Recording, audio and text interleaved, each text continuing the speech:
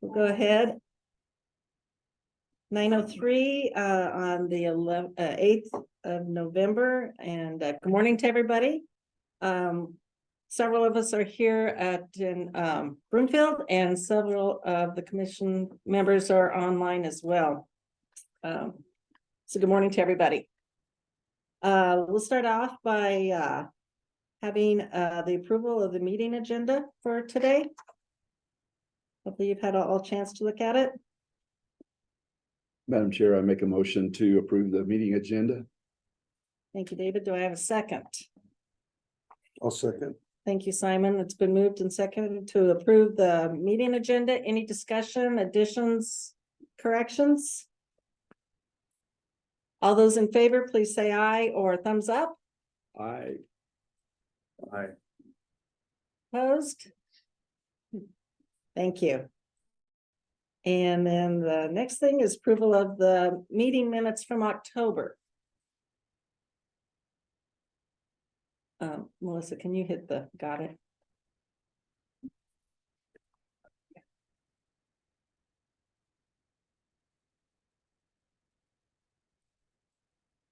This is Catherine. I move that we approve the October meeting minutes. Thank you, Catherine. Do I have a second? I'll second that. Thanks, David. It's been moved and seconded to approve the meeting minutes for October. All those in favor, please say aye or sign of thumbs up. Aye. Aye. Opposed? Thank you. October meeting minutes are approved. Any guests or that we need to introduce this morning, Melissa? No, we don't have any. Oh, I'm sorry. Jim Ehrlich is actually on. Great. Morning, Jim from Potatoes. It's good to see you. Okay, at this time, open public comment for non-agenda items. If there is anybody that would like to speak anything that doesn't pertain to the agenda, and comments will be limited to 3 minutes per person.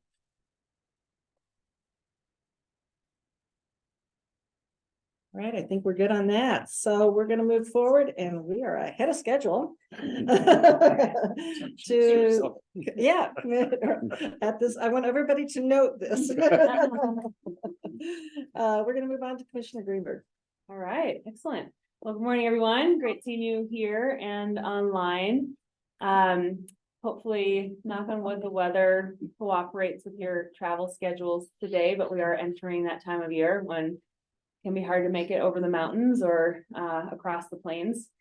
Plenty going on here, and I'm really excited for Hollis and Jordan to give you much more in-depth dive into some of our the latest developments around ledge and budget and our operational growth here at CDA. So I'll try and just stay high level. But first, I want to introduce you all to our new executive assistant, Ariana Antonio. If you haven't met her yet, this is Ariana's. I think you started a week ago today. So yeah, 5th day.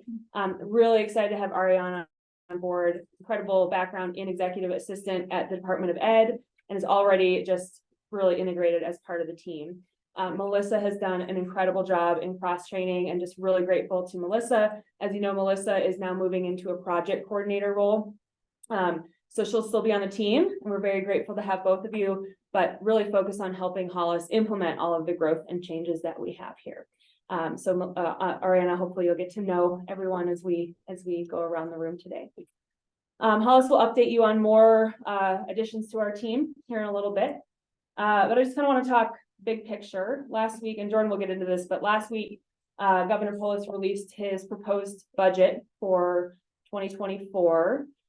So as you know, we do this every year. We work from July through November on sort of the agency proposed budget. We work with the governor's office. That all gets bundled into the governor's budget package that gets released on November 1 every year. This year is a historic proposal for CDA. It's bigger than any proposal we have seen, and which is still very modest in the scope of state government. But hopefully when Jordan goes through it, you'll understand why we think it's of value to our ag communities across the state, what we're proposing for the budget this coming year. That's also true on the legislative front. So we're working on our draft bills. Again, we'll get into that in a few minutes, but really trying to think holistically across policy and budget in terms of how can we make meaningful change for the agency, but also for our ag communities. So we'll have time to kind of, as we have been these last few months in our meetings, time for you all to reflect on how you think we're doing on that front. And especially now that you'll have the full budget and ledge package in front of you, making sure that we get your input as we move forward for negotiating, especially on the legislative front.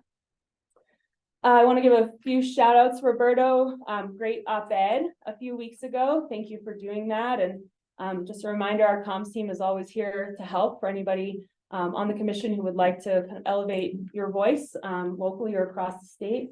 Simon, I think you're speaking next week at Water in the West. Tomorrow. Oh, it's tomorrow. Already. That's right. It's already tomorrow. So, yeah, Yes. I Oh, need to gosh. That's right. say anything. Thanks for reminding me. You're welcome. Yeah. Starts tonight. I think. Starts tonight. That's right. You gonna be there? I might. I will be there tomorrow. Okay. For at least part of it. So looking forward to that.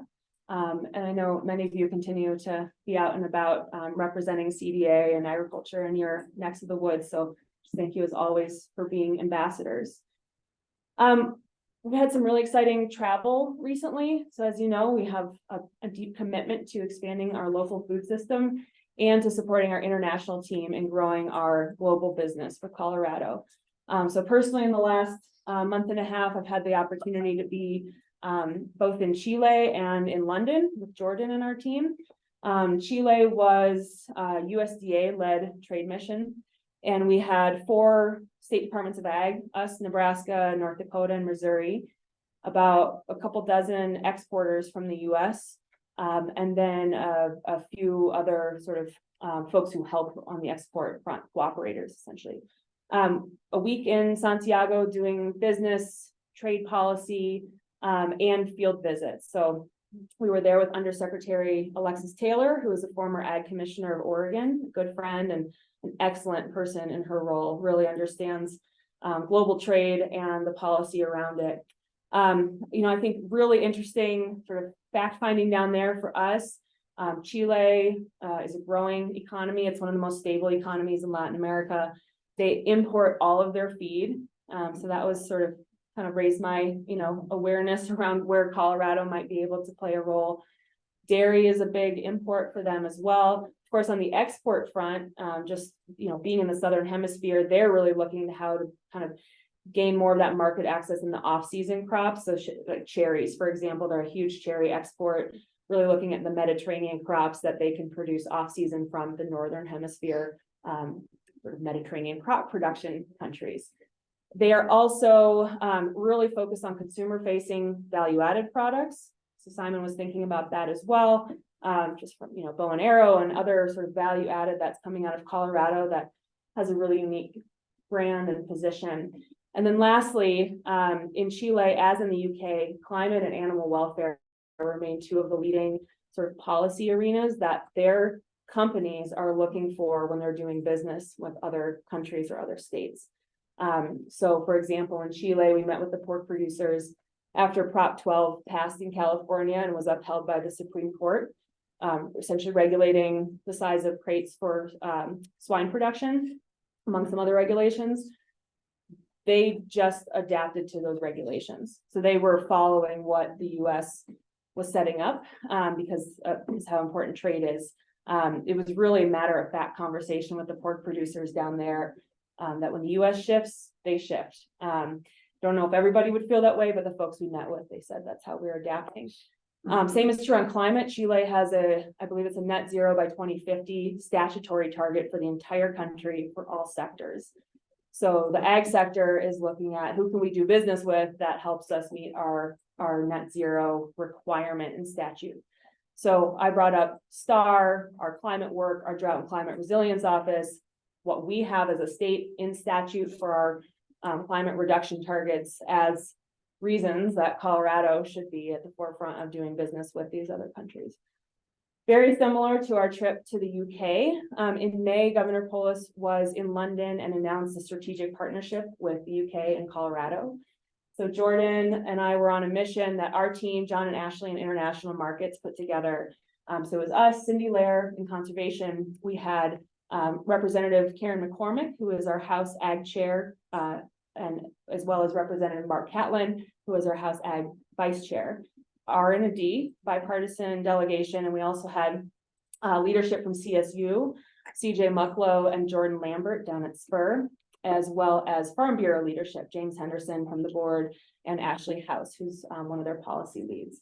So a really amazing delegation. I was there for just part of the time and Jordan was there for the whole time, but we had a mix of government meetings with all of the agencies, federal agencies that will be working on a more formal agreement with.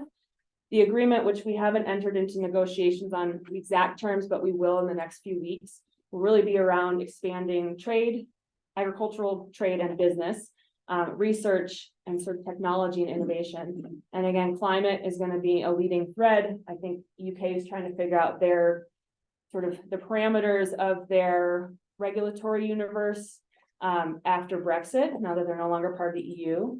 So we were really pitching kind of our voluntary incentive-based models like STAR, for example, as something, we know we're not there yet in terms of it being a verified certification, but it could be someday and it could be something that they recognize and we have some reciprocity there. So there was a lot of interest in that. Jordan, oh yeah, Harrison, go ahead. When you say a trade agreement, are you referring to a trade agreement with the state or a federal trade agreement? So I probably shouldn't use the word trade agreement. It's going to be a sort of a formalized relationship in order for us to do more business together. So we're not From a state. from a to state, country. yeah, but this is very much Colorado and the United Kingdom. Sure, sure. But we are not stepping into any trade policy arena that is held by the US trade rep, USTR. So it's sort of this, it's really much more on the business side. We're not changing any policy because we don't have the authority, but we're saying within the realm of the authority we have, how can we expand our business for I see. Colorado? Interesting. Yeah. But Jordan, anything to add on that? Yeah, there are like some state policy things that we might look at, like reciprocity for licensure for certain professionals. Or, state procurement, rules that they're interested in and having more access to. So there's things like that that are at the state level that we might look at. But yeah, the way you really think about it is it's just expanding kind of that economic partnership. Sure. And then looking at, various ways that we can reduce barriers for that economic partnership and producers doing business over there, Colorado businesses doing business over there, and then also bringing their businesses and setting up shop in Colorado. And we really are trying to position ourselves to be the place where sort of the UK ag businesses and UK ag tech businesses want to set up. And so that's one of the big pitches that we have right now. Interesting. Are there other states involved in this kind of collaboration? Yeah. There are a few. Yeah, so the UK has done this type of MOU with I think 5 different states now. So I think Colorado will be the 6th, might end up being the 7th. But we will be the first state that has a significant ag portion as part of it. Also, and I hate to derail the conversation, just for my own edification, I could, I understand how we could do a wheat export, beef and pork makes some sense to me. But from like the perspective of feed, are we talking truckload volumes? Are we talking train load volumes? Like, we're not a port, as far as I know, we're not a port state. It seems like there's a lot of hurdles to a lot of products in becoming in increasing exports. What does that look like? Yeah, so when we're looking at exports, it's especially to the UK, it's a lot of our value-added products. It's a lot of kind of more of the specialty health space. So like one of the things we're focusing in on is bison. Because there's challenges with import quotas because they classify the same as beef. Sure. The other things, we're looking at things like quinoa, products like that. Yeah. So we're not gonna be exporting, beef corn, likely, won't be able to really make an impact on beef exports through this, but those were all part of the discussions. So. Curious. And our team can help get containers. Like we help businesses get, if they're at scale, we can work at that scale of trade to help get your product on a container and a container ship and ship it around the globe as well. Sure. And then John and Ashley do a lot of B2B. So I think in addition, and part of what we're talking, like Jordan mentioned, being a hub here to help businesses grow and the same over there. John and Ashley take Colorado food and ag companies and connect them with international buyers directly. And then they work out their business deal, and then we can help with logistics. So every trade show and every international trip they do, they get business for Colorado companies. So this would be, how can we really build on that and share that model too with. Yeah, a really kind of tangible thing that's kind of come out of this and that our international marketing team has done, is around co-packing. And so we're bringing a lot of Colorado companies over there, working with UK government, co-packers over there, primarily in rural areas in the UK to actually make Colorado products over there. For example, Montagna rum actually is, they are distilling in the UK through a co-packer and selling in the UK.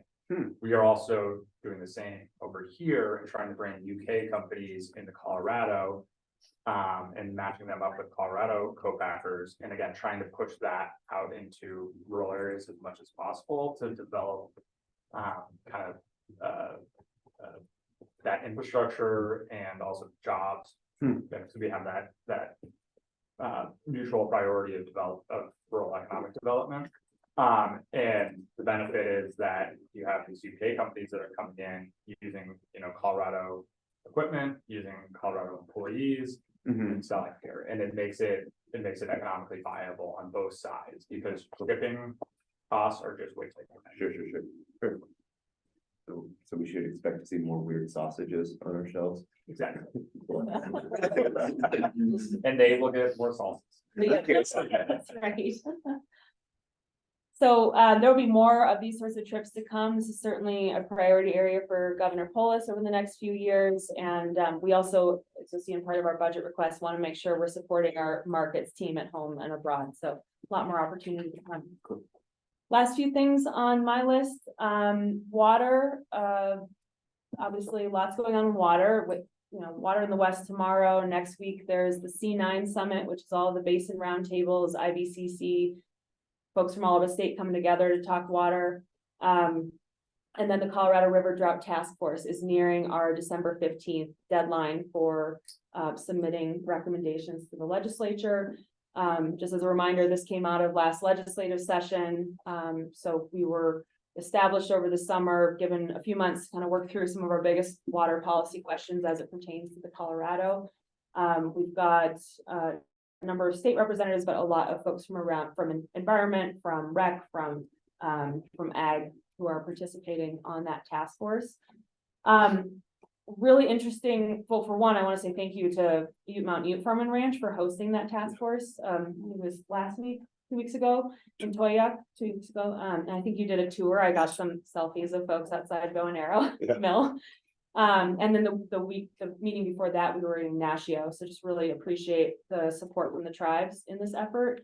And there is tribal representation on the task force, and then the subcommittee focused on tribal water as well. Really interesting discussions in Ignacio. There's lots of sort of recommendations on the table that the task force, which Jordan will be at tomorrow, will be considering. But the last meeting I was at, we had Commissioner Mitchell, Becky Mitchell, who is now our full-time governor appointed commissioner to the Upper Colorado River Commission. So essentially the state's negotiator on behalf of Colorado River issues. And it is due to Becky's advocacy for the state that we are in my mind, an excellent position on the Colorado River, in such that the federal government said if the lower basin is overusing Colorado River water, and the lower basin needs to figure out how to come back within our means. The fact that that happened is a testament to the representation we have here in Colorado with Commissioner Mitchell. Commissioner Mitchell was able to join us for that meeting in Ignacio, and it was incredibly helpful because as we're working through this task force, there's a lot of ideas out there. There's a lot of interest in taking advantage of this moment. And I think some of that is warranted, absolutely. But Commissioner Mitchell reminded us we are in the middle of negotiations with our other Western Colorado River states. And those negotiations are around the interim guidelines that expire in 2026. So it's really this next 2-year window that we are in the heart of the negotiations. And what dawned on me at that meeting was I think we have to temper our need to act with our need to position ourselves appropriately in negotiations for this next 2-year window, especially when it comes to agriculture. Because the majority of the proposals on the table will be around how do we save water, right? And then there's questions about how do we shepherd that water across state lines for compact compliance, but that's gonna be ag water. And if we jump the gun, in my opinion, even if it's the right thing to do, it might be the right thing to do in 2 years, but we don't know that yet necessarily because we're in the middle of those negotiations. So I just think I'm kind of working through what this means on timing. We had a really good conversation on timing. You mean Because- by jump the gun, create a demand management program ahead of schedule or whatever? Exactly. Okay.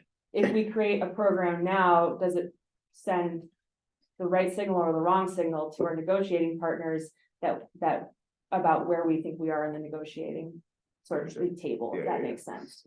Yeah. Essentially, timing is as important as the substance of any plan or program.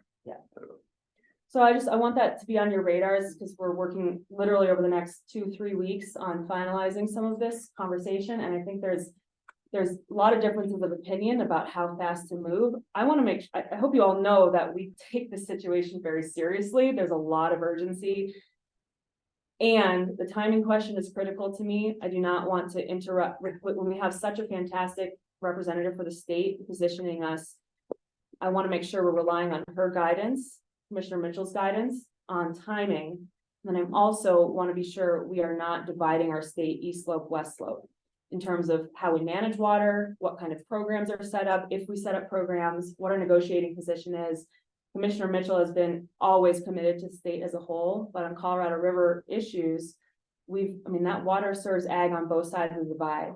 And anything that comes out of this task force or in the legislative, because there will be other things coming up outside of the task force on water. But anything that comes up, I just want to be sure we're not splitting our state, our ag committee or community down the middle of the state again. Like we've dealt with in the past, because we are together on this. And so that's going to be integral. So just so you know, those are 2 big things that I'm kind of keeping as framework as we move through the final weeks of that task force. But then again, also looking at everything that's going to be coming in on water in this next legislative session, whether it comes through the task force or not, and how does it interact with those 2 parameters. So more to come on that, but I would love to just keep in touch with all of you. If you have any thoughts on the task force or just on water in general, things we want to keep in mind, talk to Jordan or I anytime, because it's fast moving. There's a deep sense of urgency, but we need to be strategic for the state, but especially for ag. Does whatever the 3-year extension that was just given on, I'm gonna butcher this. That didn't because of reservoirs. Yeah. Success with filling reservoirs that year, we got sort of a 3-year window. Does that help us, or does that improves that? It bought us 3 years to make some difficult decisions. Did that help us or hurt us in negotiations? I can't say. Okay, Yeah. I don't know the ins and outs sure. well enough to say on that front. Of course, there's a little sigh of relief. And I think anytime you get a break, like let's not lose Sure. window. And I think that's where the tension is, right? Of like, okay, we get a breather, let's sprint. Yeah, And at the same time, our breather is coinciding with the negotiating period. So Sure. sprinting might not be in our best interest. that's really interesting. Yeah. But would be happy to we have a special guest with Elena. Hi. She's giving you all kisses. You want to give him kisses? Thanks for joining.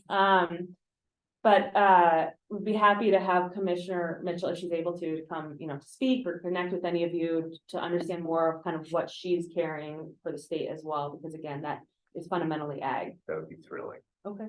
Yeah. Yeah, I'll connect with Becky and go from there. Yeah. Okay, great. Roberto has a question. Oh, yeah, Roberta. Well, I'll save my first question for the end. That was related to the UK trip and some of the partnerships developing around that. But for this one on water, will we be able to kind of see the material once it's finalized? And I would love to see if we could get Commissioner Mitchell to come and talk to us. Great. Yes, I'll reach out to Commissioner Mitchell, and yes, on the materials, all of the materials are publicly available every step of the way. And maybe we can make a note to send out the link, Melissa and Ariana. There's a lot of material in there, so I will try and kind of point out what's most relevant. There's a ton of background material that folks from the task force have submitted. And now since we're working on honing language, there's now what's called a short list of items that we're working through, which you might be most interested in, because it's kind of the most relevant point of discussion. So we'll get those sent around after the meeting. Great, thank you.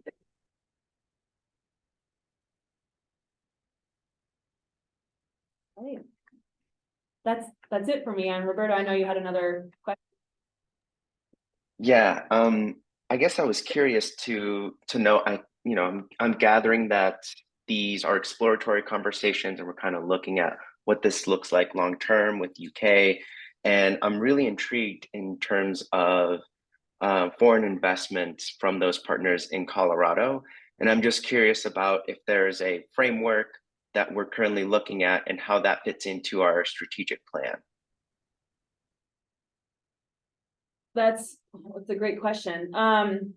Certainly expanding our international trade work is part of our strategic plan writ large. Hollis just left the room, so I don't know the details right now, but we can pull those up.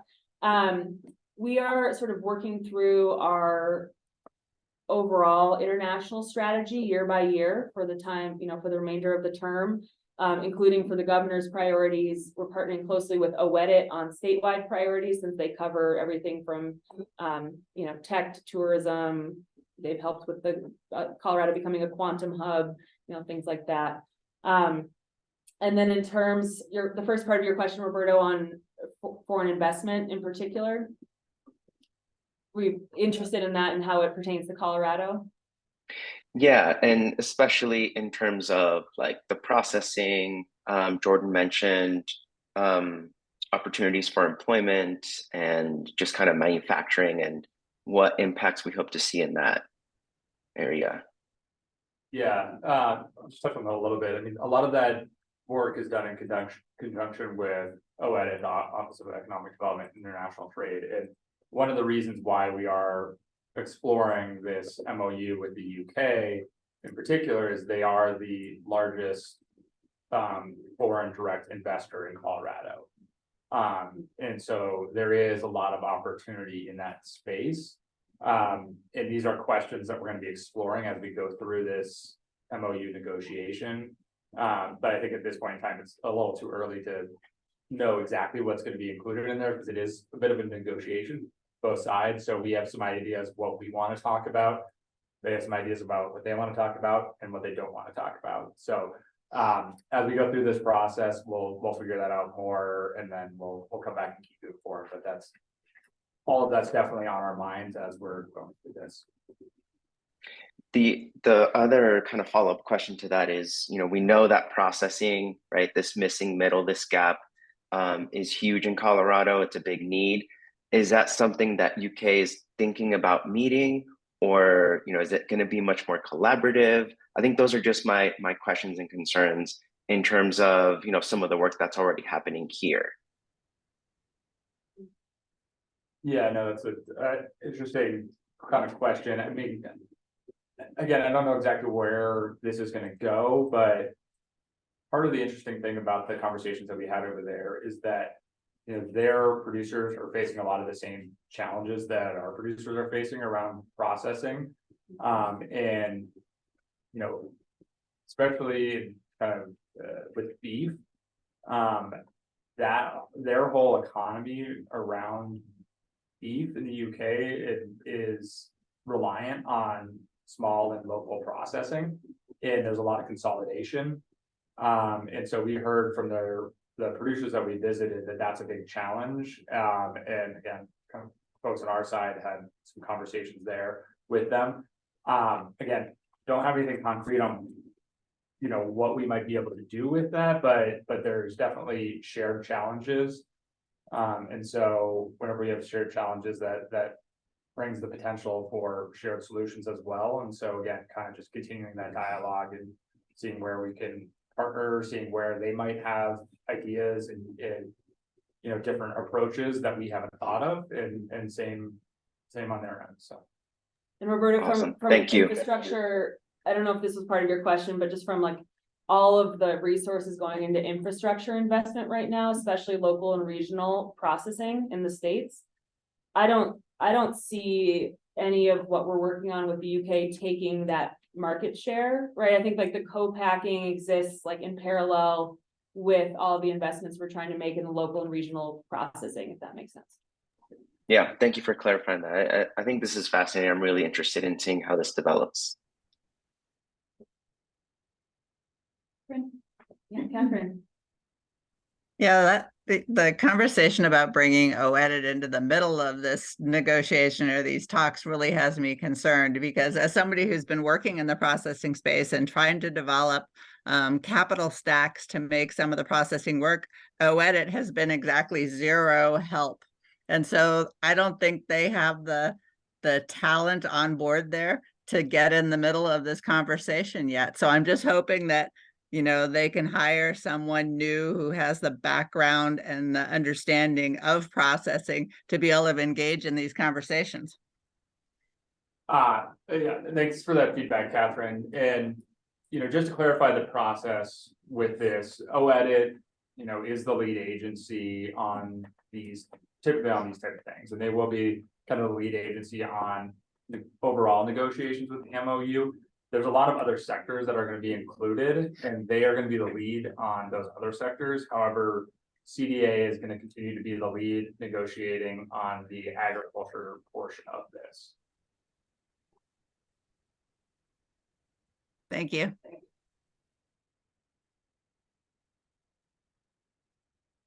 That's it for me, Colleen, unless there's any other questions or comments. Right. Okay, moving forward, Jordan and Jennifer. I am going to pass it over to Jen to start this, and then I'll jump in a little bit. Great. All right, bear with me. I'm a Google user. So I have to Zoom here. So far, you're doing good, Jen. I just did the wrong thing. I meant to do slideshow. There we go. Okay, yay. Everybody can see that. That's wonderful. Okay.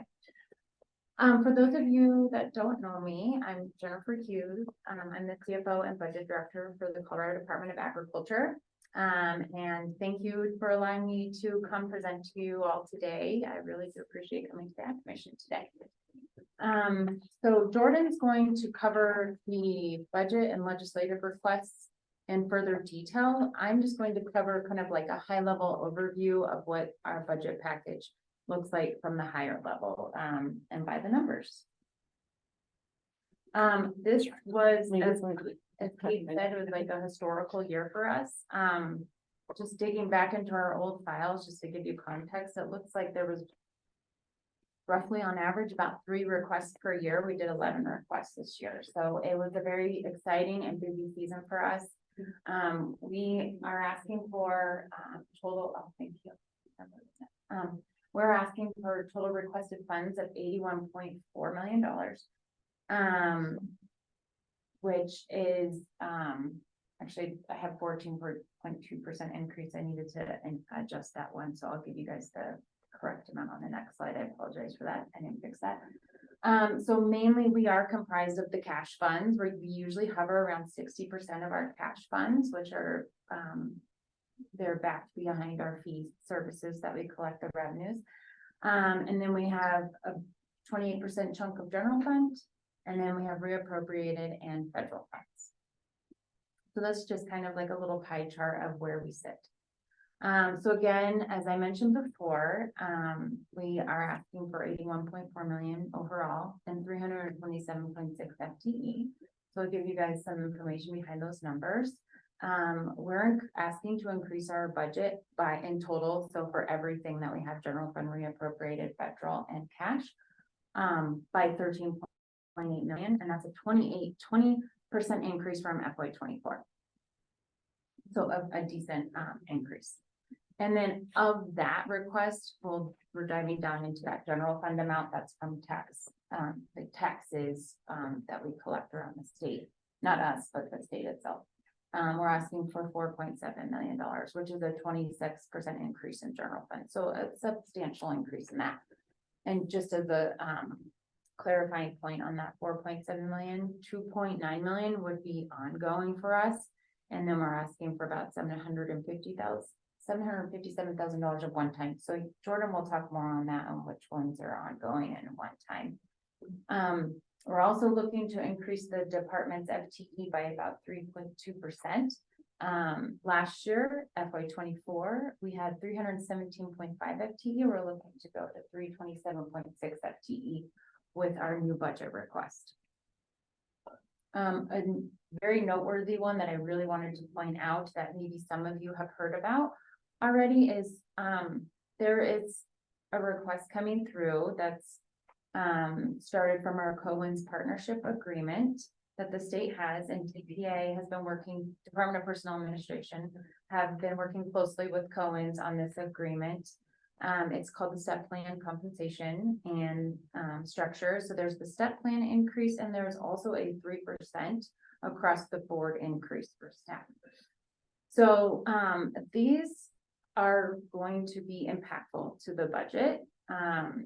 The step plan is supposed to be, and I'm not the HR person, so I probably won't explain it as well as maybe Ruth would. It's trying to realign people to compensate them appropriately over the years of maybe they've been here for 5-10 years, that they need to be realigned, that they've kind of been lagging behind others, and that this would catch them up appropriately. There used to be a step plan in place many, many years ago. This is kind of reinstating that, although a little differently.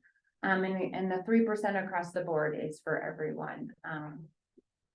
I see it as kind of like a cost of living increase.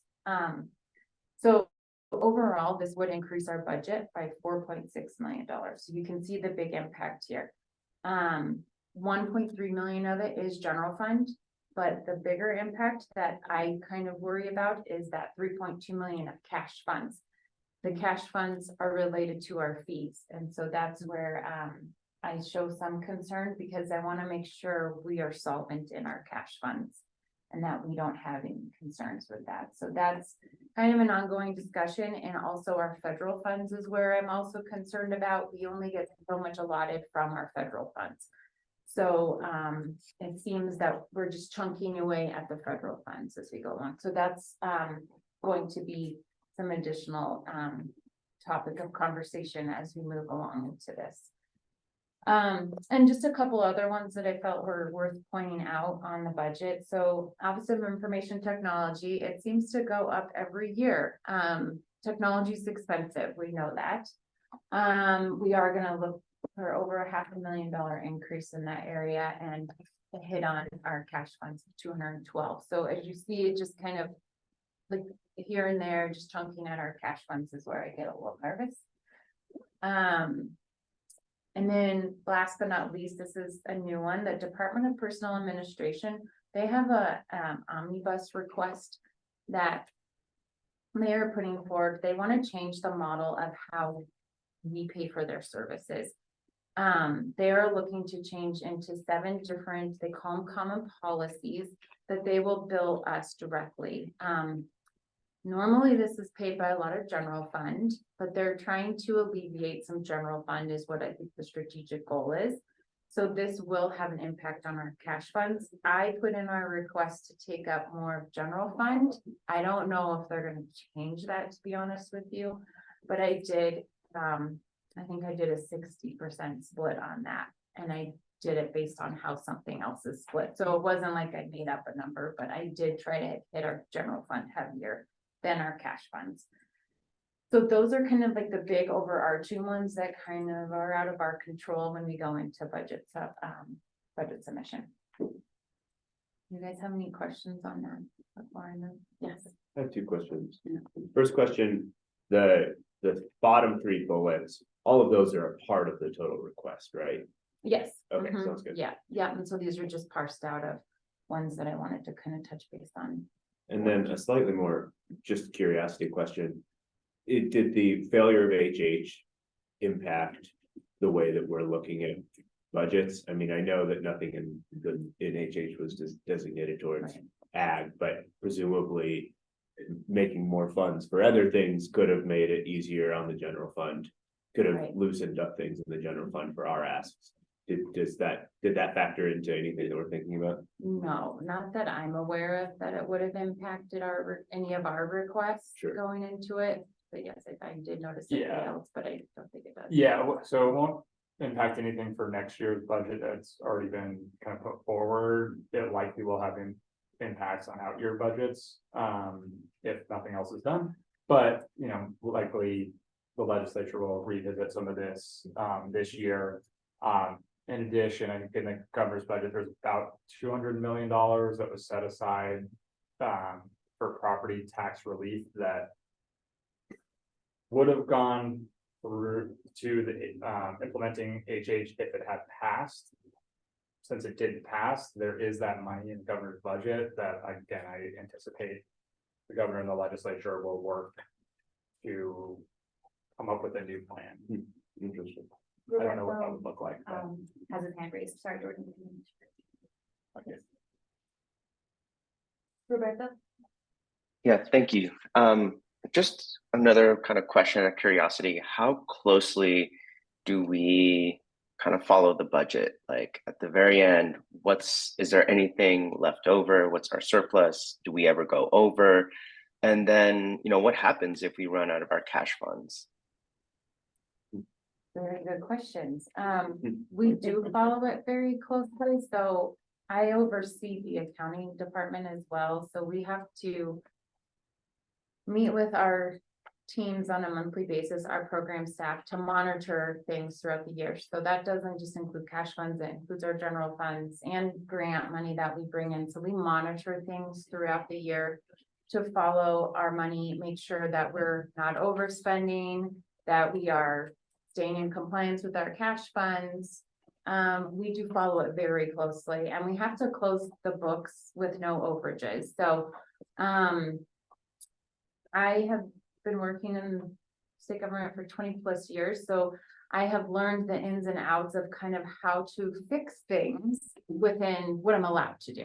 So I do monitor it very closely throughout the year. And that's actually probably what I love the most, is finding the puzzle piece, but we do monitor it. And I have not seen that we have overspent ever, because we can't, we're not allowed to.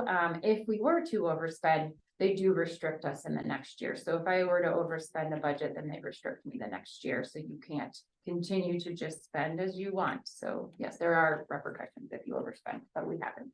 Yeah, and Jen and our team work very closely with the division directors and the program staff, so they know what their budgets are, what they can spend. And they have monthly meetings to go over everything, and so everybody's on the same page of where the money's going, how much is available. And so again, they track it very closely, and they do a great job with that.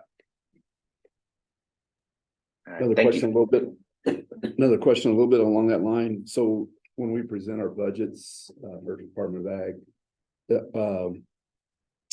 are we presenting the overall monies, or do they actually look at our per line items and then say, hey, we'll accept a budget for this, but then, like you were saying, your cash funds and your other, so do they kind of go through and put their can't think of the right word, but in other words, do they criticize or give your blessings per se on each line item, or is it an overall budget? So so we have a JPC analyst that we will work with between now and January. So we'll have conversations with them. They will look at our budget. They'll go through our new budget requests, and then Jordan, you can add to this as well, but they will look through our budget requests, and those are what they will vote on, our budget proposals in that regard of, yes, will we allow this budget proposal to move forward, of the 11 that we've asked for. They'll make a decision on, or maybe they'll cut back, say half, you can have half. So they do have a lot of, the General Assembly has a lot of authority of what they may or may not allow us to move forward with.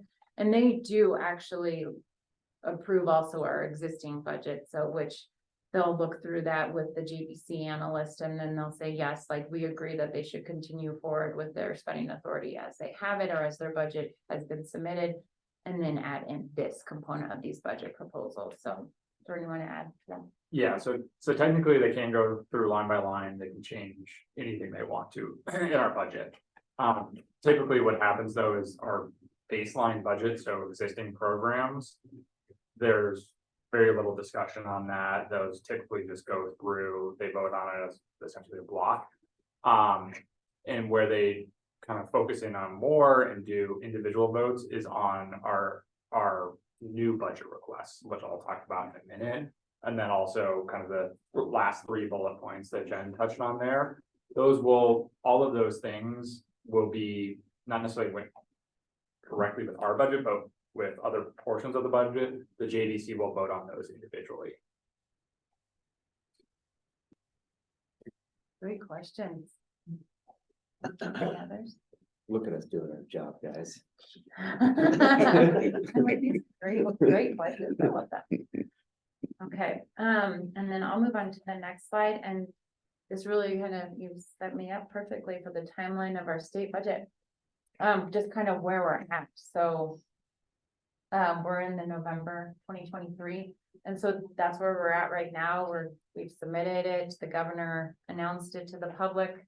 And then there's a lot that happens in between November and January that I don't have on here, so I should probably notate it, because there's a lot that happens. There's a lot of preparation for January for when the legislative session kicks off, but we're kind of in the talks with JBC, our analysts, and getting them up to speed on what we're asking for, so they understand when they go in front of the joint budget committee and kind of speak on how they feel about those proposals. So and then by January it kicks off, and hopefully April we'll have a great signed long bill with everything we asked for. And then they adjourn the legislative session after 120 days. And then June ends our year, and then we start back over again, and then we'll be to right here again, talking about it again. So that's kind of where we're at, is we're in this November timeframe of just going back and forth with our analyst. So I'm gonna kick it over to you, because I think you're Yep. up.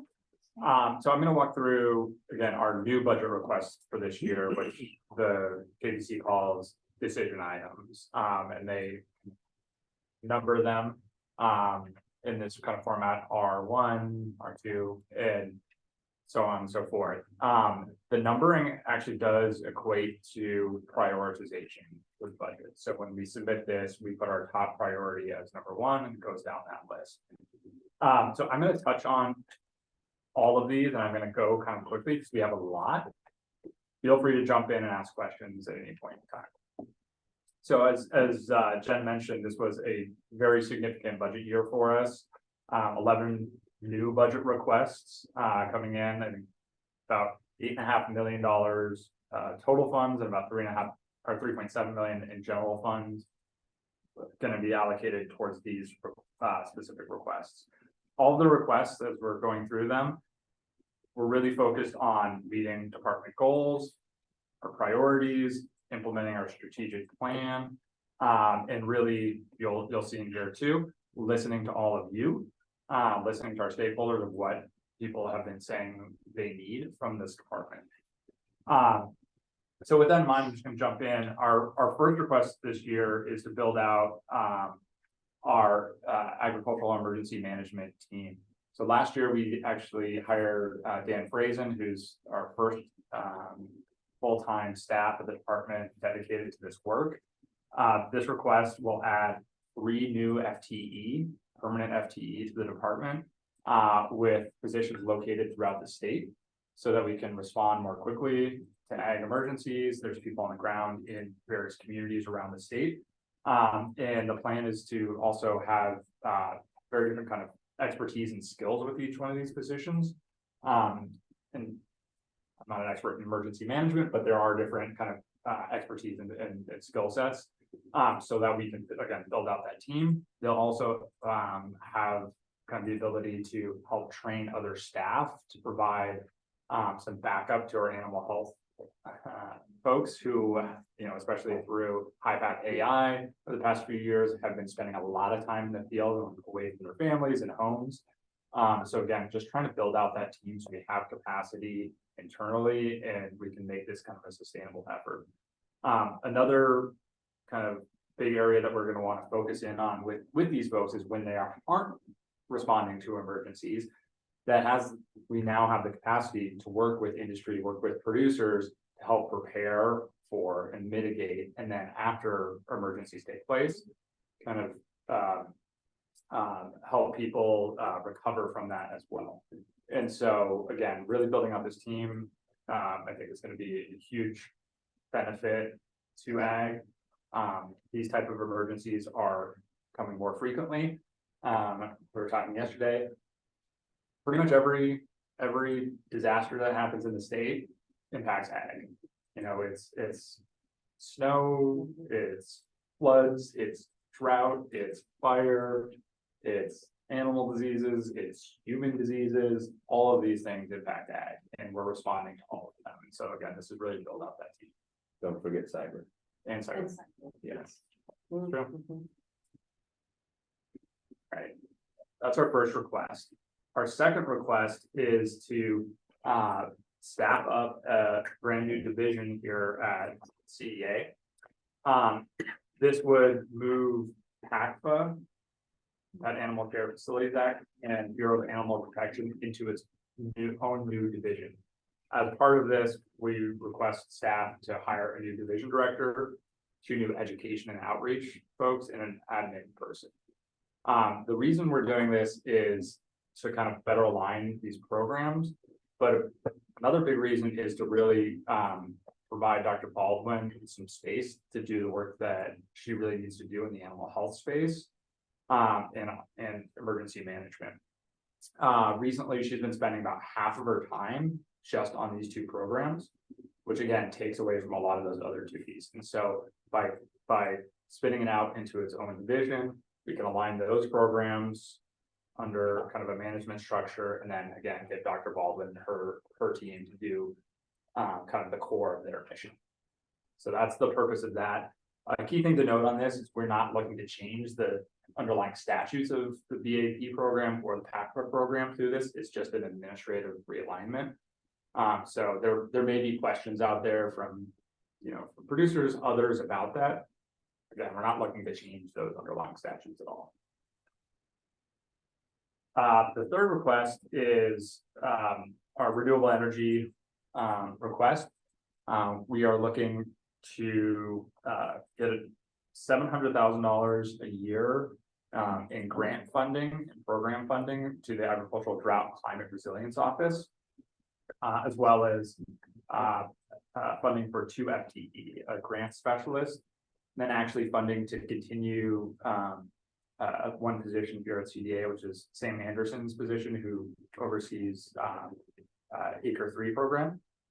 So the Acre 3 program is now housed under this Agricultural Drought and Climate Resilience Office.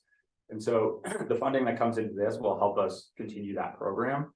That program was actually originally funded using severance tax dollars that went away in 2017. We are running out of the funding that was provided to us through that. And so this request would allow us to continue some of that work, as well as, again, expand some of the work under the Agricultural Drought and Climate Resilience Office. Our 4th, 5th, and 6th requests are more kind of internal operational requests.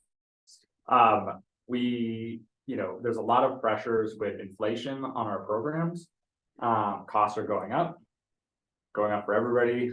And many of our programs haven't seen increases in their operational spending in over 10 years. And so, we're basically at the point where if we don't get, additional spending authority for a lot of our programs, we're going to have to start reducing the services provided. We essentially cut everything we can possibly cut. And so with these 3 requests, we really are looking at investing in our current staff and our current programs to make sure that they're robust and have the resources that they need. So our 4 is that increases for some of our general funded programs, so largely in our markets division and the state conservation board. So that's about $200,000 again in operating expenses to help out those programs. R5 is increase in spending authority for some of our cash funded programs. Kind of touches across the department. The bulk of this money, though, it seems like a lot, but the bulk of it is actually for the state fair. To allow them to increase ticket sales, take that money and expend it. So the bulk of that money wouldn't come from licenses and fees, it would come from ticket sales at the state fair. And then R6 is actually reappropriated fund for the commissioner's office. So as we are growing and expanding the department, there's a lot of support services that are needed through HR, through the business operations team and procurement and accounting. And so this request allows essentially the commissioner's office to utilize some of the federal funding that's coming in, as well as some of our cash funds to support those positions. So it's essentially just spending authority within the commissioner's office. So I think it's important to reiterate, and Jordan touched on this, but when you see requests that have dollar amounts, they don't always equate to like asking for fee increases, for example, right? So we have cash on hand, but if we don't have the spending authority, we can't spend it down. So some of these requests are like, we have to ask for money, but when it's spending authority, it might just be the authority to spend what we have. It doesn't mean that we have to go and ask you to pay more into the fee structure necessarily. Yes, that's correct. And that's kind of actually explicit in our request for R5, is that when we requested this, we aren't going to be raising fees to meet that need in this request. That doesn't mean that there's not those other forces that Jen was talking about earlier that are coming from outside that put pressure on our budget that could result in that down the line, but none of the budget requests we put forward would result in the increases. Roberto has his hand raised. Thank you, Jordan. Just a quick question. I mean, are program cuts expected? Is that something that we're seeing, we're anticipating? No, not at this point. And that's part of these requests. Is just, again, Jen and her team have done a really good job working with our divisions and identifying ways that we can cut, do more with less over the years. And we've just recognized that we've gotten to the point where we can't continue on that path, and we need these additional resources to maintain the level of operations at the department. And so again, this will help us maintain what we currently offer. Great, thanks. Next slide. The next request, R7, is additional funding for our Ag Workforce Development Program, which is our paid internship program that we offer here at CDA. We offer up to $5,000 to employers to help offset the cost of hiring interns. This last year, we actually just extended the timeline for eligibility on this. So previously we could only fund 6-month internships. We expanded that to a year. The idea is to do more apprentice style and allow people to get kind of experience on an operation year round and see everything that happens within the entire year. It's very different from season to season. We have had some federal funding that has supplemented that program for about a 2-year period coming through the Department of Labor and Employment. That's going to go away, and so there's going to be some additional general fund to backfill that in future years to continue the expansion of that program. And then we'll also have additional funding for our Ag Leadership Program. You'll see, you may have remembered, last year, this year, when we did that grant cycle, we have way more requests than we can fund, and there's a lot of great projects out there, and will allow us to fund a bit more of that going forward. This will also allow us to finally hire a full FTE to run and oversee those programs. Right now, we're managing them on, I think, 0.25 FTE. So having a full-time person will really help us get out the word, help us make sure that we're implementing all those programs equitably across the state as well. Our next request is about $500,000 for rural mental and behavioral health grants.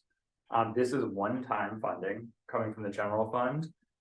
We plan to distribute this very similar to how we've distributed our mental health grants the last several years.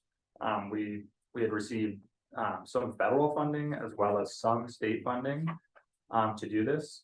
And so we're looking to, again, to continue this for one more year. And then after this, we plan to work very closely with the new behavioral health administration in the state to kind of transition some of this work over to them. We will still stay involved with the work here in CDA, but again, the bulk of it will transition over to them after this next year. So that's why this is a one-time request. The next one is one that I was excited about. And we fought for, and a lot of it actually came from you all and some of the discussions that we had, I think, in July and August around some of the challenges that we're facing with regard to our workforce and your labor requirements. And so this R9 request is asking for 2 additional FTE to work in our agricultural workforce services section. So this is working with Mark Gallegos and Aldo Para. And the plan with this is to really have, again, just more boots on the ground that can work directly with both employers and employees to help navigate our kind of new reality around labor and labor requirements. So again, helping employers understand what their requirements are, helping connect them to existing resources within other agencies. And part of the reason why we think that's really important is because, you know, with all these new requirements, a lot of the ag employers, ag producers in the state have never had the need for these resources before, where a lot of other sectors have been utilizing them for decades. And so it's really kind of foreign to folks. And so we really feel that having somebody at the department who's connected with communities, be able to direct them to those existing resources, the workforce centers, is going to be very helpful on that side, as well as, again, connect them to folks that are experts in navigating some of the new requirements. This will also help us on kind of the worker side as well, and ensuring that, you know, everybody understands what their new rights are, ensuring that there's good communication and that we're addressing any challenges that might come in that space as well.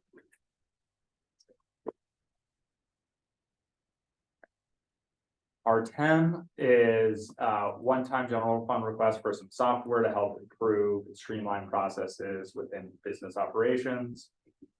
Leave it there. And then the final request is funding for Hemp Center of Excellence. Some of you may remember this coming forward a couple of years ago. The department did put forward a request 2 years ago to utilize federal funding to help support a Hemp Center of Excellence at CSU. That request didn't go forward because it was determined that it wasn't eligible, an eligible use of the federal funds. So we are bringing this request back this year. Hemp Center of Excellence, for those of you that don't know, is essentially a kind of research arm that would look at, you know, everything from processing to genetics to, you know, end uses to, you know, production of hemp itself. This is all focused on industrial hemp.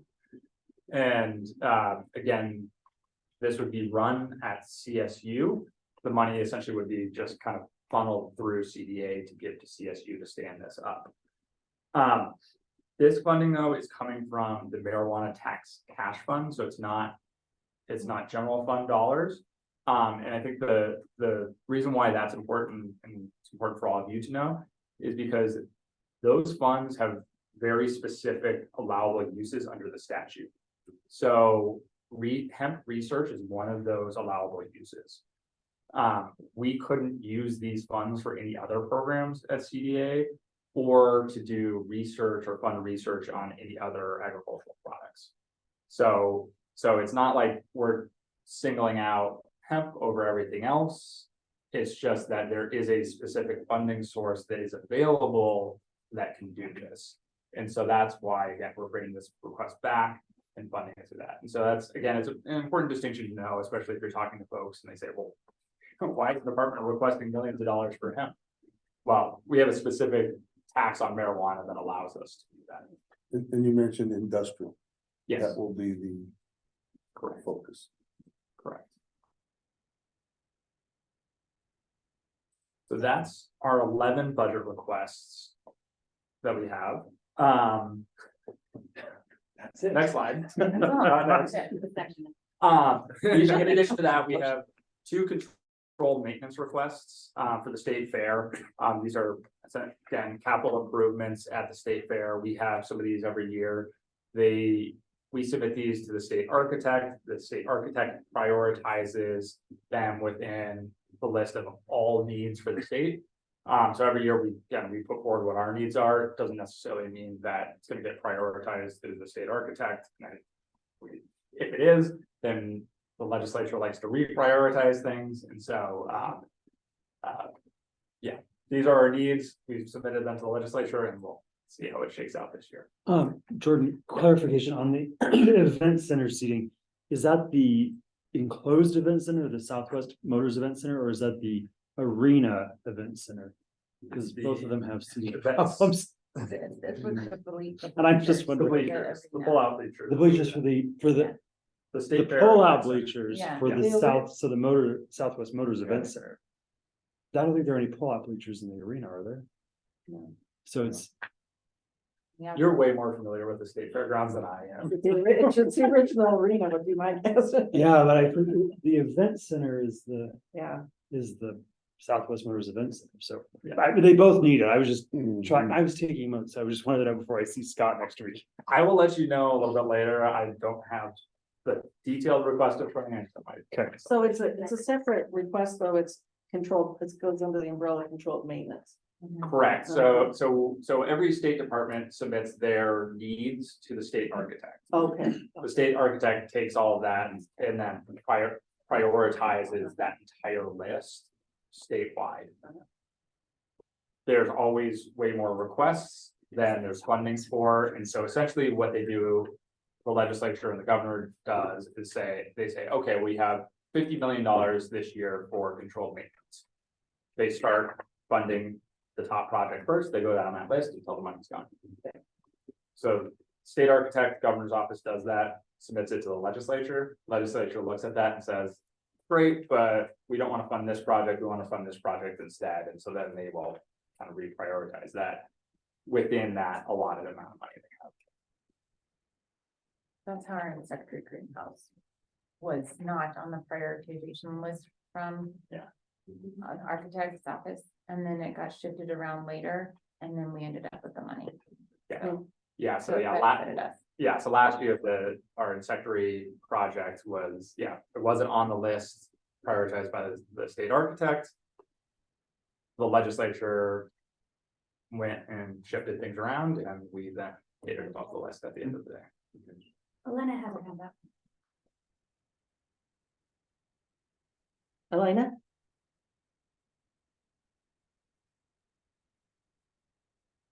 Elena, do you have a question or a comment?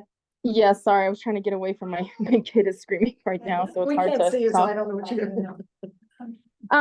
Jordan, thank you. I feel like you already answered my question. First of all, thank you for all your hard work and for bringing that together so clearly. Yeah, my question was actually about that hemp funding, but you kind of explained it. That can only be used for hemp research, because I always think it's such a shame that we have all these sheep producers who don't have anything to do with their wool, and the hemp industry has struggled a little bit, I think, like with getting fully established, and you already have like an established sheep business that just doesn't have the same research as far as textile and kind of how to get products out there. So that was it, but you answered that question through your explanation about how those funds have to be used, so. Yeah, and we're very conscious about kind of all of the grant programs that we get through CDA, about making sure that everybody is eligible to apply. You know, so that includes the hemp industry as well, but it doesn't exclude anybody else. Again, this is that a little bit different scenario where it's funds that are only allowed to be used for them. And just so I'm clear, everything that we just looked at, that's that $18,000 increase budget plus the staffing and the other 3 bullet points, just so I know where all these numbers relate back to each other. Am I right? Except for the controlled maintenance, it's with outside of that number, Yeah, okay. and it's separate funding, but yeah, everything else has been wrapped up. All these requests are in that 81 million. So this is all, so this isn't just, this is, I thought that everything you're just talking about was our increased asks. Sorry, yes, so $81 million, the total ask of our whole budget for the Department of Agriculture. Sorry, I should explain that better. And then, yes, this is our increased. ask. Okay, cool. And there are likely to be some more increases that aren't included in that number as well. So I will move on to some of our legislative requests that we're working on, which some of these also have budget impacts as well. And if it's a legislative increase that has a budget impact, it's not already included in those numbers that Jen was just talking about. What actually happens with those is the governor, when the governor submits the budget to the legislature, they essentially carve out funding for what they call legislative placeholders. And so they'll say, and we have, you know, bills that are going to cost $80 million. So we want to set aside $80 million for those bills that are going to be passed this year. And so all of our proposals, there is funding set aside in the budget for that. It just doesn't show up in our numbers yet, and it won't until next year unless they pass. So with that, CDA we're working on kind of 6 legislative proposals this year, 4 of which would have a fiscal impact.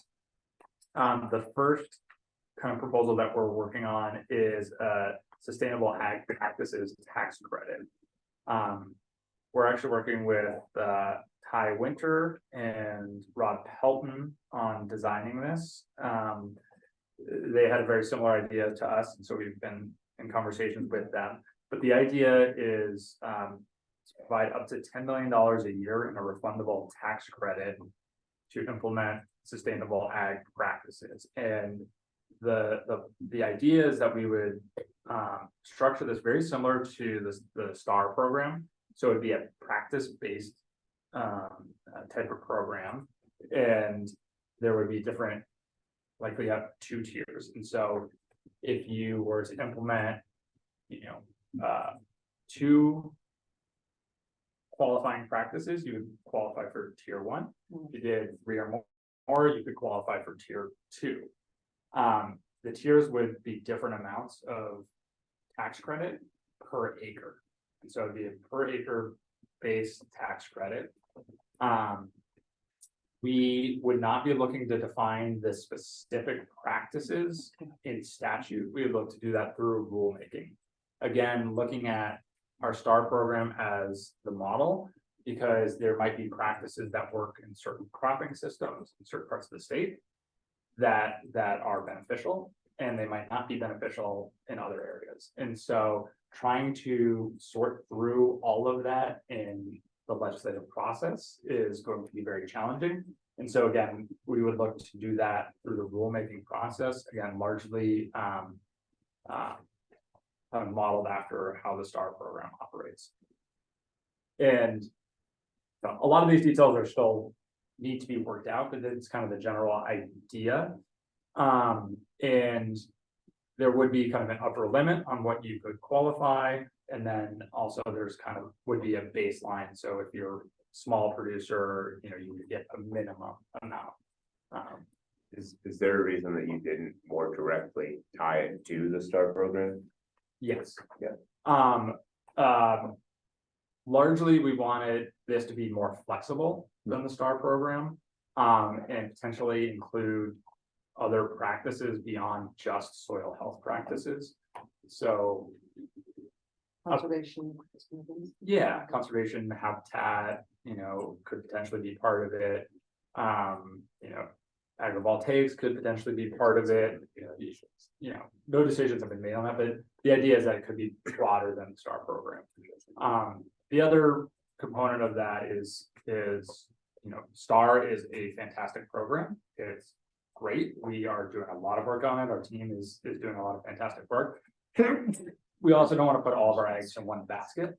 It might not be a program that works for everybody. And so can we design something that's more flexible, uses a lot of the things that are beneficial from it? Again, like practice-based approaches versus trying to do, carbon sequestration monitoring on properties, things like that, so what can we borrow from that for this type of program?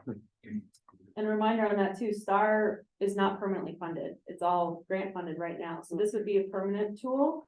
And in the next couple of years, we're gonna have to figure out, and would obviously welcome and hope for all of your insight on what the long-term funding for STAR specifically might look like. But this is one tool for longevity. Yeah.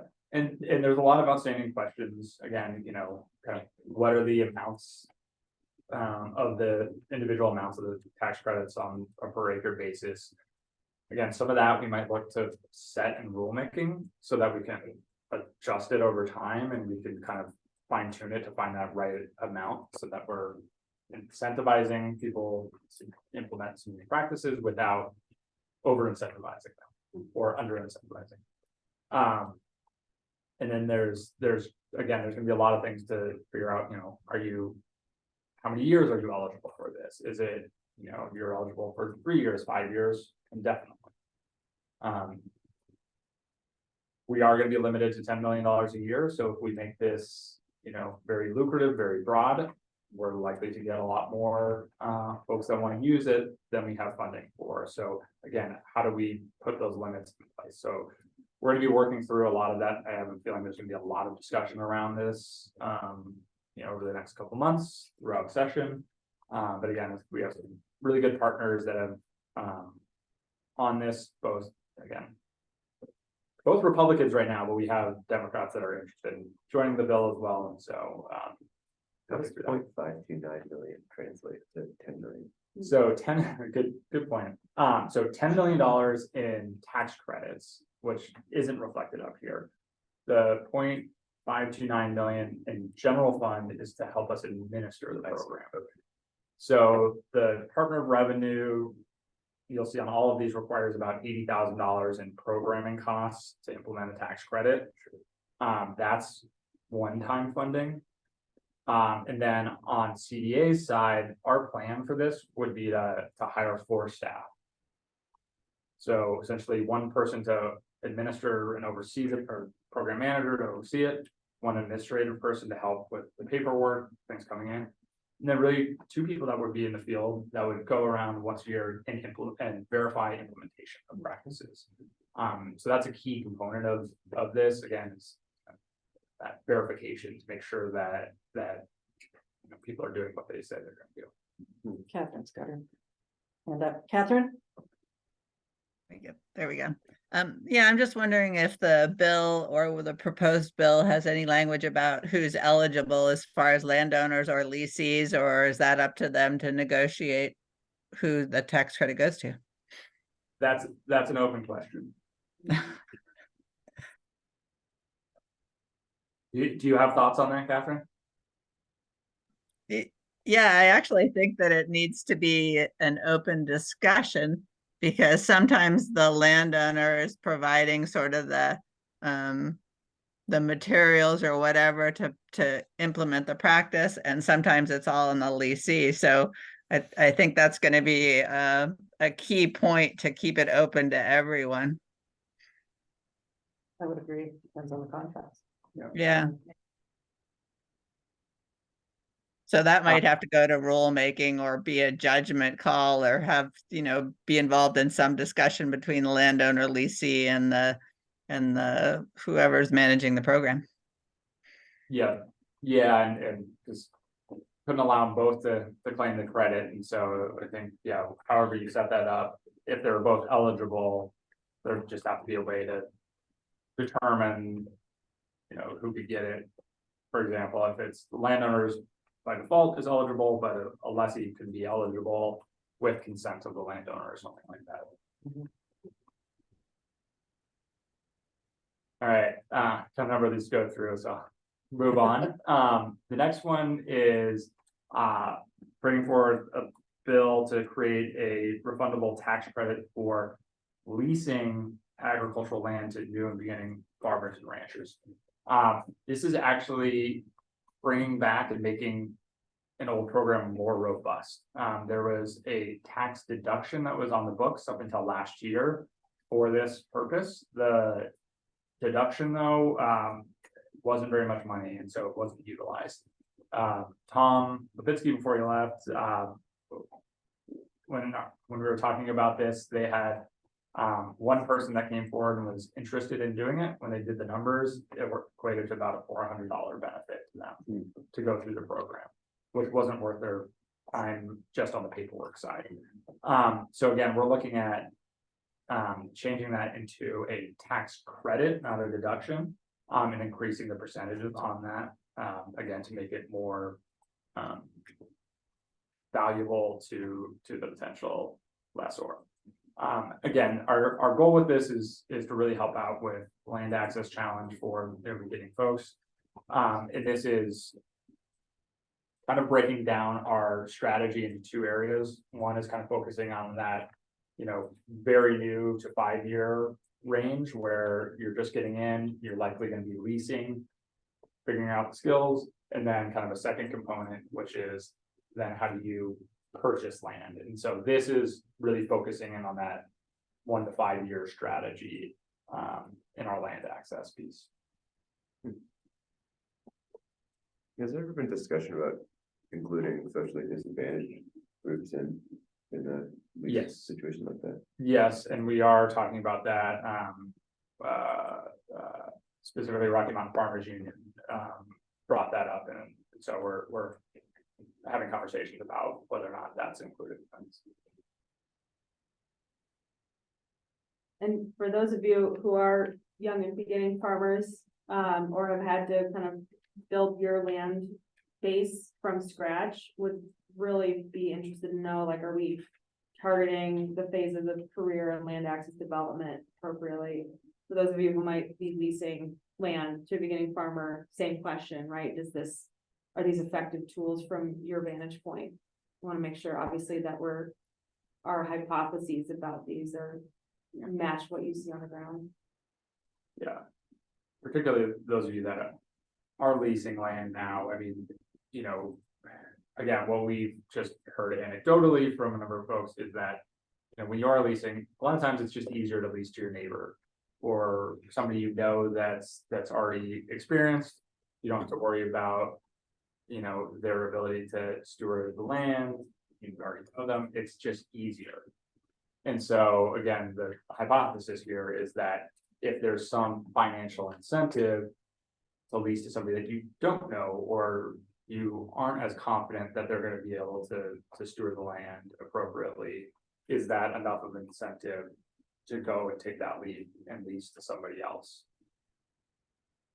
So again, there's be lots of time to talk about these, but really start thinking about this. And if you have ideas, you know, speak up in these meetings, or you can email me or call me directly on these, and we can talk through this. The next one we're looking at is our third and final tax credit.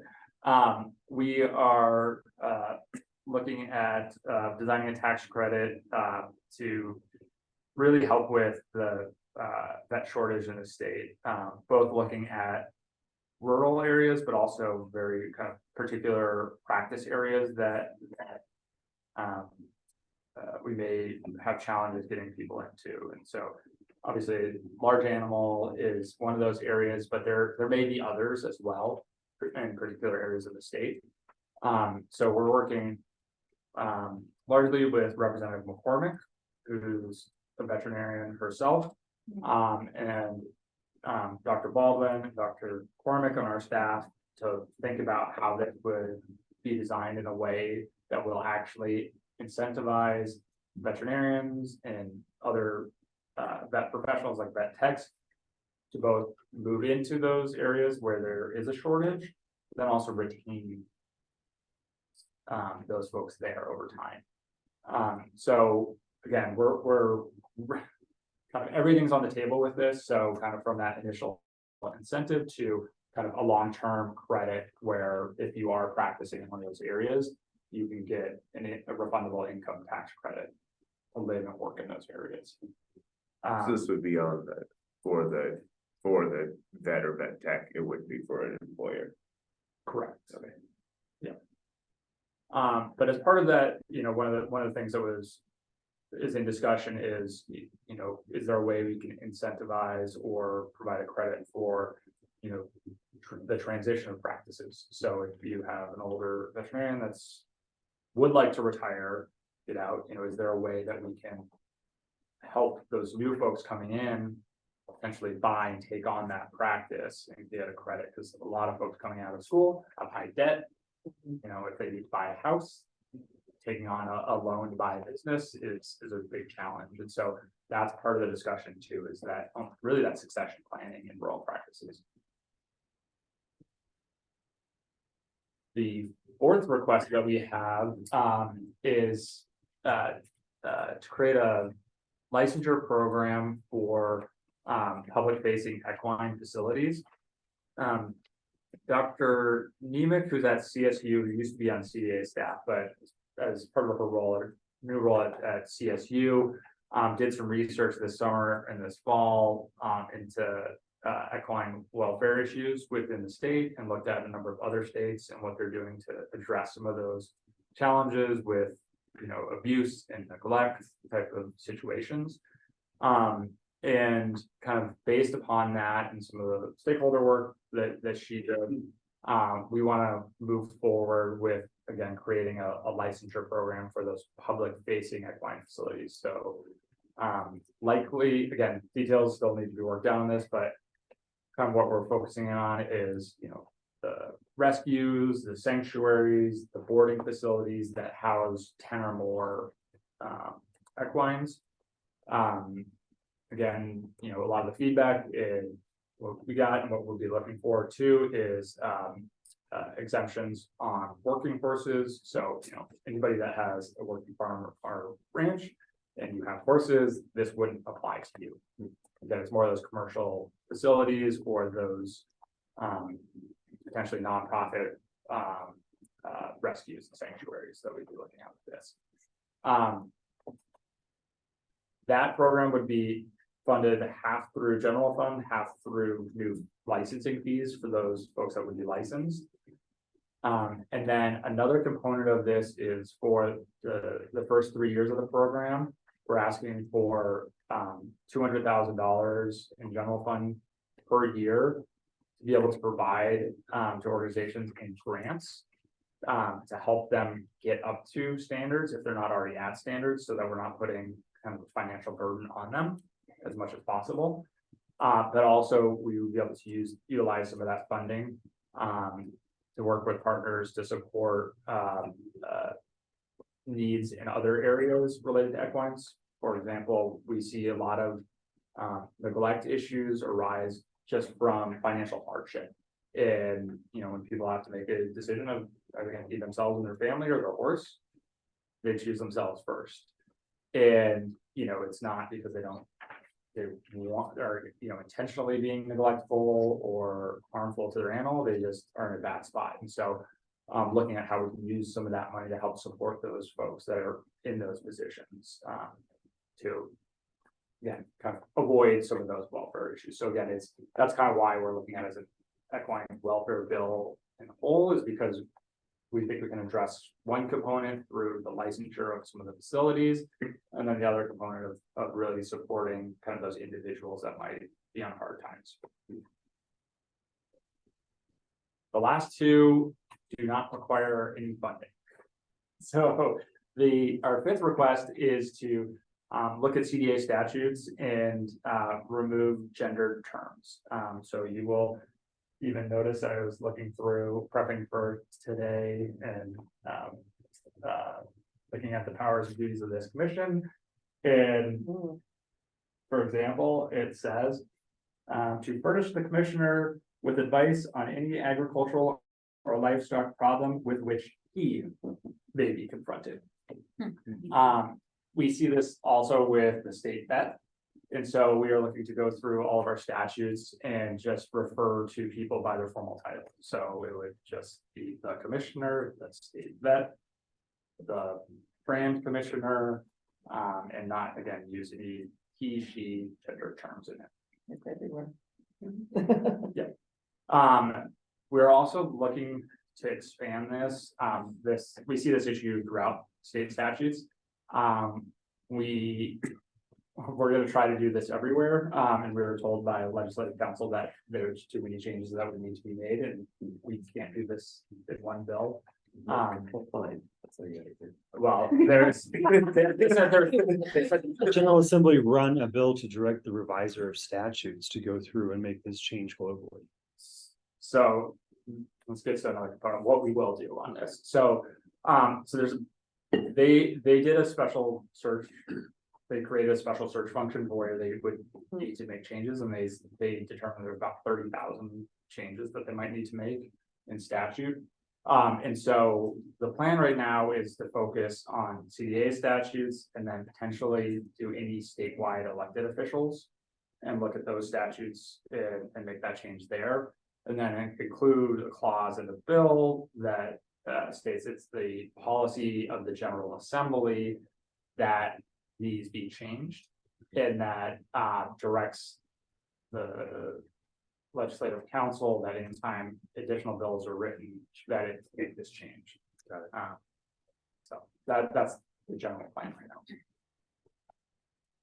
Then the last bill that we have is actually going to be a bill coming through the Water Resources and Agricultural Review Committee, which is now a year-round committee that is allowed to bring bills forward. This would be just to extend CDA's authority under the Wild Horse Program that was passed last year. The authority that we're using to implement that program is set to expire July 31st of next year. And we were also allocated $1.5 million for that program. At this point, we will not be able to spend down that funds in an appropriate way and achieve our goals within that time frame. And so we're just looking to push out that time frame for an additional year and a half to allow us to spend down that money appropriately. So it wouldn't cost any additional amount of money. We're not asking for any additional funds. It's literally just changing the date statute. That is it. Just a few things to work on this year. I do want to, just before we wrap up, kind of mention both thank Jen and then Bev on our staff have done a lot of work putting all of these together and putting all the reports together. So really appreciate their efforts over the last really 6 months. And then in addition to them, every single division has played a role in putting these forward. And that's unusual when we can say that. We are supporting every division. Every division has new funding or a new program or legislation related to it. So it is a big year. It's an exciting year. If you look at everything on here, again, I hope you see how it relates to our goals, our priorities, our strategic plan that also we'll talk about a little bit more. And so just kind of think of that. And then as we're moving through this process, if you have any questions, always reach out to me. If you're out there talking to folks in your communities, they have questions or you're hearing concerns about any of this, please pass that back to us. As much as possible, we like to just address that. And we don't know everything. And we do the best we can. We put ideas out there, but we're always looking for feedback on these as we move forward. On staff, where are you at plus or minus as far as full-time, part-time staff for CDA? Jen had that in her first, What's that? in one of our slides, full-time staff, I think it was, we're about 317. 17.5, we're going up to 326. That's so that's FTE Encompasses- total, and so we do have some part-time staff that will get lumped in, so if we have, 4 staff that only work, a quarter of the time, that would count as one FTE. An So internship program is part of the 317, or is that separate? that's separate, because they're not actually employees Okay. of the department, we actually provide funds to the Oversight. employer to then go hire that person. What, 317? It is, It's about 360 total, staff at CDA for federal funds, state funds. People staff, people Which we staff. don't, yeah, Mhm. we don't count federal in our, we don't count the federal FTE in our long bill count. There's a bunch of them too. Is there a reason that you think tax credits are a thing to go for this year? yes. Uh, Looking at the state budget, picture as a whole, I mean, we're up against our Tabor spending limits. And so there is some flexibility in one-time spending this year, but looking at out years, the legislature and the governor's office is very concerned about adding, ongoing obligations to the state budget. Because of that, it leaves less and less flexibility from year to year. Which is, when you think about it, is incredible considering the amount of ongoing requests that we are getting through this process that we are putting forward. Again, a 26% general fund increase is very significant. A lot of other agencies are, can be seeing a 0.5% or less increase in the general fund. Again, overall, it's, compared to the whole state budget, it's still tiny, which is why I think we are able to successfully get there and advocate for that. So looking at the tax credits, if we can't spend any more money, but we're taking in a bunch of extra money, that extra money we're taking in has to go back through Tabor refunds each year. So if you put forward tax credits, essentially what you're doing is you're not increasing the spending by the state, you're decreasing the revenue it's bringing in. So it Yeah, so basically you're- helps us count against a Tabor limit. Yeah, so it's a different policy mechanism to essentially use foregone revenue instead of expenditures. Yeah. And it just allows the state to calculate it differently into Tabor. Cool. Ultimately, additional tax credits will mean less Tabor refunds to folks. Understood. Great stuff, lots of things. A little bit over. That's okay. I'm gonna use my authority we are going to table policy and discussion until right before lunch, because we do have people on. And, take a 5-minute break. Also, so let's take a 5-minute break now, and then we'll come back and start with the fruit and vegetable inspection. At 10:46, please. All right.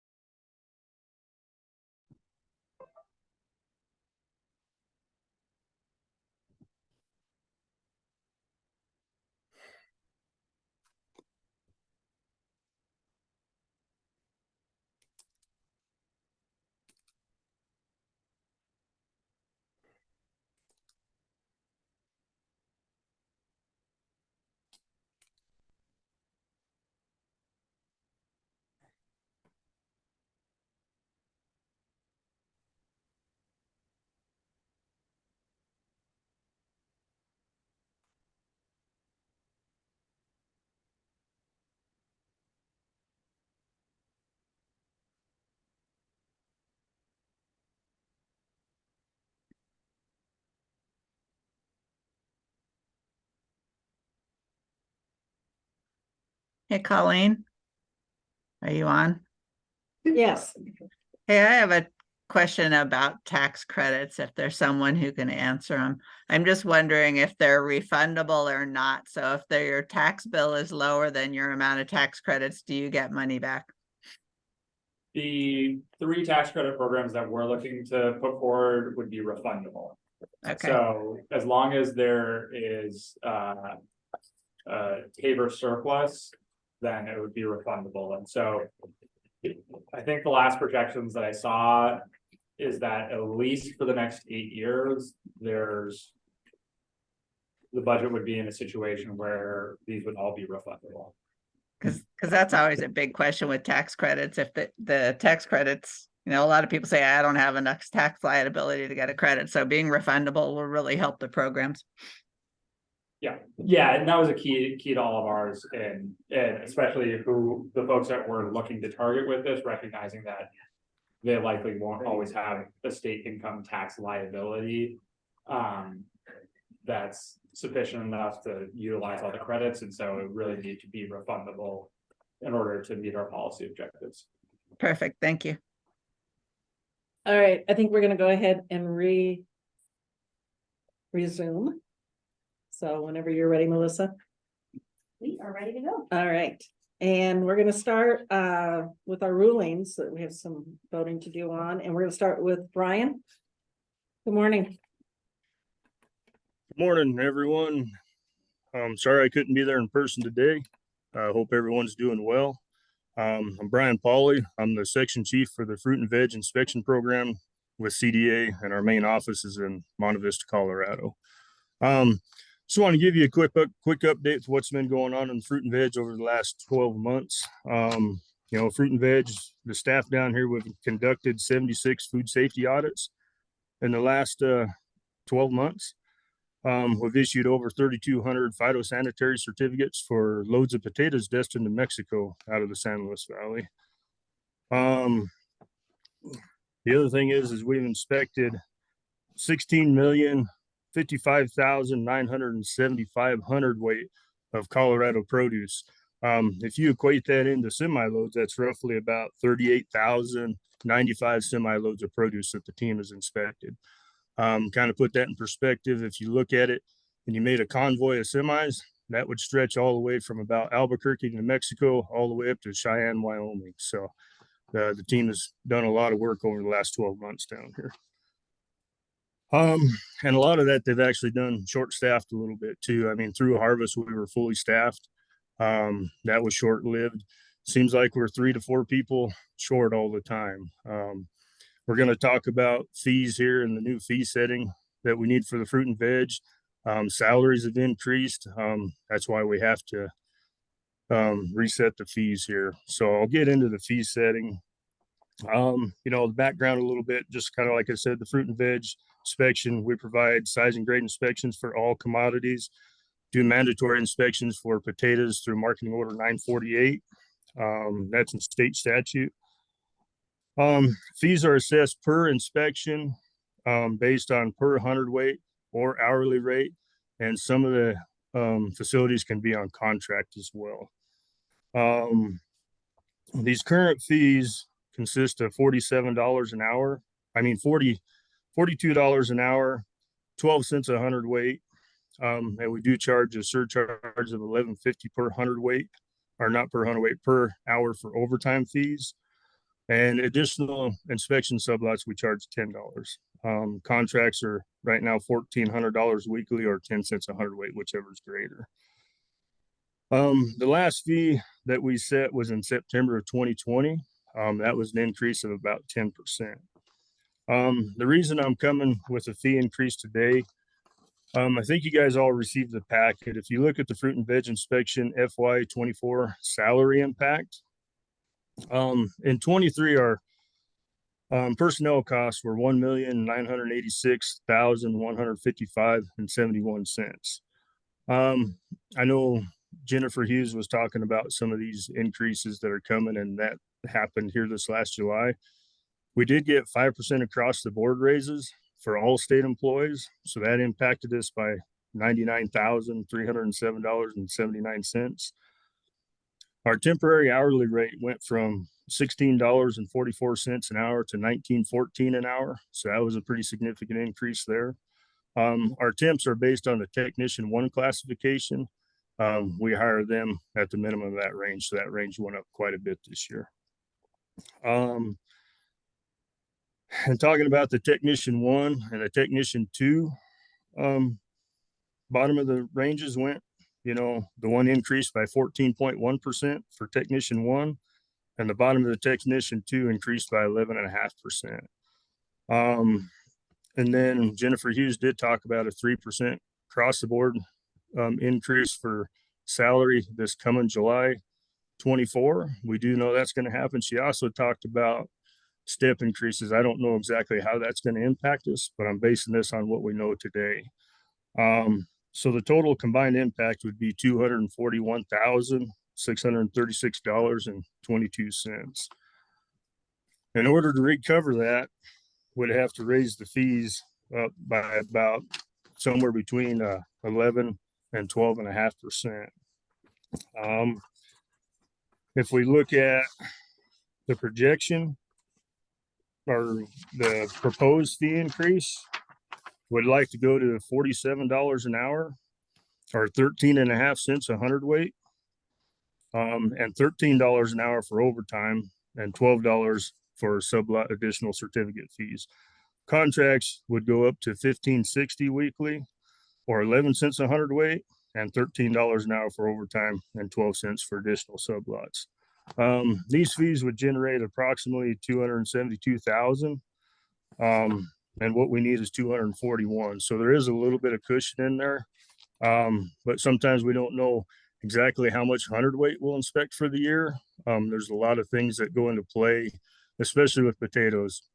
Once they get into storage, there could be some storage issues. We got through harvest this year. The hundredweight, the yields were about average. The crop is looking good, but we are starting to see some pink rot in some of the bins. So that's going to affect what we inspect in the end. But that should give us that revenue that we need to cover these fees. I did hold meetings with the industry, both with the Inspection Advisory Council that we have for the potato industry back in August, and I brought it up with the Colorado Potato Administrative Committee in their August meeting as well. They were all in favor of it. They know that we need to do this to continue operations, to be able to provide the service that we provide for them. I know Jim Ehrlich, the executive director of the Colorado Potato Administrative Committee, he put together a letter and sent that to the commissioner as well. Because in order for me to bring this to you, I had to get approval from the governor's office. This is the first time that we've had to do that to be able to change fees. So we finally got that done around the beginning of October.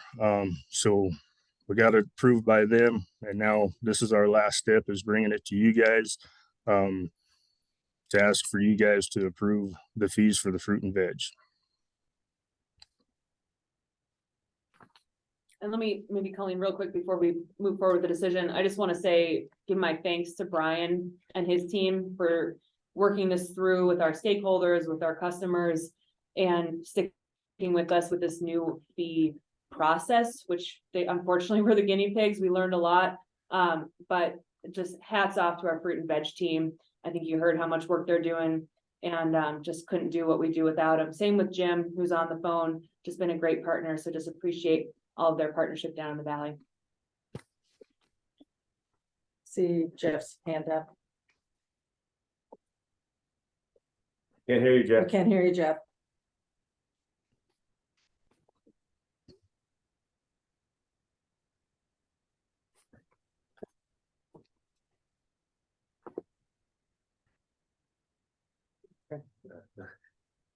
Roberta's handed up too.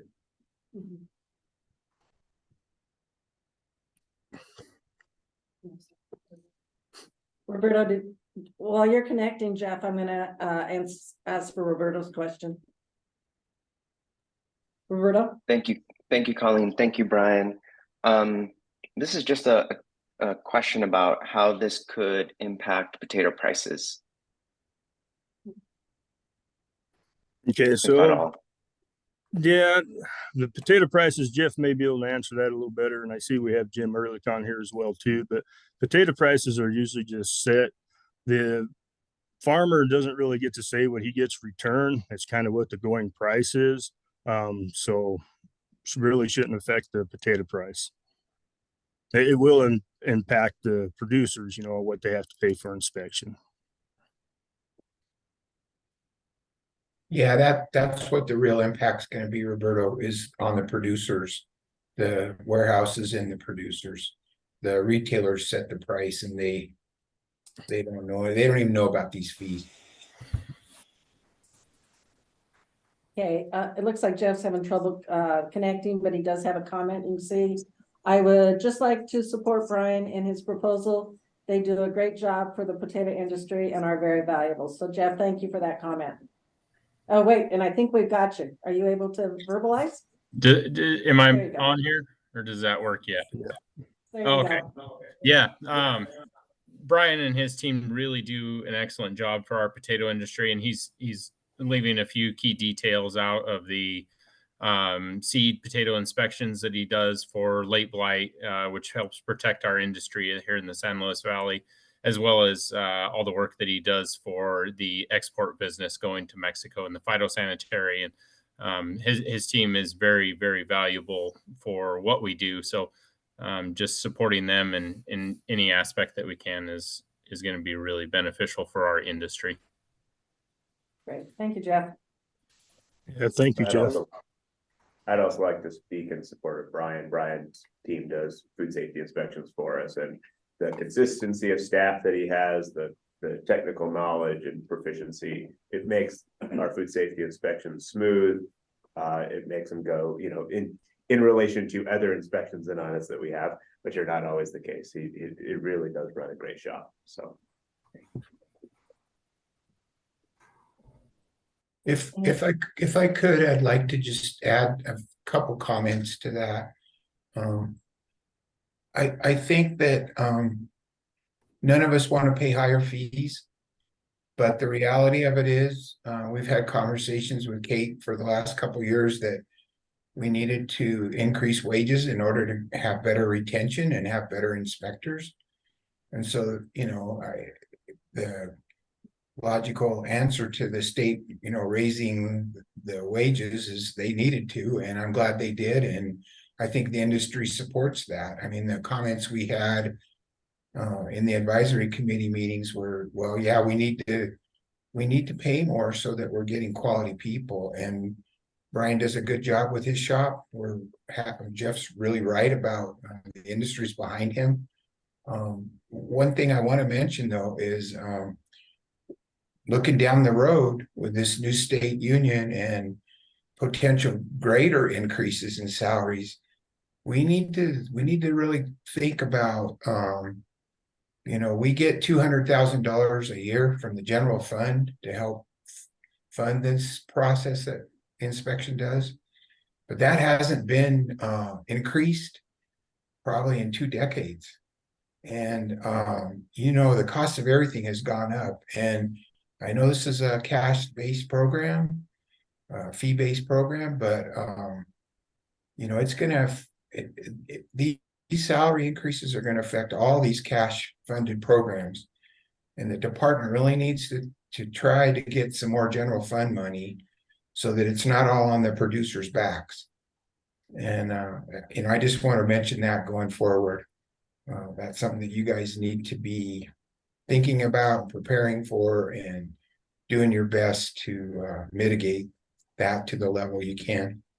And thank you very much. I'm just here to answer questions and make that comment. And thank you for what you do. Appreciate all of you. Thanks. Thank you, Jim.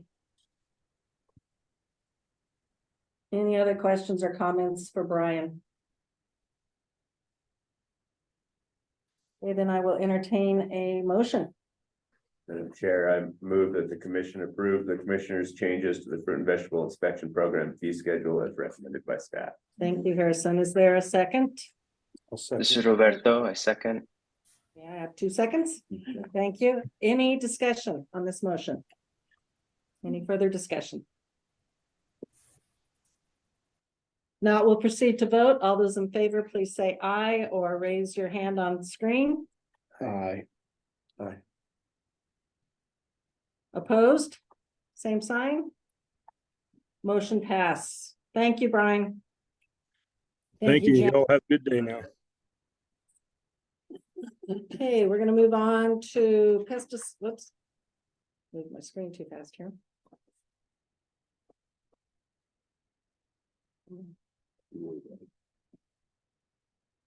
Pesticide. Yeah, I can't get to where I need to be here. Oh, yeah. Wait, I'm jumping all over the place. There we go. Pesticide Application Advisory Committee nomination. Rudra, good morning. Good morning. Thank you, Colin and commission members.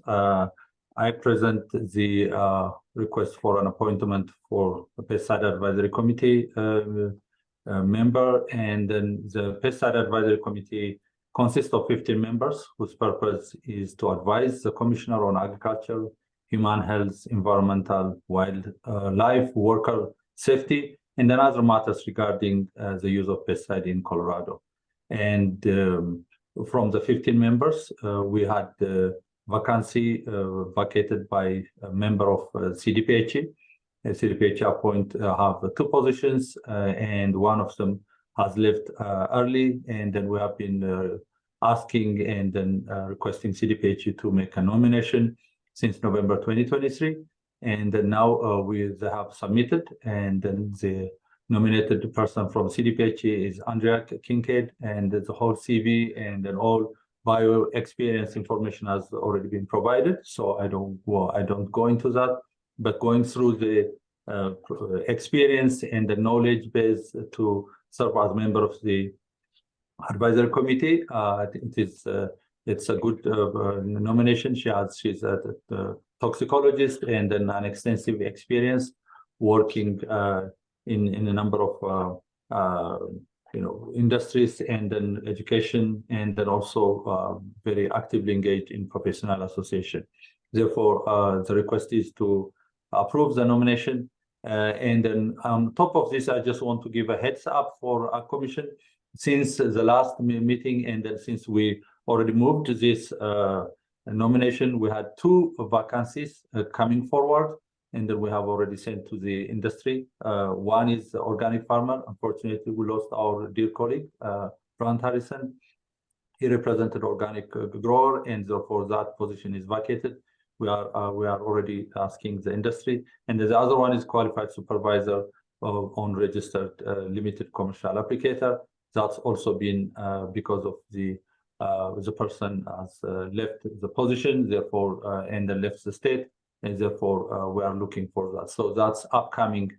And this is just to give you when we have the nomination as the process will come forward. So the position Andrea Kincaid is going to work is up to November 2026. So the request is for the Ag Commission to approve her nomination. Thank you. Thank you. Okay, we didn't have a CD for her, right? I didn't see it. Any, so we do need a motion for this appointment? Yes. The motion is I move the commission to appoint this member to the Pesticide Advisory Committee as recommended by CDPHE and the CDA staff. I have a member of the commission make that a motion, please. I so move that the commission appoint this member to the Pesticide Applicator Advisory Committee as recommended by CDPHE and CDA staff. Is there a second in this motion? I'll second that motion. This is Jeff. Thank you, Jeff. It's been a motion and a second. Any discussion on this? I would just like to know, I would have loved to have seen a CD. There is a CV in them. I was just looking at the packet. It's in the packet. It It starts is. on page 15. Andrea Kincaid. Yeah, I was just getting it. Page 15. Oh. There it is. Yeah, I missed it. Cool. I would withdraw my discussion. I was looking for it under the earlier in the packet and just missed it. And then when you look at the packet, there's 139 pages, you Yeah, know, that's there's a lot. Read that 139 pages. I got through like 20 solid. Exactly. Other discussion on this motion? Then we'll proceed to vote. All those in favor of this motion on the appointment to this position, please say aye or raise your hand. Aye.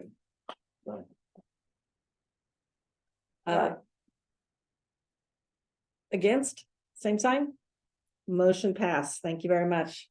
Thank you. You have a good morning. Thank you. All right, we're moving on to the agrivoltaic grants. Kristen, That's me. that would be you. Great, and this is not in your board packet. I apologize for that. We're on a tight timeline here, so quick little one-page handout for you. And I'm going to share my screen. Just a few quick slides.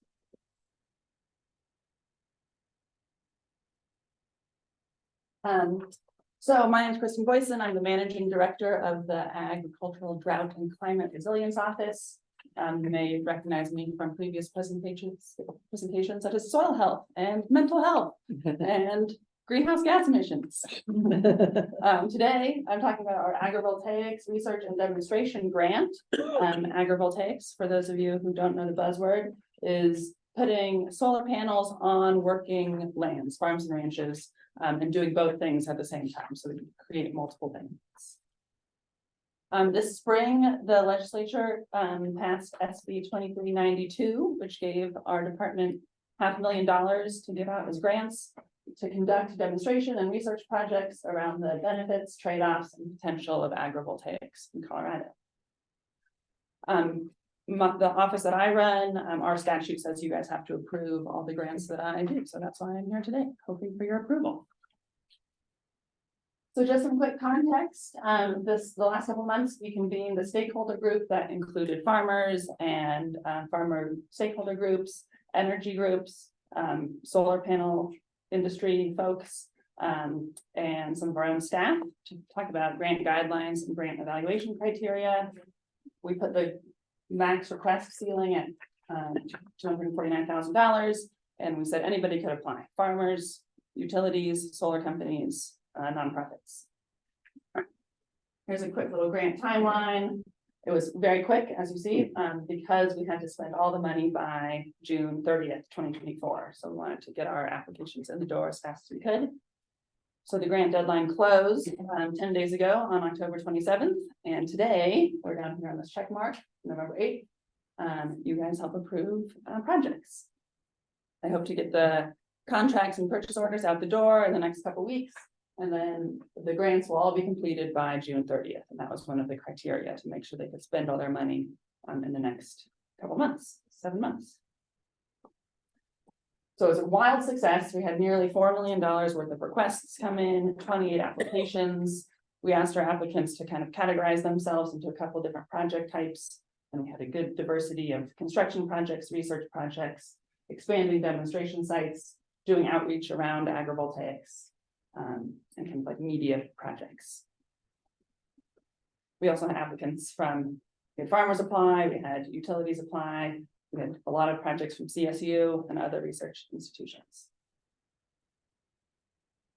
So I put together an eval committee of 7 of us, that's the list there. And we're recommending these 7 projects. And I put the link in the chat for those of you, so you can look at my project list. But here it is very briefly. And I'll just go through these very quick, and then if you have more specific questions about any of them, I'm happy to go into details. The first one on the list by Namaste Solar is retrofitting an existing solar array into an array that's going to have sheep grazing on about 8 acres and crop farming on another acre. So that'll be a cool thing. I don't think anybody has seen a conventional array be turned into a project where you can farm underneath it. So, and they're doing that right in town and making it a demonstration project. So that'll be great. Cattlemen's Ag Land Trust, Sea Salt, is going to spend some time thinking about template language around how can you put agrivoltaics on conservation easements. There's some thinking that'll be hard to do, and it definitely won't be appropriate in all situations, but we hope to see, some expansion of what a conservation easement can do. Sandbox Solar is going to expand their existing demonstration site up in Fort Collins. They're a close partner with CSU, and they're going to install, instead of traditional panels, they're going to install vertical panels that go straight up and down and have solar panels on either side. And that makes it easier for like equipment to go past and easier to grow things on either side. And Jordan told me that's very popular in France and England, so England, yeah. show them what we can do here in Colorado. Economics lab at CSU is going to do a study on the economic trade-offs of crop production and energy production in some of these agrivoltaics systems when you have both happening. This small utility called Longboard Power is going to install solar shelter belts, which protect farms from wind and weather and reduce erosion. And they're often trees or shrubbery or like big wooden fences. So instead of a big wooden fence, they're going to do very small rows of solar panels. And that's going to be out in Haxton on Roy Falcraft's farm. Summit Cellars is a vineyard in Palisade, and they've had vineyards under solar panels going on for about 15 years. And they want to measure what's the water benefits, what's the soil moisture difference between the vineyards under the panels and those exposed. And finally, American Farmland Trust, in partnership with Colorado Open Lands and CSU, is going to do a big kind of outreach engagement push, talk to producers about kind of what are the thoughts around agrivoltaics, what are the barriers, what are the concerns, and how can we address some of those. So that's the list. There's a few more details on your handout, but let me know if you have any specific questions. Was this the dollar amount that they requested, or was this what you awarded? What we awarded. We did reduce the budget of about half of them, so we could fund more projects.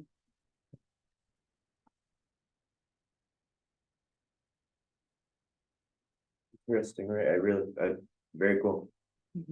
Yeah, especially the cattleman's one. As someone who has easements, stuff like this is a real head scratcher. Yeah. As the world moves forward and easements are built in perpetuity, it's a shame to feel like progress can't be made on something that was initially a very progressive action. Has there been any discussion on floating solar panels? There has been, yes. Interesting question. That same bill gave the Water Conservation Board some money to do a study on floating panels to see what that would look like over canals and irrigation ditches. So that's currently in progress. I think they're going to send out a big survey in the next couple weeks. Any other questions for Kristen? Our comments okay as well? Yeah. Yes, I think a lot of these projects are very intriguing. I was actually involved with some people that wanted to look at this grant too, but it was too short of a timeline, especially if you're involved in multiple enterprises. Right. But it was good. But the one thing that I got to comment the most on, I was surprised that we were reaching out to some of the solar companies and some of these projects that are in here. I think this is going to be great, but they were, and most of it's this vertical.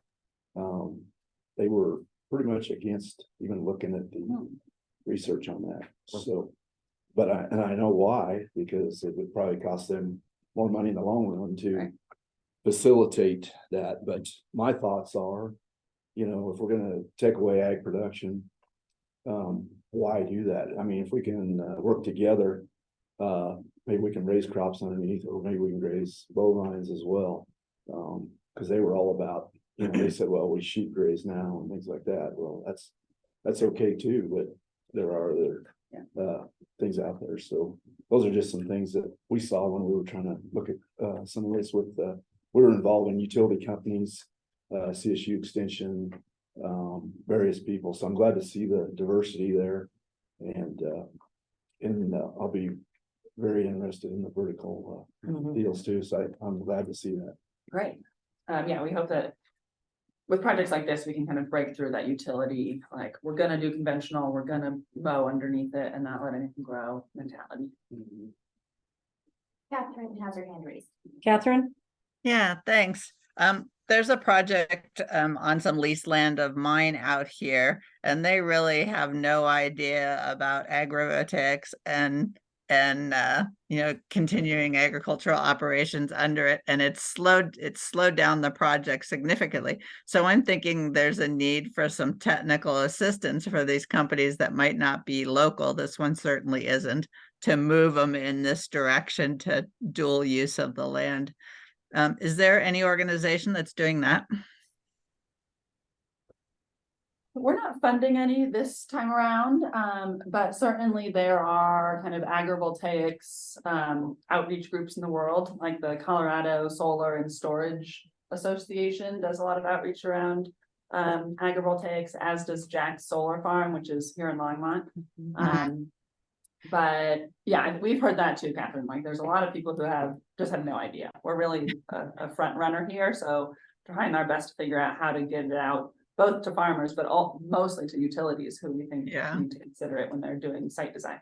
Yeah, and just very quickly, as you mentioned, out of Jack's Solar Garden, they've also created a kind of a spin-off organization, the Colorado Agrivoltaic Learning Center, to try to get some of this information out there. And then CSU just a month or two ago held their first agrivoltaics symposium internally.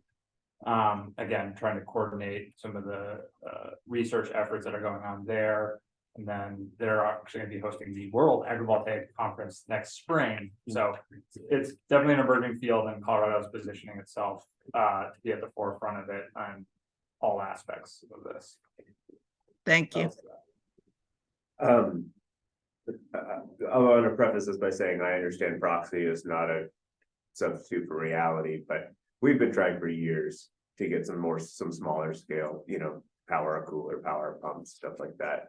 And I just have to say, it is such a quagmire, understanding the resources that are out there. We've pursued the model of looking at people who have accomplished it, tried to sort of reverse engineer how they got to that point in terms of where did they go for the tax credit, where did they go for the grant, and just cannot, for the life of us, put it together. Oftentimes, it seems like there's changes in staff, or there's program changes, and what it was 2 years ago isn't what it is now. And we just have it's to the point where we've virtually given up on trying to do it. So that's proxy is not a substitute for reality. I could just be dumb, but this is a generalized comment, not pertaining to the discussion right now, but that is I think it's a critical piece that's missing, is understanding is really a roadmap for getting these projects off the ground successfully. So. Okay, moving forward, we do need a motion on the approval of these awardees. I'm going to ask for a motion from one of the commission members. This is Catherine. I move that we support, is it straight up approval that we need? Approval of the awardees, yes. Okay, yes, I move that we approve the board of awardees for the solar program, agrivoltaic program. Thank you, Catherine. Is there a second? Second that. Thank you, David. Second. It's been moved and seconded. Any further discussion on this? Seeing none, I'll move forward on a vote. All those in favor of this motion, please say aye or raise your hand. Aye. Opposed, same sign. Motion pass. Thank you very much. Thanks, guys. Okay, thank you. Hollis, briefings on the upcoming rulemaking hearings. Sure. Yeah, so the first thing we have to do is go over the briefings on upcoming rulemaking, and then we're going to go into actual rulemaking action. So with me today here is Mickey Davis. Mickey is our program manager for the community food access. So she'll go into the hearing of an upcoming rule, and then we'll slide in with Mickey on a very similar rule with rulemaking action. So the first rule today I'll hand over to Mickey is regarding the rule around the community food access tax credit. Yeah, hi everyone. Good to see some of you in person. I'm Nikki. And yeah, the team's been working hard to develop a tax credit rule that essentially builds off the eligibility requirements and other stipulations laid out in the Community Food Access Grant Program rule, which we've talked about at this mission, and we had the hearing for a few weeks ago. So Billy's helped us kind of navigate, you know, looking at other tax credit programs, what kind of authority do we have to create a little bit of prioritization and which proposals get a tax credit award. And yeah, we've been working with the Department of Revenue and yeah, looking across different tax credit rules to establish this. So we've got a draft of it, which will be coming to you shortly. But really it's in pursuit of the same mission of the Community Food Access Grant Program, which is to increase access to or lower prices for healthy foods in low income and underserved areas of the state by supporting small food retailers. So yeah, anything else to mention about that? I would say that this is the tax credit as a result of legislation from last year, House Bill 1008, which the existing community food access program is grant program, which we'll get into in a second. This is on top of that is this tax credit through 2030 that is available for advancing equipment, as he said, for food access. Yeah. Yeah, duties and responsibilities of the consortium. Catherine has her hand raised. So this is operating under the same revenue cap as the grant program? So, $350,000. Yeah. oh, got it. Yeah. So the program will be operated out of the same community food access team. And the funding source is different. The grant program is funded through ARPA funds, the state and local fiscal recovery funds. And I believe this tax credit or the position supported at CDA for this tax credit is supported with general funds. Yeah, I think she's asking about the definition of eligible business being capped at $350,000 gross income of for eligible farm, small family. Yeah, is that your question, Catherine? Yes, it is. I'm just wondering if it's the same cap for the tax credit proposal. The legislation does use the same definition of purchaser. So, yes, a small family farm is defined as a Colorado owned and operated farm that has less than $350,000 gross annual revenue. Thank you. Great, okay. Yeah. Thank you, Mickey. So that we'll be filing that rule, doing a rulemaking hearing, and then bringing it back to you for approval in about December. Yeah. Or is it January? I think it's January. We'll be bringing it back at the January Yeah, meeting. a couple The months. hearing will be in December. So the red line that we have in this is not what we're discussing. No. Okay. No, you'll receive a red line copy of the tax credit rule when it comes to you for consideration in January. The rule that we're looking at is actually for the grant program, which you'll be voting on today. Oh, I see. And they will be very, very similar, only in language, because it's plays off the same program. Cool. Thank you. So at that, Mickey, why don't we go into, so we've done the rulemaking hearing on the grant program for community food access. So we're ready to, that one we brought to you before. Then we had public rulemaking hearing, and now we're bringing this one to you to adopt that rule. We've also done an emergency rule over the summer on the grant, not tax credit. That's kind of the big difference. And so Mickey's here to kind of present and seek your approval for the grant rule, permanent rule. Thanks, Hollis. Yeah, so same themes here. We had a rulemaking hearing, and I think It was historic in that it was the first rulemaking hearing to be hosted in English and Spanish. We did have some monolingual Spanish speakers listening, and unfortunately, the quality of the interpretation was left some room for improvement, but yeah, we received overall some, great congratulations in the way we structure the rule and the way it's really focused on reaching these underserved business owners. And by and large, we just had a lot of support for the rule. So it was a really positive rulemaking hearing. And then I believe in the packet, the written comments were attached. I have to say every single recommendation that we received in writing has already been considered in the rule. So there wasn't really much to change there. So And so we're here to ask for the adoption of that rule. So for that adoption, I do need a motion.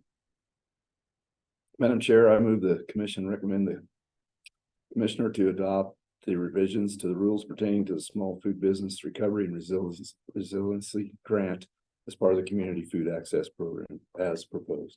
Thank you, David. Second, please. I'll second. Simon, thank you. It's been moved and seconded to accept this rule as stated. Any discussion? I'm being so verbose today, I apologize. I'm curious why promotion was continually struck throughout the rule. that has to do with the 2 CFR 200 rules. So because the money used for this grant program is federal dollars from Treasury, we're grateful to have this compliance liaison to help us stay true not only to what has been laid out in the final rule for those funds, but also to comply with 2 CFR 200, which is, the uniform guidance for issuing all federal funds. So there's a lot of concern kind of later in the game. I don't totally know why it wasn't caught months before. We had some transition with our compliance liaison, but in the period between our first draft and the draft you're seeing now, there was a lot of concern that that promotion language is kind of a slippery slope to marketing and advertisement, which is like expressly prohibited through 2 CFR 200. So we reframed to education because we, part of this work will be, letting folks know in these communities that there's new healthy food offerings at their local retailer. But yeah, it was kind of semantics a little bit. Sure. Every Nike ad I see is just educating me about Nike. Right. Yeah. Yeah. Okay. You learn something. But Nike's not receiving federal dollars to do it. All right, so thank you, that's helpful. Other discussion. Okay, then we'll proceed to vote on this motion. All those in favor of this motion in regards to recovery and resiliency grant, please say aye or Aye. thumbs up. Aye. Opposed, same sign. Motion passed on that rule. Great. Okay, And commissioners, before we move on, off of community food access and that program, I want to say a couple words here and thank Mickey for all the work she has done over in her part and her program team, Ed and I and Amanda, and just it's been in numerous others here at CDA to put this together, to put this grant program together. They've done a fabulous job. We have recently closed. So yesterday was the 1 year work anniversary for Mickey. Yay. But it's also an important day too. And the timing, talk about timing. Yeah. We closed our first round of the community food access grants. And we all had bets on how many applications we would get. And I lost. But I wanted this on the eve of on her work anniversary. We thought Mickey could share with the Ag Commission how many applications we received.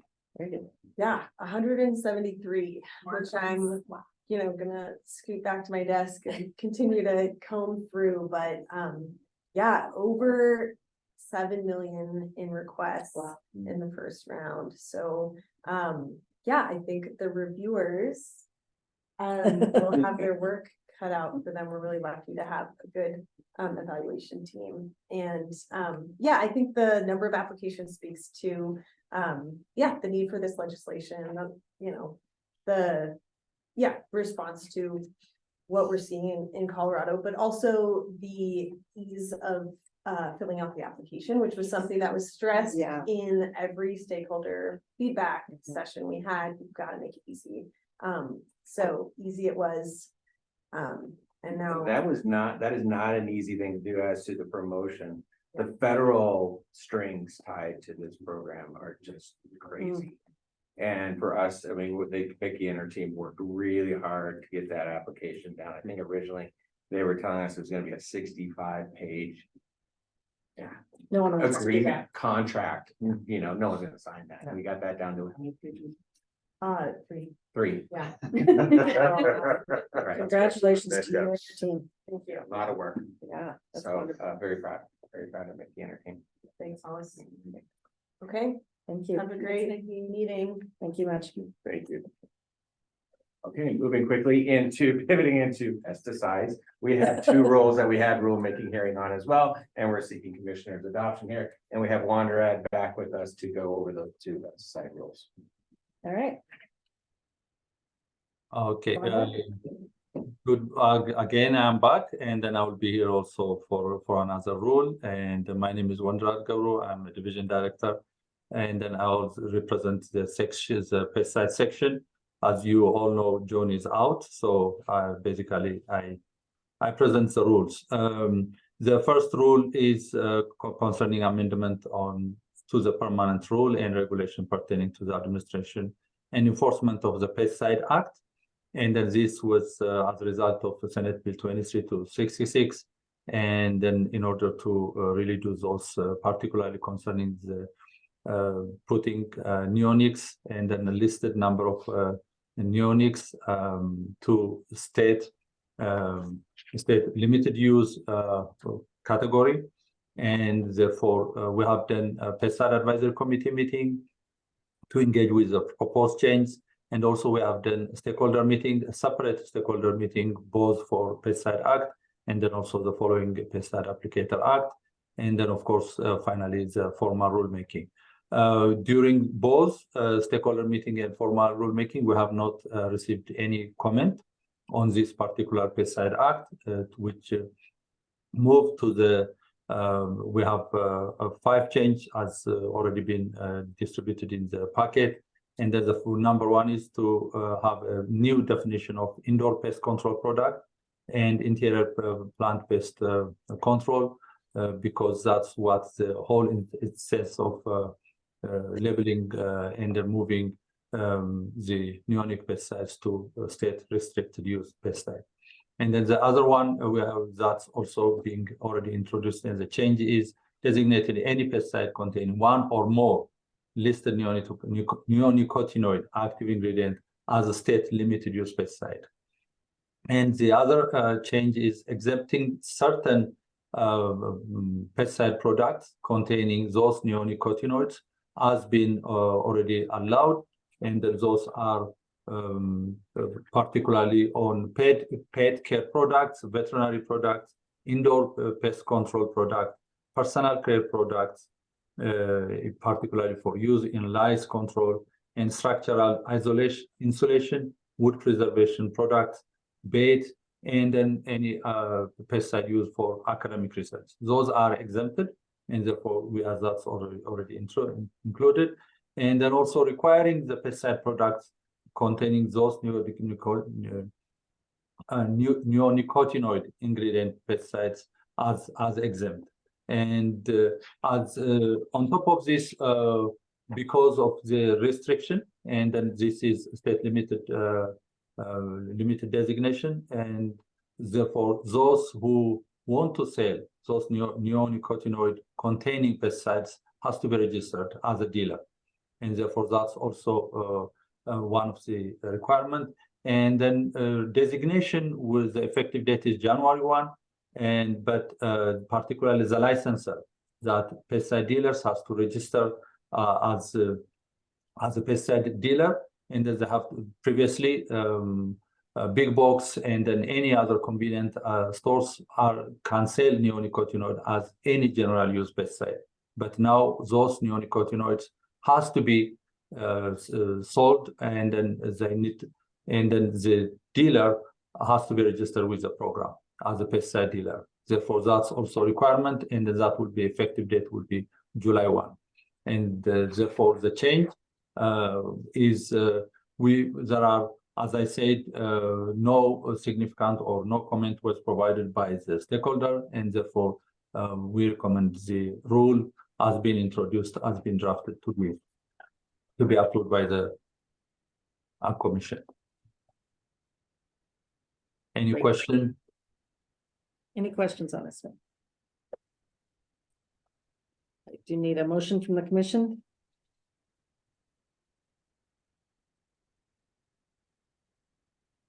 Make the motion to adopt the revisions to the administration and enforcement of the Pesticide Act as proposed. Thank you, Simon. Is there a second? I will second that. David, thank you for the second. Any further discussion? If seen none, all those in favor, please say aye or raise your hand. Thumbs up. Opposed, same sign. Motion carries. Thank you. Okay, and the second rule and regulation, Hollis. Thank you. Yeah, the second rule is pertaining the Pesticide Applicator Act, and then there are two basic elements that drive this change. Number one is the federal rule, and then Colorado, as EPA has updated their FIFRA rule, and therefore states have to amend and then submit our state plans. We have submitted our state plan, and then all those changes to incorporate the new federal requirement, and that's already included in.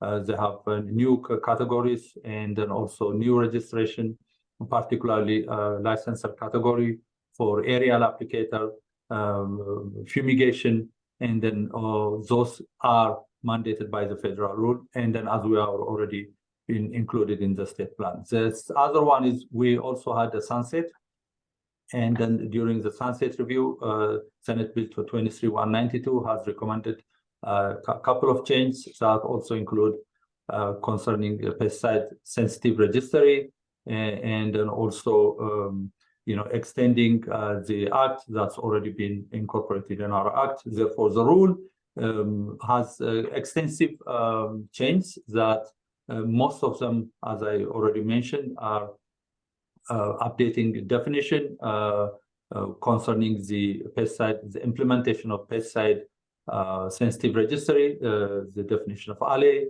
and then also including the use definition has been updated by federal rule. And I think I would go into the most important ones that the Ag Commission really need to understand the concern of the stakeholders. And then, as I already mentioned, we have made a pesticide advisory committee, which is open to public. The public have also engaged, and then we have made some changes based on that. Because of the need of stakeholder and more engagement, we also had a separate dedicated stakeholder meeting, and then we have also received a couple of changes as well, or suggestions for during that stakeholder meeting. We also had a formal rule hearing, which we received again more or less similar comments that we received earlier during the stakeholder meeting. And therefore, as updated by the Senate Bill 23-192, the definition of use has already been changed and then updated. The federal certification and training requirement, this on-site supervision, and also to have the federal aerial pest control category that enable aerial applicators to have reciprocal approval if they are registered by one state, therefore they can easily and then equitably can be used by other state. Or most of aerial applicators are used, or their operation is across state lines, and therefore that really make the business and then licensor requirements much easier.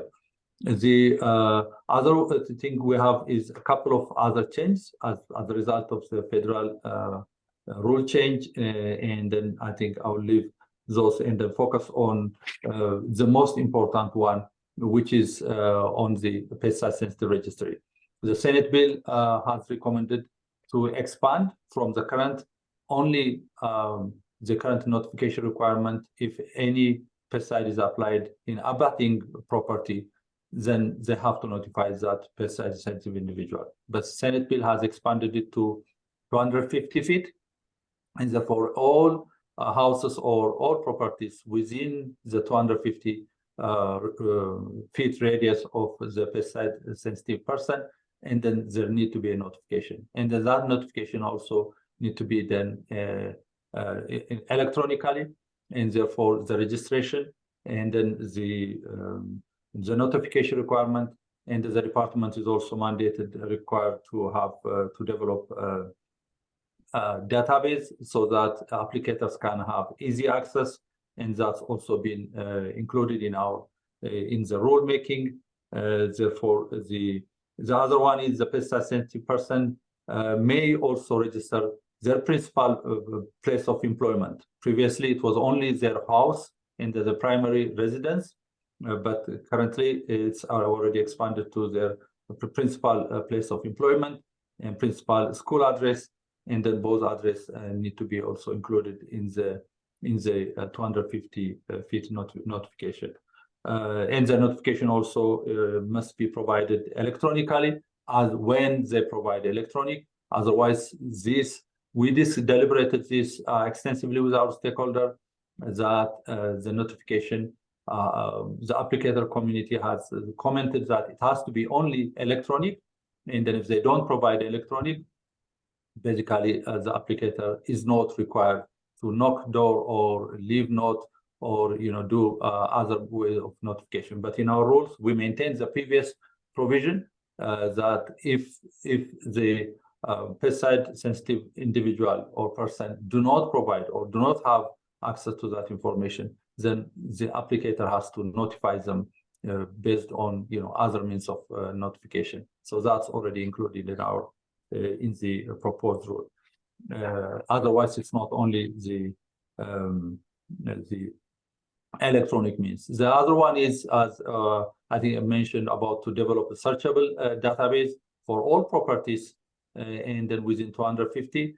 Currently, we have around between 80 to 100 pesticide sensitive individuals in the registry, and therefore for those 100, then we have to develop that database, and then in a searchable way, so that they can applicators can easily and then with efficient method of notification.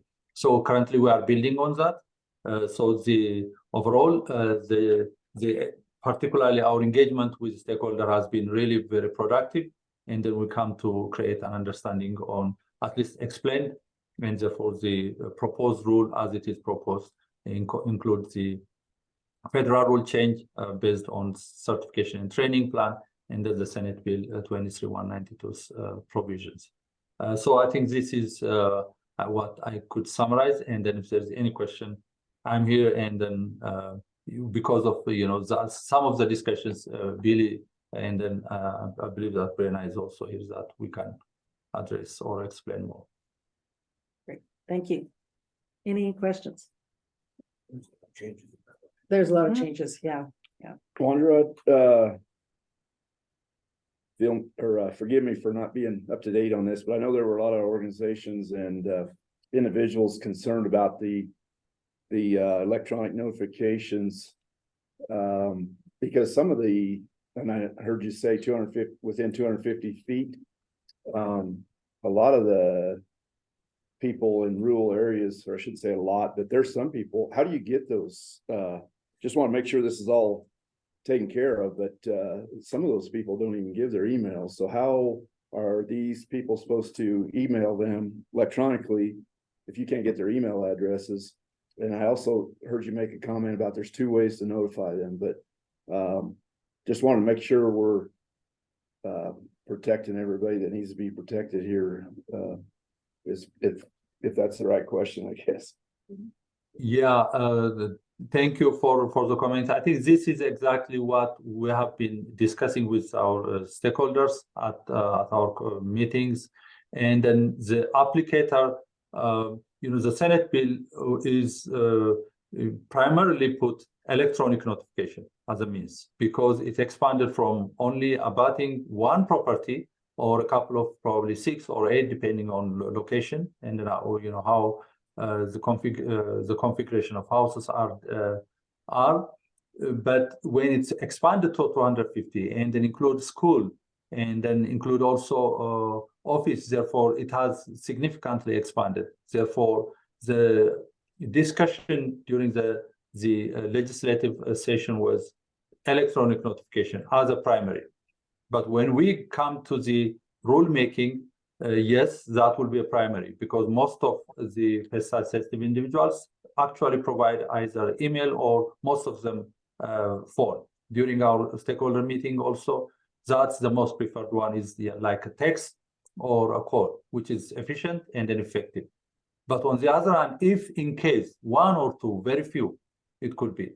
And then as you said, in rural areas, if they don't provide, then the applicator will be required to provide notification based on the previous way of means, like as I said, the same day or 1 day ahead, and then therefore they will notify, and then they have a requirement to notify the pesticide sensitive individual if they don't provide electronic means. But if they provide electronic means, that will be the primary, and then that will be all.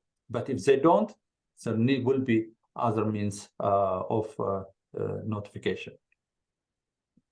Okay, and one other question there. Is this only in residential cases, or is this in property landowners as well have to be notified? This is only residential, and then primary work location, and then school as well. And therefore this do not and then Brenna, you have raised your hand.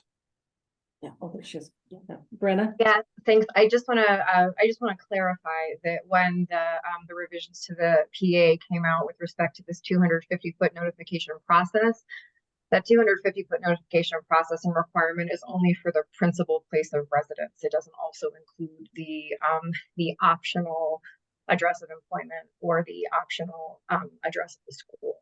And the department is currently developing a means by which to GPS and map out that 250-foot array, for lack of a better term, from the principal place of residence of the pesticide sensitive person. Thank you. Any other questions? Okay, then this requires a motion. I will entertain a motion from the commission.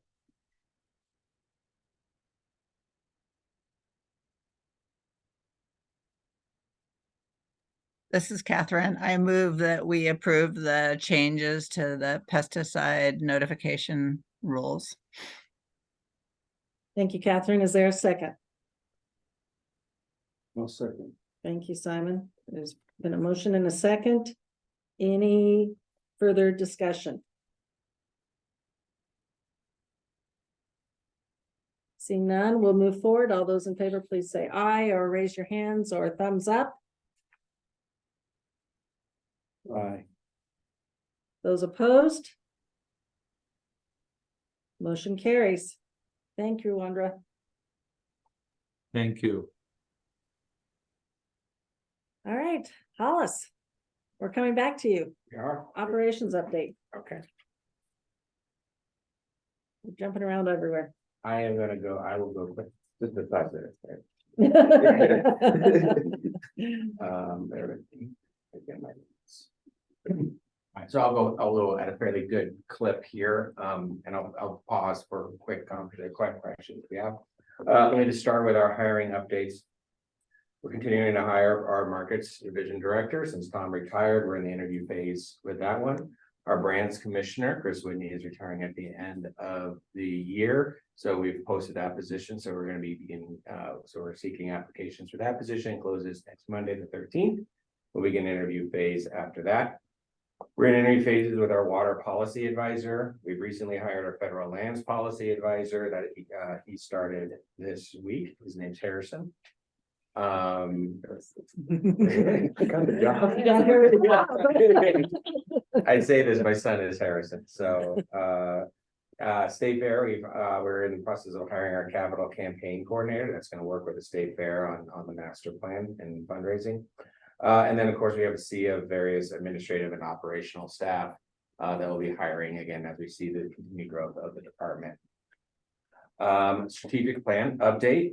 We released our strategic plan. Thank you all for providing your feedback on that version of our strategic plan. We have released that plan to the entire department for every employee to provide feedback on.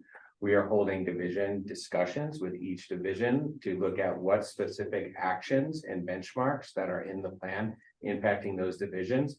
We're having these meetings, they're talking about, well, are these the right goals? Are these the right actions? Do we have the right words and wordsmithing this, setting up those benchmarks, making them measurable, all that fun strategic planning type stuff.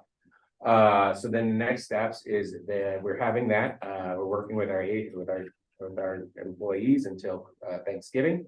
Then after Thanksgiving, we'll be providing kind of synthesizing all the feedback into a draft version number 3, and which we'll bring back to you, the Ag Commission, at your next meeting on December 13th for review and further input. At that point, after version 3 is when we really begin to think about providing that published version, and we're working on kind of format, template, style, theme of what the strategic plan would look like from a published standpoint. Federal funding, give you some updates on kind of our federal fundings that we have had. So in addition to the numerous state legislation stuff, there's a lot of federal funding that we've been going through. Some of these you're aware of. The Resilient Food Systems Infrastructure Grant is $4.2 million. We are working on kind of getting those finalized. That has been approved by the USDA. We have our plan that's being finalized here. The last little I's are dotted and T's are going to get crossed, and we'll begin to focus on that program. That's for food infrastructure in that middle supply chain that Roberto was talking about. Conservation needs conservation technical assistance. We received $2 million increase in USDA NRCS funds to assist in our conservation districts through technical assistance on environmental stewardship. A couple weeks ago, we received REAP technical assistance grant, so Rural Energy America program. The technical assistance grant, $300,000 will be able to provide technical assistance for 2 years. Our producers applied for the Rural Energy Assistance Program with feasibility studies, energy audits. We're waiting to hear back on a climate pollution reduction grant that the Colorado Energy Office has put forward. These are block grants, so we know money's coming to Colorado. We proposed a few projects in there. These would be phase study type projects, and they are centering around methane capture and agrivoltaics to keep with that theme. We are assisting 7 meat processors and applying for that USDA grant to expand their meat processing facilities. So that has been something we've been waiting on for a long time. They finally have released some of those grants, and Catherine has been working, heavy on this one. So right now we're up to 7 processors who are going to apply. We provided funding for them to get grant writers to apply for those fundings. And then so that's a little bit about our federal funding. We're also providing various federal funding announcements and resources support, letters of support, and other advice to others, producers associations that might be applying for federal fundings that they would qualify for, that we as a state agency don't necessarily apply for. I'm going to stop there to see if anyone has any questions about our hiring or state plan or federal funding initiatives. Nailed it, huh? Wait, I want to say something. Yeah. I just want to do a shout out to the Flower Hill Institute and their technical assistance on the meat processing grants. They've done a fabulous job of sort of gathering information that grant writers and the people, the organizations applying to the grant need to fill out all the paperwork and to build their business plans and feasibility studies and do a good narrative. So they've been invaluable. And if anybody's working on any of those grants, I highly suggest that they reach out to that organization. It's the Flower Hill Institute. And that's Dave, right, Catherine? Yep, Dave Carter. Oh, is it? Okay. Very good. And then just, I just have, like 3 quick highlights from the divisions and what the divisions are up to. Animal Health Division. I mean, we work on so much stuff. It's really hard to pick and choose, but you know, kind of key things that are top of mind successes or things coming down the pike in the next couple of weeks. Animal Health Division, they're beginning to focus on their wild horse working group project, focusing on wild horses. They have that working group set up. They had their first meeting in Glenwood Springs a couple of weeks ago. Their meeting number 2 is next week here in Broomfield. So tremendous lift that they're doing on Animal Health Division on the wild horse working group and working with the BLM on that and stakeholders on that project. And as we kind of mentioned at the very beginning, and a lot of this you hopefully begin to see ties into our legislative requests, but we are working on developing a strike team for response to high path AI. We are seeing a surge in high path AI as you know the birds are flying south for the winter, and we're seeing it across the country. So we're preparing and fingers crossed it could only be almost any day, literally. And so lessons learned from last year, they're quickly looking to build up the strike team so we have more resources should we see an outbreak here in the next few weeks. Again, you see the need why. This is one of our top priorities in our decision items is to build ag emergency response. Conservation, they completed year 2 of their first cohort of the Star Plus program. They provided the second year of the first cohort of the farms in the Star Plus program, and they're preparing kind of the second cohort of producers. And this is going to be funded through Climate Smart Commodity. Enrollment is coming right around the corner. They're hoping to have 300 producers enrolled by November 15th. So in about a week. So we are supporting 35 conservation districts and other eligible entities to help find those enrollees. So again, fingers crossed, and we can report back, but we imagine that we'll see a wave of enrollment here in the final week for the Star Plus program. Again, our goal is 300. ICS, again, to share, ICS on our agricultural workforce and services program. Aldo recently met with the Office of New American Migrant Integration Strategy regarding resources for new arrivals and agricultural workers across the state. He was able to collaborate with his team and members to assist 33 agricultural workers in the Palisade areas, focusing on support for visa status, childcare, food, and food and clothing. So Aldo continues to make not just large initiatives, but boots on the ground efforts in progress in that field. And then finally, markets. The Colorado Proud has released and has completed their Colorado Proud member survey as well as consumer survey on Colorado Proud and Colorado products. And we'll be getting those results here in the next few days, and we sit in a meeting and analyzing the results of that survey. And when they are ready, we'll be happy to share those results with the Ag Commission. And that's the end of my report. I have to answer questions. That's great. Yeah. Lots of wheels turning. Great. Any questions? Any questions, comments? Thank you, Hollis. Thank you. I think with your approval, what I'd like to do is let Joe present. We'll get our lunch and take a few minutes, and then maybe during lunch, we'll do the CDA priority conversations, kind of like a working lunch, if that's. What if we ate lunch while Joe was presenting? See, it would be easier for me to eat while listening to Joe than while discussing. Should not be that long. Oh, that's true. Okay. Let's let Joe go. Go, All right. go, Joe, go. Joe, you're on. But Carson needs to eat. Carson needs to eat. No, I'm not. I don't mind if you eat while I talk.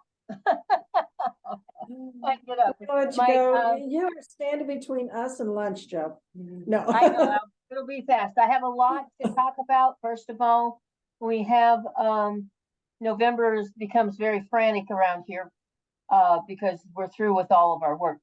So we received a notice, Les and Wayne also know this, that we received a notice when we signed on with an RCPP application grant within RCS to, get some funds to allow farmers and ranchers to, through EQIP,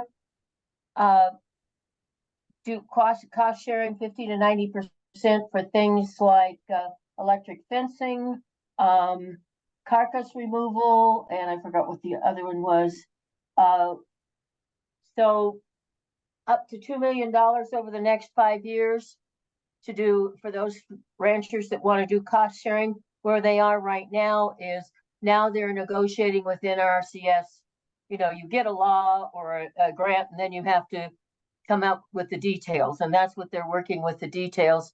So they're looking at probably these grants on EQIP won't be available until possibly next spring. As you were talking about meat processing sector, I have a meeting on Friday with the I'm going to a meeting on Friday with the Northwest Colorado Meat Sector, which is in partnership with CSU, the Northwest Colorado Development Council, and the Community Agro Alliance for the formal release of their Northwest Colorado Meat Sector feasibility study, which looks at the feasibility or the necessity for having more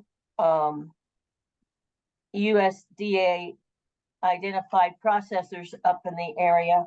And it's definitely one of the recommendations on the short thing. We have approximately in the 3 counties, we have 62 processors now selling locally and regionally.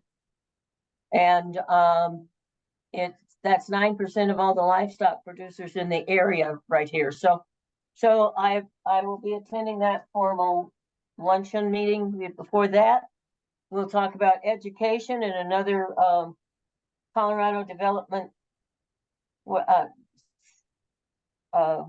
program.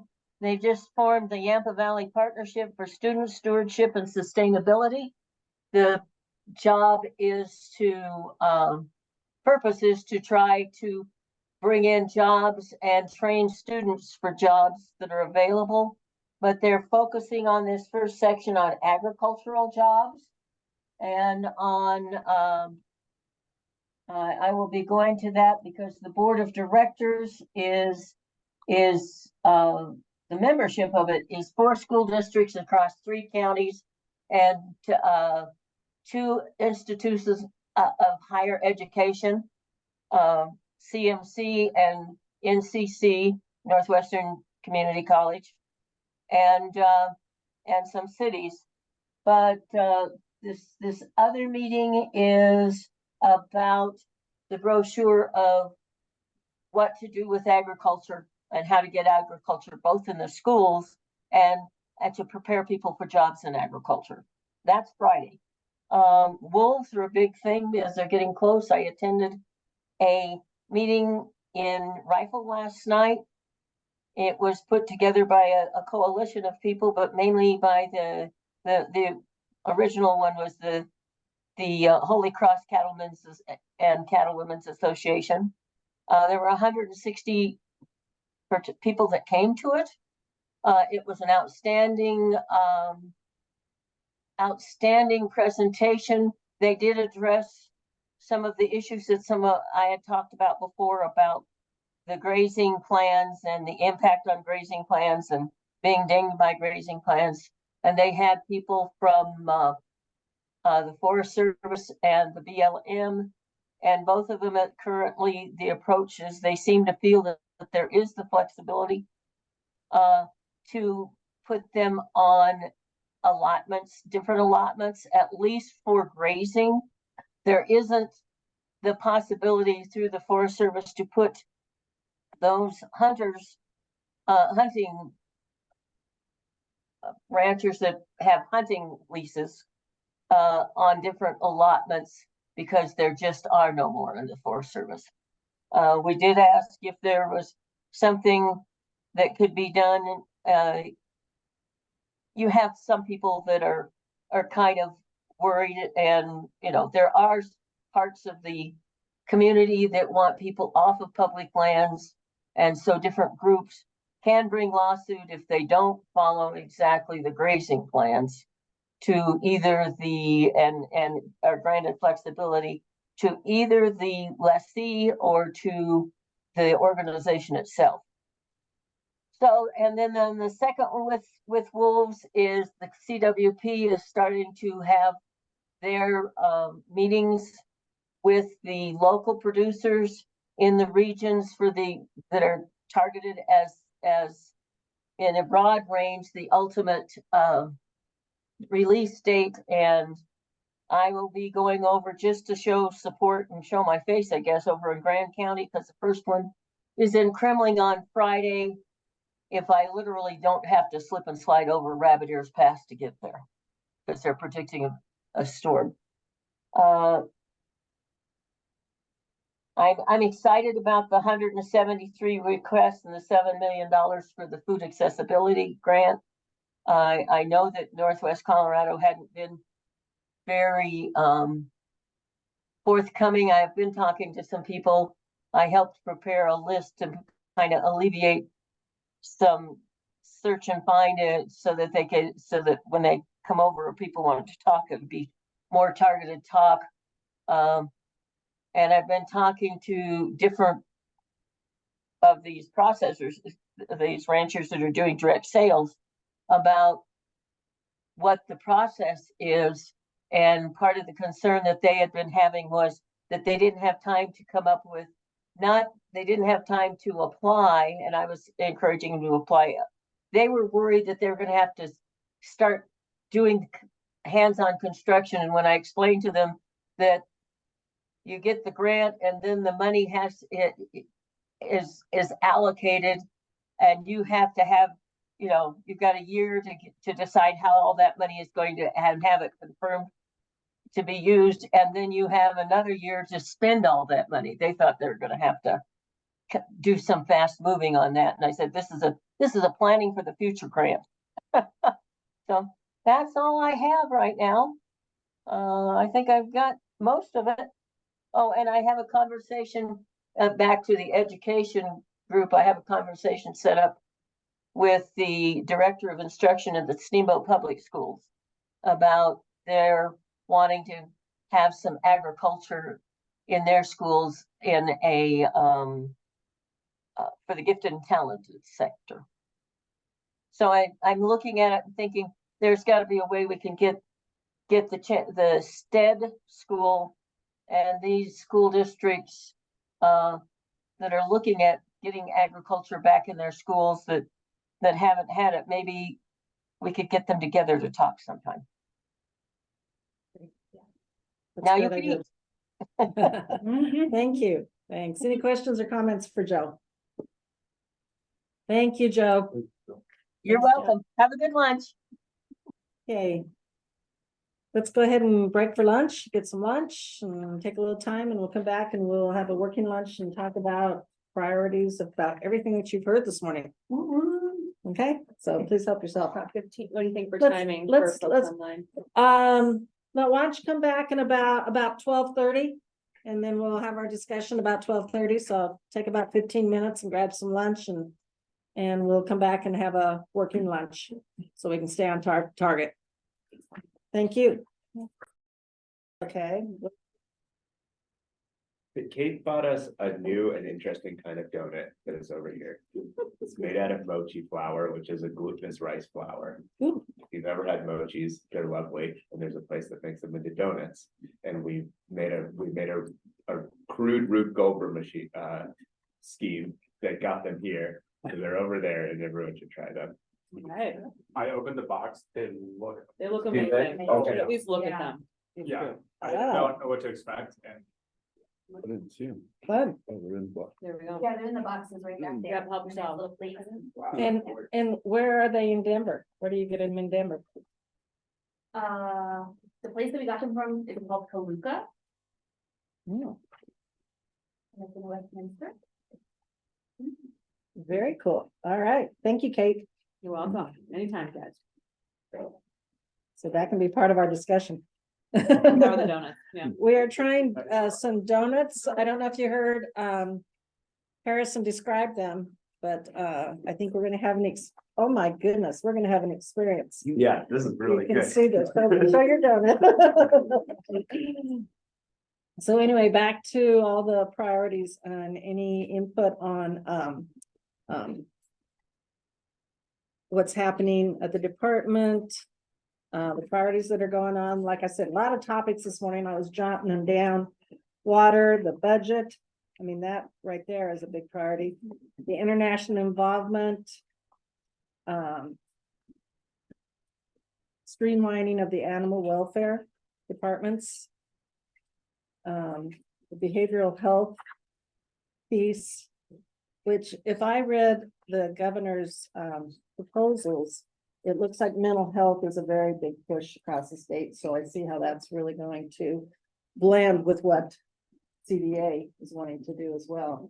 So just thinking off the top of my head, when you were talking about your international cooperation with, bless you, with the UK and with Chile, especially UK, my thought was when the products are going to be marketed, how can we show on the labels or whatever that this is a partnership between London and Colorado?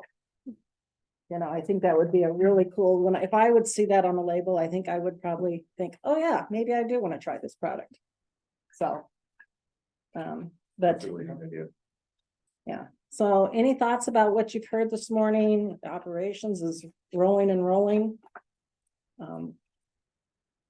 I guess my other question is, Hollis, do we have a decision dates, any announcement dates on any of these top jobs that you're interviewing for now? Do you have any dates pinpointed for announcing? No, it always gets, you know, the hiring. Sure, I understand. Yeah. Yeah, it gets a little wonky and where things happen at the end when you're in there negotiating, but I would think that we should start to see some movement on a lot of these filled before the end of the year. Right. That's the goal. Yeah. And then you'll see another phase coming in early January, February. Online, any comments? Any thoughts? Elena, thank you. Yeah, I was Kate, thank you always for doing such a good job of having a big picture, but I was curious also on some of the water issues because I think something I see here, and I always bring it up, but there's definitely like some issues, especially like how for example, like irrigation season, how does that apply to historic Osaiki water rights? There's been some real big damages by curtailing the season, because especially with climate change and early drain, you know, like a lot of these rivers are opening up earlier and stuff like that. And so it'd be really interesting because I know, like, I've tried to kind of be involved in the water master plan, and I know a lot of those rules and regs are there, but it'd be really interesting to see, like, especially the effect on farmers. And I know, like, some of the stuff that they're trying to do is, like, you know, especially like in the valley, they're trying to help pumping, so the irrigation season is helpful there, but then it also applies to surface people, and it's actually being very damaging to some of these older water rights, especially on rivers that have like dams, and so that water gets stored instead of being let out in the river, so that affects recharge and also historical use. So that'd be something I'd be really interested in hearing more about what you're working on. I know it's more the Colorado River, but I think it still applies to some of the other drainages.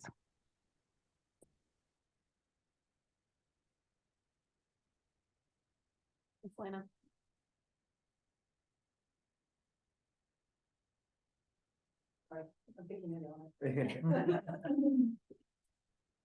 Did I lose you? I didn't hear that. Sorry. Picking out a donut. You see these? They sound so good. I love mochi, so I'm like sad that I'm not there in person. Experience for me. So I can't tell whether you got an everything note. I think I did. Okay, so be careful for garlic. Okay, Yeah. very good. This will go with my meal. I had some feedback, regarding a lot of the conversation we've had about, agrivoltaics. One, which is sort of always needs to be mentioned, is to continue the conversation in the role that we can as a Department of Agriculture about transmission. I think all this agrivoltaic stuff is great, but absent a good and reliable transmission network, I think a lot of it will end up being a moot point. And then the other piece that I think is a little bit more germane to like individual operations is the conversation around beneficial electrification. And, you know, in the state now, we've got the diesel, whatever, you punch a hole through the side of your engine and they'll give you money to buy an electric tractor. And I know for many sectors, you know, electric tractors are a long ways away. Though I can speak directly to orchards and that we're a part of the industry that is really well suited to electrification for tractors, especially with some of the other self-driving technologies that come along with it. However, I think that because a lot of these are manufactured by small firms outside of the state, there's very low interest in actually committing to one because of some of the because of a lack of parts, a lack of access to technicians, all sorts of stuff. So as we look towards electrification and EV and agrivoltaics, I would like to encourage the more of an introduction into greater adoption of electrified tools and equipment, because I think it goes hand in hand, and something that unless we see more of it actively presently in front of us here in Colorado, adoption is going to be a much longer road. I don't know if that's maybe long-winded. And I don't know, I was looking at Hollis because it seemed like you're the dude, but At a what? you're the dude. Well, Yeah. I can say that to your first comment about transmission, that when I met there, that I talked about like we're waiting on a block grant through a partnership with Colorado Energy Office, in which we are then look specifically in mapping out solar areas in the transmission grid.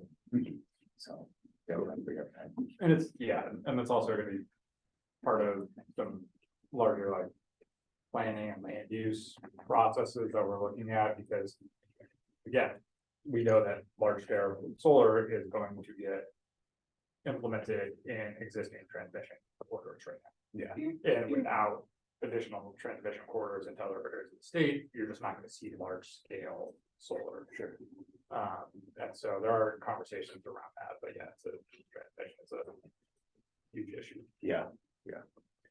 My wife won't let us get an electric car because she's like, the grid's gonna fail. I can't. She's on your electric. And she's the president of our electric association.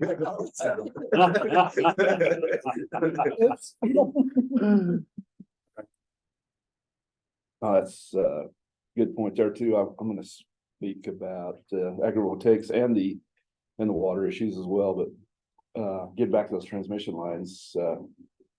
Whether our area is fortunate or unfortunate, they put a transmission line in a few years ago.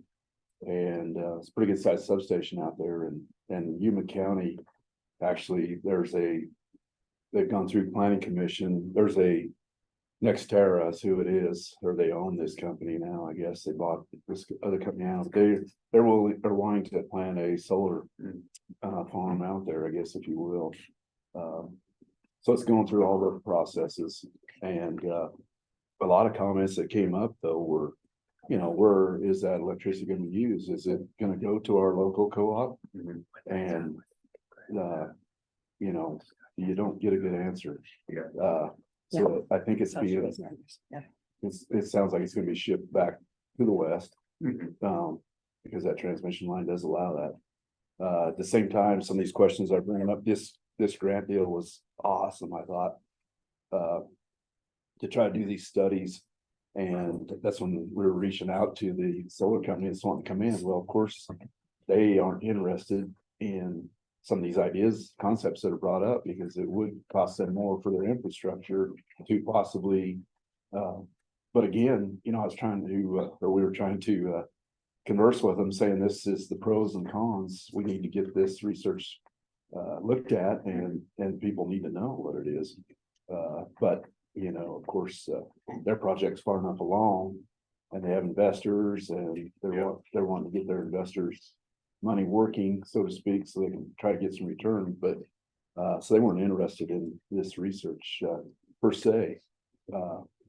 But anyway, and then, you know, you go before the county commissioners and things like that, that are, you know, they're ultimately going by the recommendations of the planning commissions and et cetera, and the comments they've heard from their public. So they'll, you know, we'll see if this project does get done, but once you allow those projects to come in, you kind of set precedents, you know, because then maybe the next solar company will come in, they'll say, well, you let these guys do this in low key, so to speak, you know, low, you know, grazing, because this company says, well, we graze sheep, you know, well, I know there's sheep in Colorado, but in northeastern Colorado, there's, you know, there's not that many sheep out there, et cetera. So that's why I was asking about the bovine and stuff, and also farming. I was talking with CSU Extension, and some of those agents have been back in the Midwest. I need to visit with them again, but they said they are seeing, I can't remember if it's already an ongoing project, I mean, ongoing business, or if they're researching too, where they do have these upright solar deals, and they're farming and grazing beside them, and they're revolving, and the big equipment to the small equipment can get on their farm, and they can do a rotational deal too, which sounds very good. So they're able to do a dual purpose. They can still farm, possibly still graze. So they were very interested in this concept as well. But anyhow, and then get back to the water.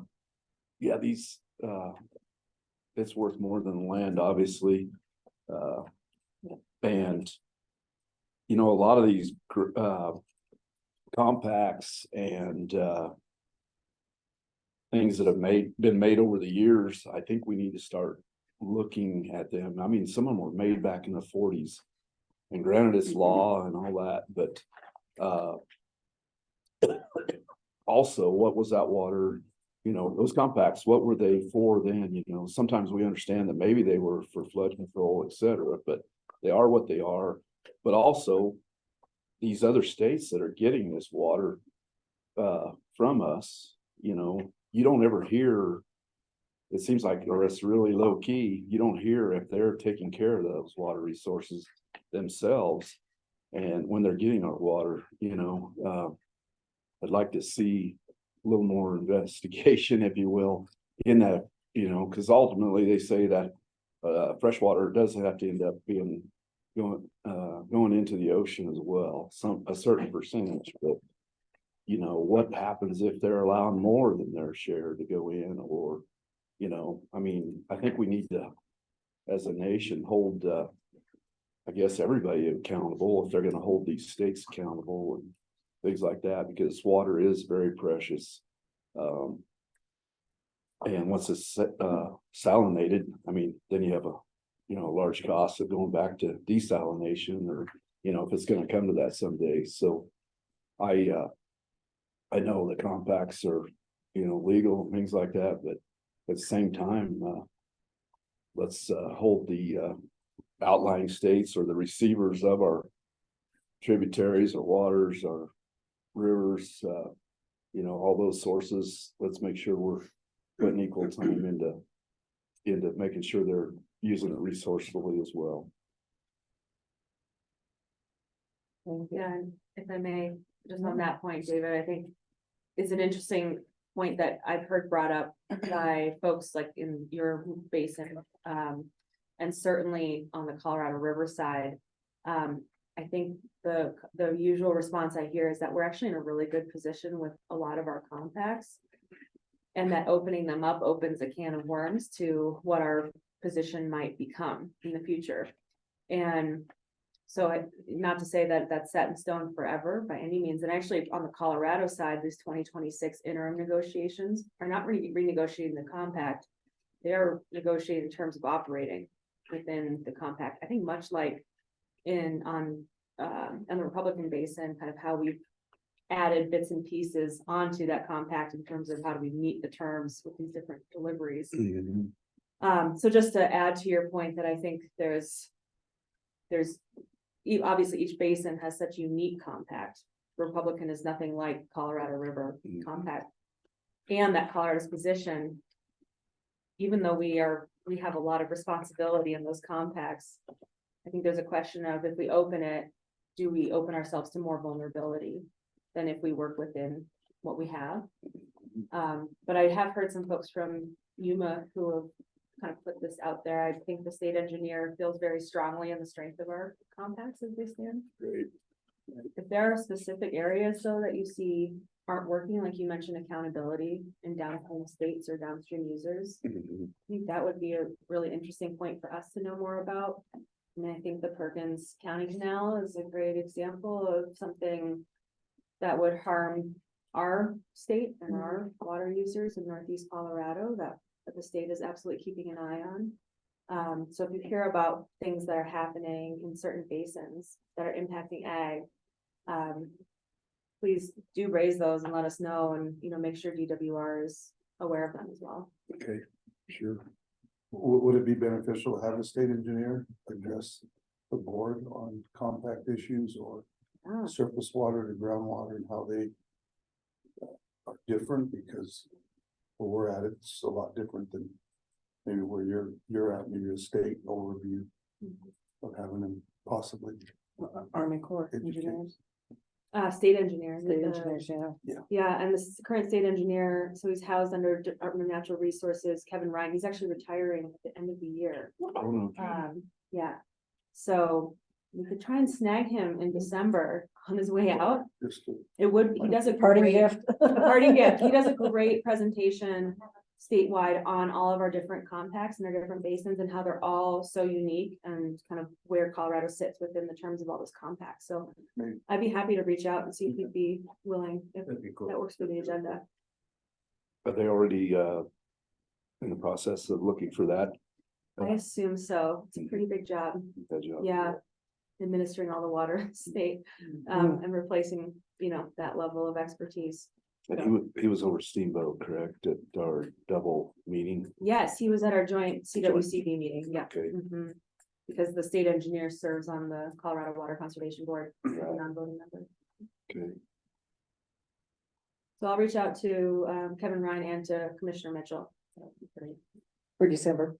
Definitely Kevin for December, and then we'll see where we can fit Becky, where she can fit us in. Yeah. Just quickly, response to agrivoltaic and electrification. We've had that conversation before. This is definitely on my mind when we're talking larger statewide policy around electrification. Again, when I first got in this job, how do we expand this to not just be EVs that are used in the urban corridors, and how do we actually make incentives and electrification useful in agricultural and rural communities? So definitely part of the internal conversation we're having on larger policies. And then with regard to agrivoltaics as well, yeah, the adoption is going to be a huge challenge. Part of that is looking at state legislation policies, because right now with utility owned solar gardens, it's the cheapest one wins with the bidding. And so can you build in a component that, awards or gives special consideration for multiple use projects like agrivoltaics? So looking at different policies around that, but then also, as you mentioned, getting in front of your county commissioners and telling them that they should be asking for this when they're approving projects is an important part of that too. A lot of times, I guess, I don't know, I'm sure they're doing it right, but a lot of times they'll say, well, we don't have those resolutions, or those ideas haven't been brought from the planning commission. So they do take they put a lot of authority in their appointed planning commissions and go from there. And then they, of course, have the right to ask questions, it seems like, but they, sometimes they don't, or they say they can't change the, I don't know if you'd say policy of the planning commission, but recommendations. You know, a lot of the stuff again starts at local levels and it's educating people. The Mhm. planning commission's not gonna say that this needs to happen unless Right. they know about it. Right. And people in the community want it. And it's interesting too, I mean, I obviously don't know enough about politics, but it's interesting when you go to those planning commission meetings too, when they get to a certain level, there's legal representation there as well, and which is good, but they'll say, okay, you've had this meeting for a certain point, but then you can't, after this, you cannot go out and talk to the public. You can talk amongst yourselves, you know, about this project. And sometimes the public's only invited to those planning commissions, maybe actually once. There's public comment at these planning commissions, like on, you know, I'm talking about this solar project actually, because I was heavily interested in it. But so there was one public comment period. The actual planning commission, in this case, they tabled their decision 1 month because they wanted to talk amongst themselves again. Then it goes to the commissioners, and then of course there's one public comment session there with the commissioners, and I guess the planning commission wasn't even there. I don't know if they're allowed not to be there then when it's a commissioner public deal, but might have been a coincidence they weren't there. But then again, the legal representation told them after this, you will not be allowed to go listen to any public comment. Just what's on the record here today. And then again, they, you know, this is new to them. So again, they tabled their decision for another 30 days or till the next meeting. And they were told again, yeah, you can only talk amongst yourselves of what you've seen here today based on public comments and what the planning commission has recommended to you. So I thought, you know, like I say, I think that's interesting that you're kind of shut off in a way, because those commissioners, you know, there's residences out there, taxpayers out there, but they're only allowed to talk to the people that showed up that day to make a comment. Technically, it sounds like, you know. Yeah, they end up acting in kind of a quasi judicial capacity sometimes, and so there's kind of different sets of rules that apply sometimes. Local politics. So hopefully, yeah, hopefully all that politics, I mean, not politics, hopefully all those questions that our residences have got to that planning commission first, you know, I doubt they did, but, you know, so otherwise you're kind of just shut down, so to speak, unless you were at that meeting. Been a topic for CCI at all with agrivoltaics and transmission and. Yeah. We raised that in our. Yeah, we've had conversations with them. And sometimes these, yeah, I mean, it's interesting to watch the body language of those, like, for example, the solar people, some of these questions were asked by the public, it's like, you know, they didn't even hear of that, or, you know, they never even thought of it themselves, and it's like, are you trying to hurry up and get something in here, you know, it gives you those. We had an experience in Delta County, big solar project, and the solar companies out of California, wherever it came in, it just treated the local commissioners, the local planning commission, you know, just like they were, you know, like they were grass seeds, and that they didn't know what they, you know, they just expected to roll this thing through and not have any pressure, and local politicians didn't like how they were treated, and they denied the project and caused a big old stink. But yeah, some of these companies really don't know the first thing about talking to rural planning commissions. Well, that's the key here too. This company, their home base is Florida. That they brought in 15 or 20 people. You know, they flew into DIA and came out to our meeting. And there's probably only 25 local residents too, you know, but so half the room's full of Floridians, I guess, if you will. You know, but anyway, it was interesting to watch that as well. But again, they think it was kind of like you said, they're trying to tell us how it should be done in Colorado. And that was kind of, to me, it kind of throws up a little red flag, you know.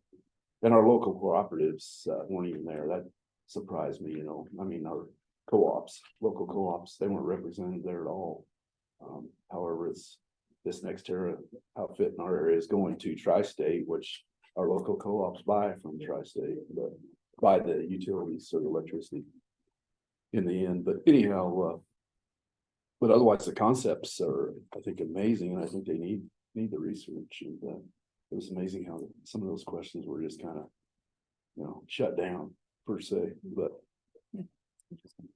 so yeah, and I think I hate to be rambling on here, but as far as our budgets, I think it shows you how ag, you know, it sounded like there were some concerns that we're trying to raise our budget 20%, but you know, in reality, agriculture is going through that right now. Our costs to produce and our costs to get things to the consumer have gone up so much that I wouldn't even say 20%. That doesn't even cover what the production of ag costs have gone up. So I think we've got to keep letting our constituents know it's the cost of doing business, whether, you know, we like it or not. And I know budgets are budgets, but we have to educate our legislators as well. I think that it really is, you know, these might be our budgets, but when we're talking agriculture here, you know, we're not asking for any frosting on top of everything. It is what it is. So I definitely wouldn't feel bad about trying to, you know, I guess you get back to politics. I don't know, maybe you just don't, you know, you don't mention it unless it's brought up. I mean, it's, you know, don't feel, don't say you're sorry that we're asking for 20% more or something. I guess is what I'm trying to say, you know, it's just, but that's my thoughts. So, and if they ask, of course, then you talk to them, but I don't know if you have to say, hey, I'm sorry, we're asking for 20% more, but it's just the way it is. I mean, it's business. I appreciate that. And I think, you know, to what Brian did down in the valley and with Jim's and their support, and so you see the collaboration there and the understanding. And I think for the messaging is it's like there's a value that we provide, right? To your, you know, we have trucks going from Albuquerque to where do we say Cheyenne, you know, in the solution. So we point out the value, and it's all about the messaging, and it's sometimes it's a hard pill to swallow, but you know, I think the messaging is the key there. I appreciate that. Okay, well, thank you. Great comments. I think we're gonna move on before Kate starts. I know Bethany wanted a couple, I just really quickly, 2, 3 more. not on the agenda, but Alex reminded me that we just got this through the accessibility filter and we're good to go. So I'm gonna be sending out after this meeting our talking points / resource manual, which is now turned into, because it's 9 pages long. I apologize in advance.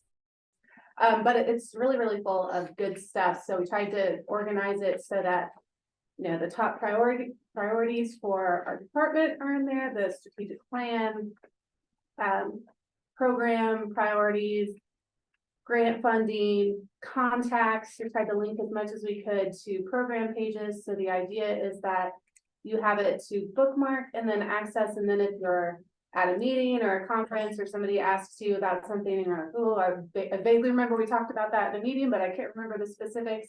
You can pull up this document and at least get to like the top talking points for those things. So the governor's budget policy items are in there.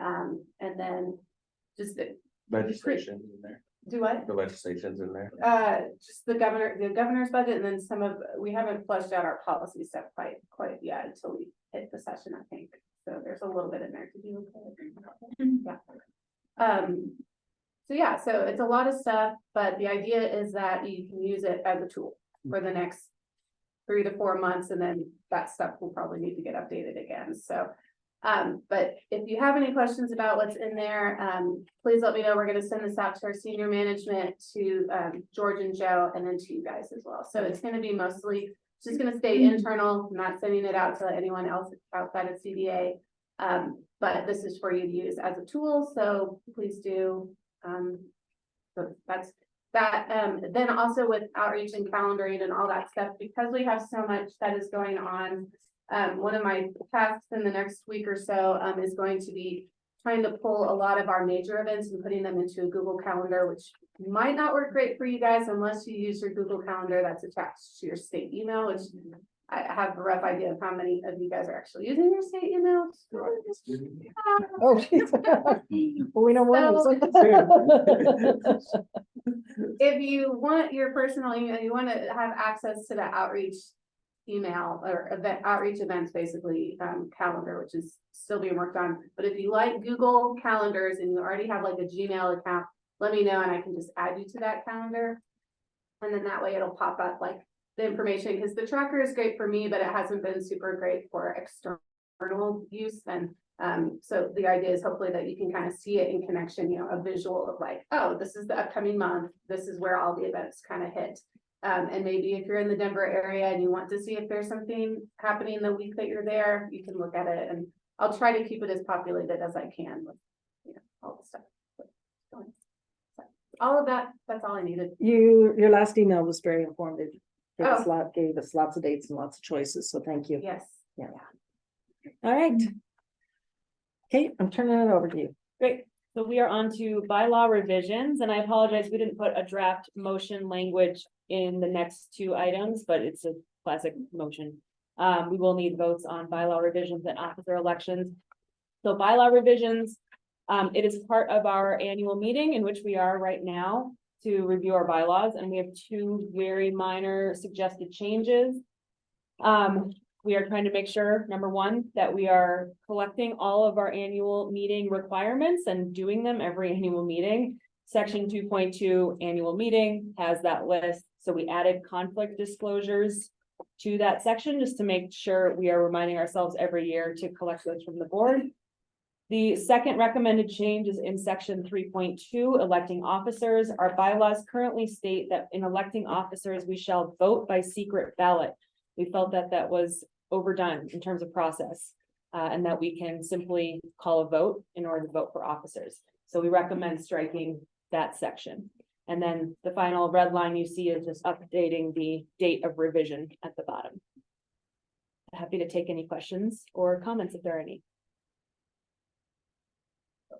Personally, I don't like the idea of striking the secret ballots unless there's a reason that we should. I would be in favor of having an either or, but I think that describing opportunity for having anonymous elections could be relevant someday still. So I'm happy with either or, but I caught that and thought to myself that it didn't immediately strike me as something that we need to get rid of. Yeah. So I'll comment to that. I think you raised a valid point, Harrison, in part because the Administrative Procedures Act under the Open Meetings Law provides for the option for it. But what your bylaws and you're tracking with is exactly the bylaws require it. So a way to kind of split this is to say, not strike the whole thing, but to exchange the shall for a may. Sure. And then you maintain it in your bylaws, but you don't mandate it. Yeah. It's an option that is consistent with the open meetings law and the voting procedures there. That I would be in favor of, rather than striking it, changing a shall to a may. Not that I want to hide my vote from anybody in this room, but I think that there's a long history of anonymity in voting in this country, and that it's an important history and one that is important to acknowledge in the bylaws. And I think Billy's suggestion is good. I had sort of read this as in striking it, the last sentence, the commissioner or the representative shall preside over the election process, the process not being defined in the bylaws, but determined by the commissioner. Sure. But I think leaving it at changing shall to a may leaves it more clear that that is a tool that can be used. I'm certainly okay with that change. Yeah. If anyone else has feedback, I don't want to be all wet on this one.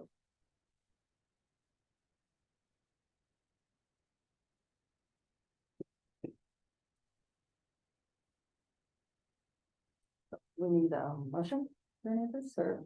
Yes, we would need a motion and approval, and we can do that. If somebody wants to make the motion with the suggested change from shall to may rather than the red line. Harrison? One more discussion. Oh, yeah, absolutely. So does that kind of, That absolutely satisfies. that's Like what I was thinking about, yeah.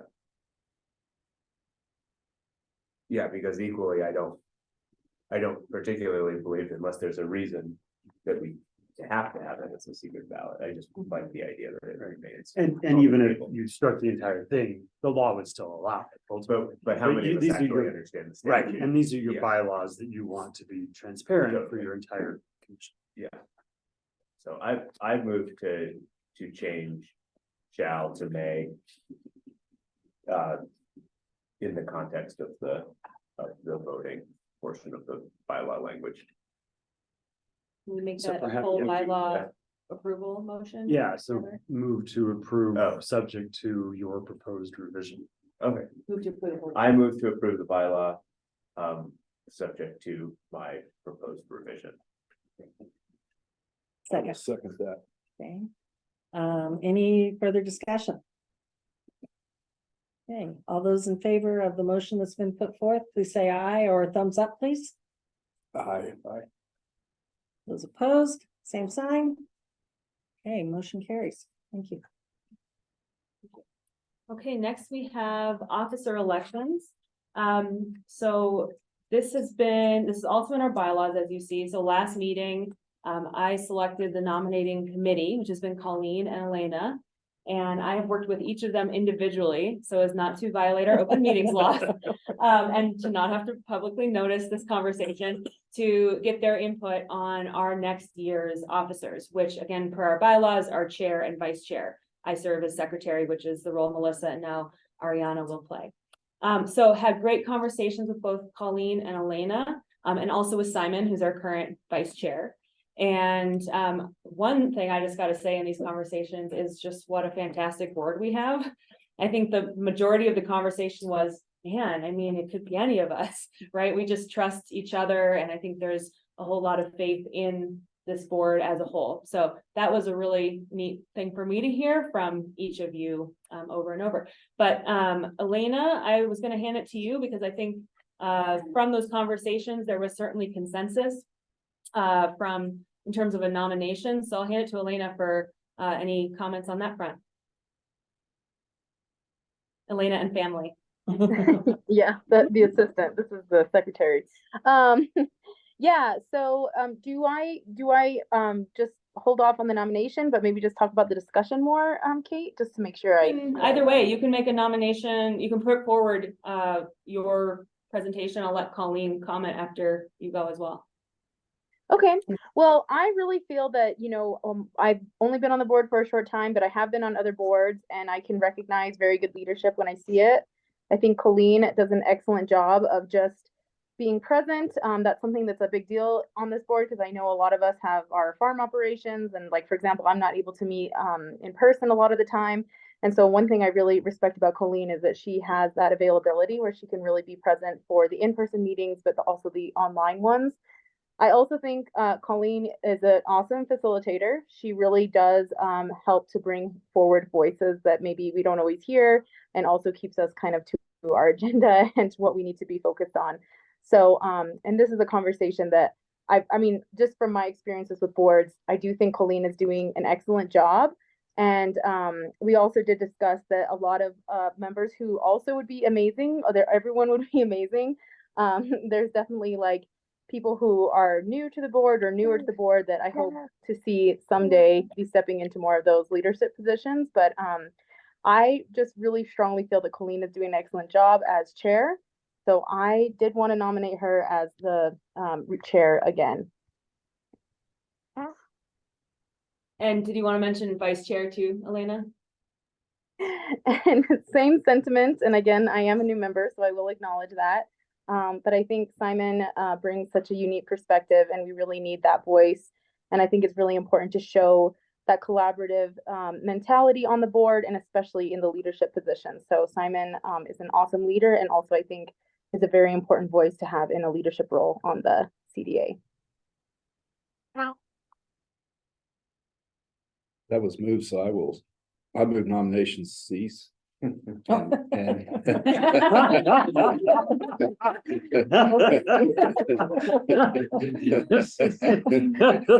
love Carly Pro. That call for the question. But I guess you need a second. I first. do need a second, yeah. So- All right, you want me to keep moving on this motion? Sure, if there's any discussion. It's motion and second, any discussion? I will say that when I talked to Kate about this, I told her that I would be happy to continue on. But I also, like she said, I think everybody is qualified and we're such a humble, but very knowledgeable commission. And so I wanted to take my name out of the equation and make sure everybody else would consider the option, but I am more than happy to continue on for another year. So thank you for your nomination. You're so generous for allowing us that space. Thank you. This is Catherine. Colleen, you've been doing a fabulous job moving us around, so I want you to stay in the position as well, and same with Simon. So I'm glad you guys are willing to continue to step up. Thank you, Catherine. Are we ready to vote? Okay, Do you want to say anything, Simon? I don't. Okay. No, All right, thank you for continuing on. thank you. All right, the motion on the table, all those in favor, please say aye. Aye. Those same sign. Motion carries. Thank you very much. So we will move forward. Oh, And, wait a minute, you voted to close the nominations. to vote the nomination, Okay. Yeah, nominations cease. Okay, so yeah, so. That was to close the nominations. So now what do I need? a motion to elect the chair and vice Okay. chair. I need a motion to elect the chair and vice chair. I so move to elect the chair and the vice chair. Second. David second. Okay, any discussion on that? Do we need to name? Do we need to say it out loud? It would be useful, but I think it's. So the motion's been set that Colleen will move on as chair and Simon will be vice chair for the upcoming year. Aye. All those in favor, please say aye. Or thumbs up. Aye. Opposed, same sign. All right, moving forward. Thank you for keeping me on track with my Harley prep. And I just want to say, Colleen, thank you. Yes. Thank you so much. Oh, sorry, I'm interrupting. Colleen, thank you so much. And Simon, thank you so much for being such strong leaders that, that confidence goes along with it. So thank you so much. Thank you. And your little one did this the whole time. You have one no vote. We had one no vote, yeah. She's just regurgitating all her food all over me. So it's really a wonderful experience over here. So we're gonna move on and talk about the 2024 schedule discussion. Before we do that, Melissa, I would like to just personally thank you. I know I can be a pain in the butt sometimes. So thank you for everything that you've done, and just look out, Ariella. But welcome aboard. Thank you. So Melissa, you want to talk about the 2024 schedule, which is included in our packet, correct? It is included in your packet, and let me see if I can get it up on the screen. I have too many things up. Give me just a second.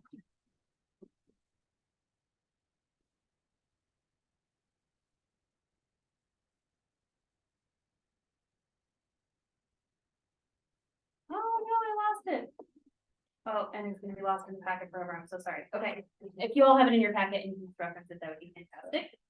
I am essentially just seeking any volunteers to host our meetings that are happening throughout the state. As you know, what we typically do is we switch this off every other meeting. So we have our virtual meetings and then we have our in-person meetings. Our annual meeting in November and then our January meeting, typically here at the Broomfield office. The other meetings that we have, we try to do those throughout the state. And this is a really great way to, one, get you out of your district and into another ag district, but also we ask that our ag commissioners host us in their district and show us a little bit about, anything that they have going on, either major agricultural commodities that are happening in that area or any tours that they would like to take us on. So I am asking for volunteers for our 2024 meeting schedule. The first meeting is the March 20th, I believe. Yes.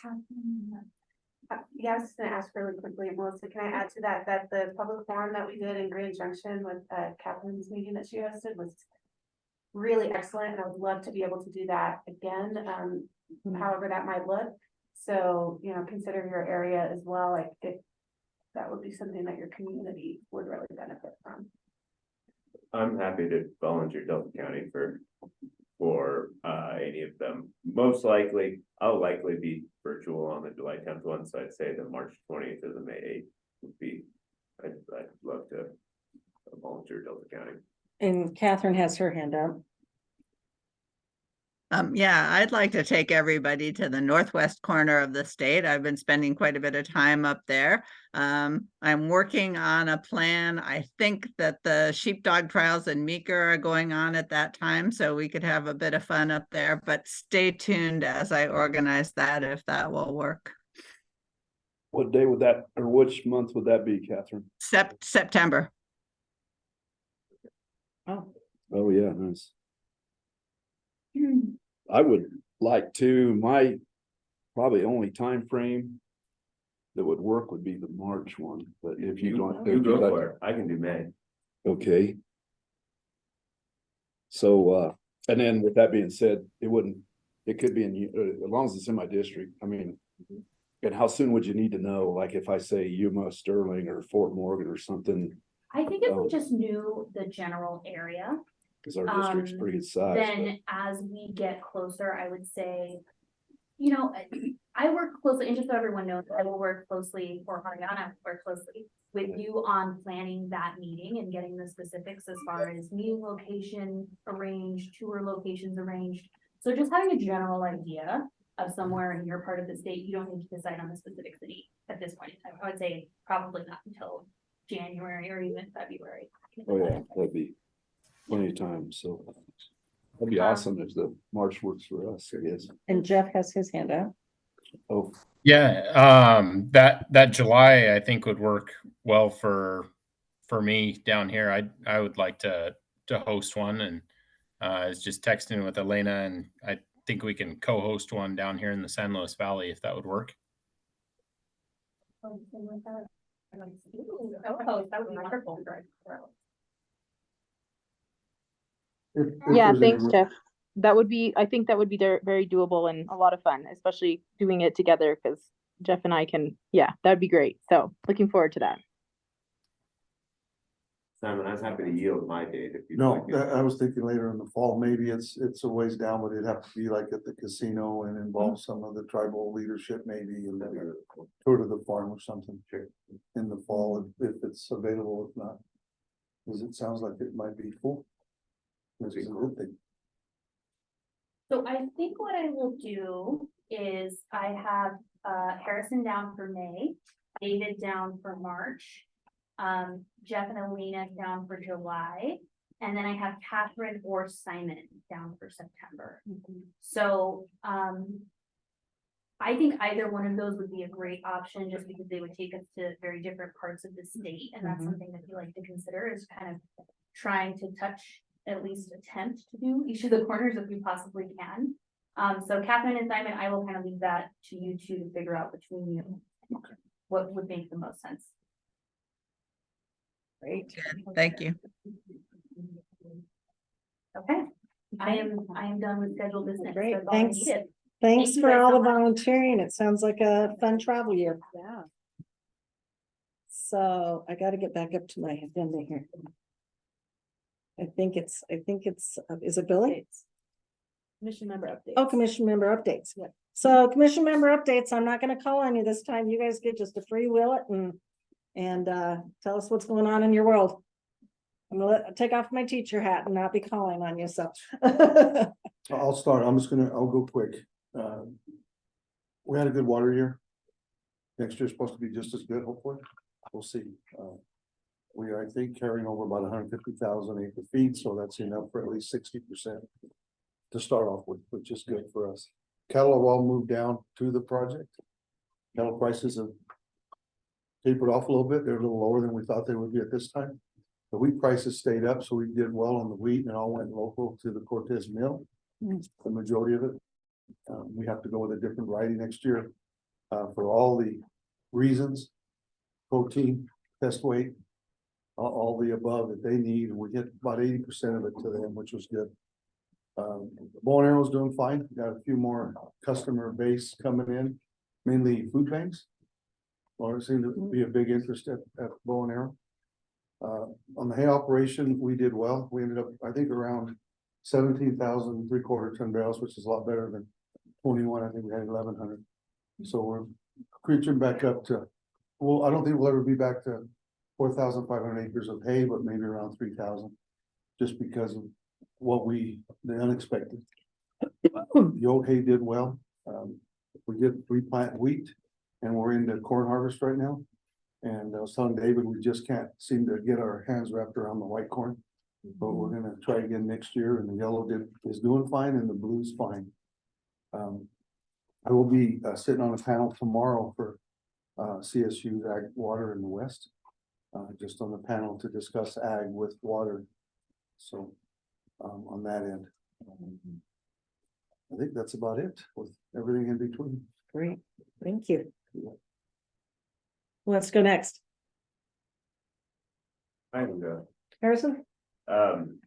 Generally speaking, I think it was a very good fruit year for everybody. Everybody that I've talked to has come out, if not ahead, certainly not behind so far. A couple of big things on a national perspective that may impact us. There's a big bankruptcy in California with a big peach backer out there that had recently been had a corporate takeover happen. And it'll be interesting to see if that changes prices for us. We are the highest price peaches in the country, but that doesn't mean that we're not tied to national prices in some ways, and so it'll be interesting to see if a big packer going through bankruptcy is going to impact that at all. Also from organics, the Northwest has a 60% increase in organic apple production this year, which will be which could potentially hit Colorado apples. We are more price sensitive to national prices when it comes to apples. So interesting to see how that will shift things for the organic market in apples. Prices were depressed on apples this year. Our area is doing well. Sedimentation in Pioneer Reservoir, which is a major reservoir up there, continues to be a hugely dramatic issue, and we can't seem to get the Bureau and the Army Corps to get along to get us really moving on that project. And it's kind of a heartbreaking situation. So I also wanted to share just a small digest of all the times that I had the opportunity to hang out with CDA and their inspectors this summer. I'll start with the STAR program. We were a member of the STAR Plus program, or I don't remember if STAR or STAR Plus. It was very easy, and I was actually just sharing with Kate this morning that it was maybe too easy. I filled out a form. It was a very simple survey. I loved the idea of it being executed by the conservation district. However, they're under-resourced, and the oversight into what we were actually doing or not doing was non-existent. So I think it was a cool program and a lot of cool ideas, and one that we were thrilled to participate in, the one that I can't frankly even remember what we said we were going to do. And there was just, I think it would be interesting to explore what that looks like as it becomes a more serious potentially market force or factor in some of these other, trade and broader conversations. Organics went well this year. Every couple of years they redo how you fill out all of the organic modules. That happened this past year, and then our inspector came out and said that they were going to redo it again next year. Oh boy, does that sting. It's really a big lift to redo all of the, normally we're just updating what happens year to year, but when they change the format, we need to re-input all that data. I think there's going to be a small mob forming if we have to redo that data again when we're, next year, in addition to what we did last year. I don't know if that's what Callie has in mind, but it is a a burden to my heart and my time. Sorry to interrupt you, Harrison. And you, I think you answered, you're in connection with Callie on this and. I don't know. I haven't said to Callie. I have not heard from Callie whether she's changing it or not. I know that we're going digital. I know that we're going digital next year. And I didn't know whether that meant that all of our data would translate from the module she changed, from the format she changed us to this year to the format she will, to the digital format. It's possible that that will be a smooth transition, but if it means doing it all over again, it's gonna be a real bummer. Just because it's just a lot of time and a lot of data to enter, to redundantly enter every year. So absolutely, thanks for that feedback. I'll connect with Wanda and Callie and see what we can do there, get more information. yeah, and like I said, I don't know if it happens, it'll be a bummer. She may have this planned out and it'll be perfect. Food safety was a breeze. Those guys rock. They come out, they are well trained, they're well adjusted to working with growers. It was Brian and his shop. I really meant it when I said it earlier. They do a great job.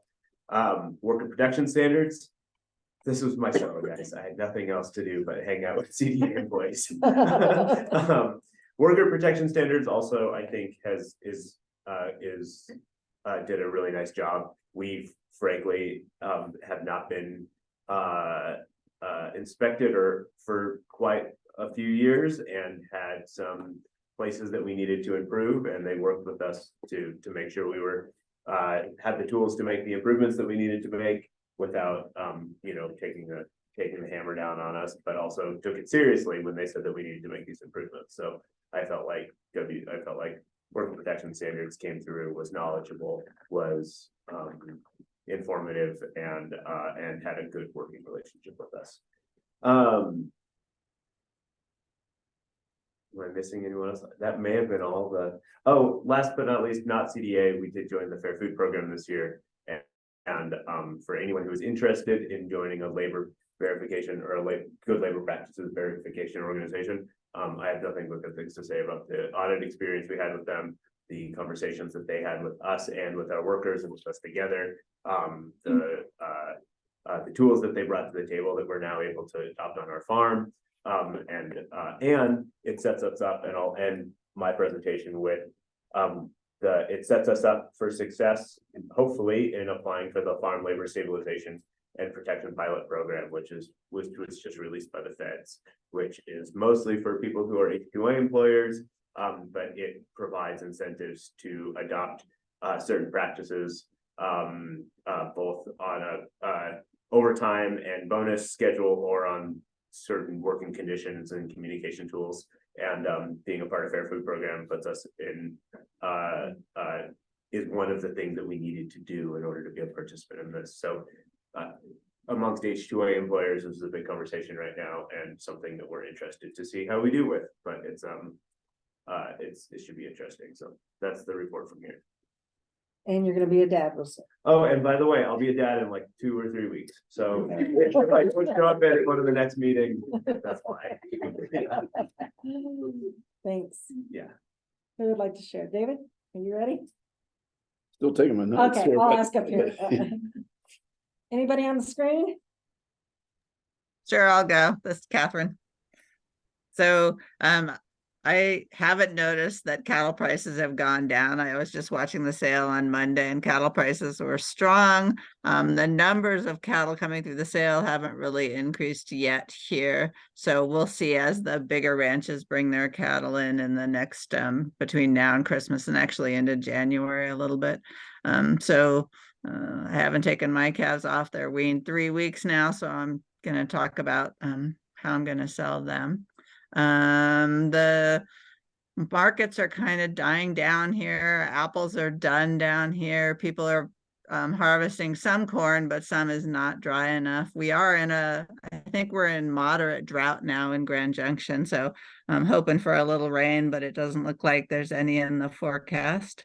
Let's see what else. There's still some gardening going on. So winter crops are still in the field, like broccoli, cabbage, spinach and cauliflower. So people are still harvesting that. You can still go out to a farm and get the winter crops. See, I've been busy grant writing. I'm working on 3 different meat processing expansion grants, 2 in Colorado solely and 1 in Colorado in California. Just want to talk about sort of the disconnect between what the federal government says they're trying to do and the availability of financing for smaller organizations. We're supposed to be able to use the federal loan guarantee program through rural development, and that's been very hard to navigate. A lot of the banks aren't interested in meat processing, probably because of all the closure of plants over the last 40 years. They look at it as an extra risky business and don't really read your feasibility study or your pro forma. They just have made an executive decision that they're not interested. So we've had a hard time navigating a bank loan. We're getting down to the deadline. I hope we have a really great project that has a success record of a year. And unfortunately, one bank just 3 weeks into discussions with them said they weren't interested in doing a construction loan, leaving us scrambling with only 2 weeks left. The other 2 projects are smaller and are mostly self-financing. One of them's taken an investor in, but I'm not really sure what we can do about, but the loan guarantee program needs some modifications if we're going to help meat processors with it. There's a grant writing seminar or going on the Western Slope if anyone's interested. I think it's the 15th of November. They're training people. Western Colorado Alliance has a 4-hour training on writing grants. So that might be helpful as we go into the next year with the Value Added Producers Grant, and some of the other grants are going to open soon. And I guess that's about it around here. It doesn't really look very fall-like. We still have leaves on a lot of the trees. They were blowing off in the wind yesterday, but haven't had a really hard freeze. The grass is still green. The alfalfa has died back some, but I see in the shorter fields, the alfalfa is still growing some.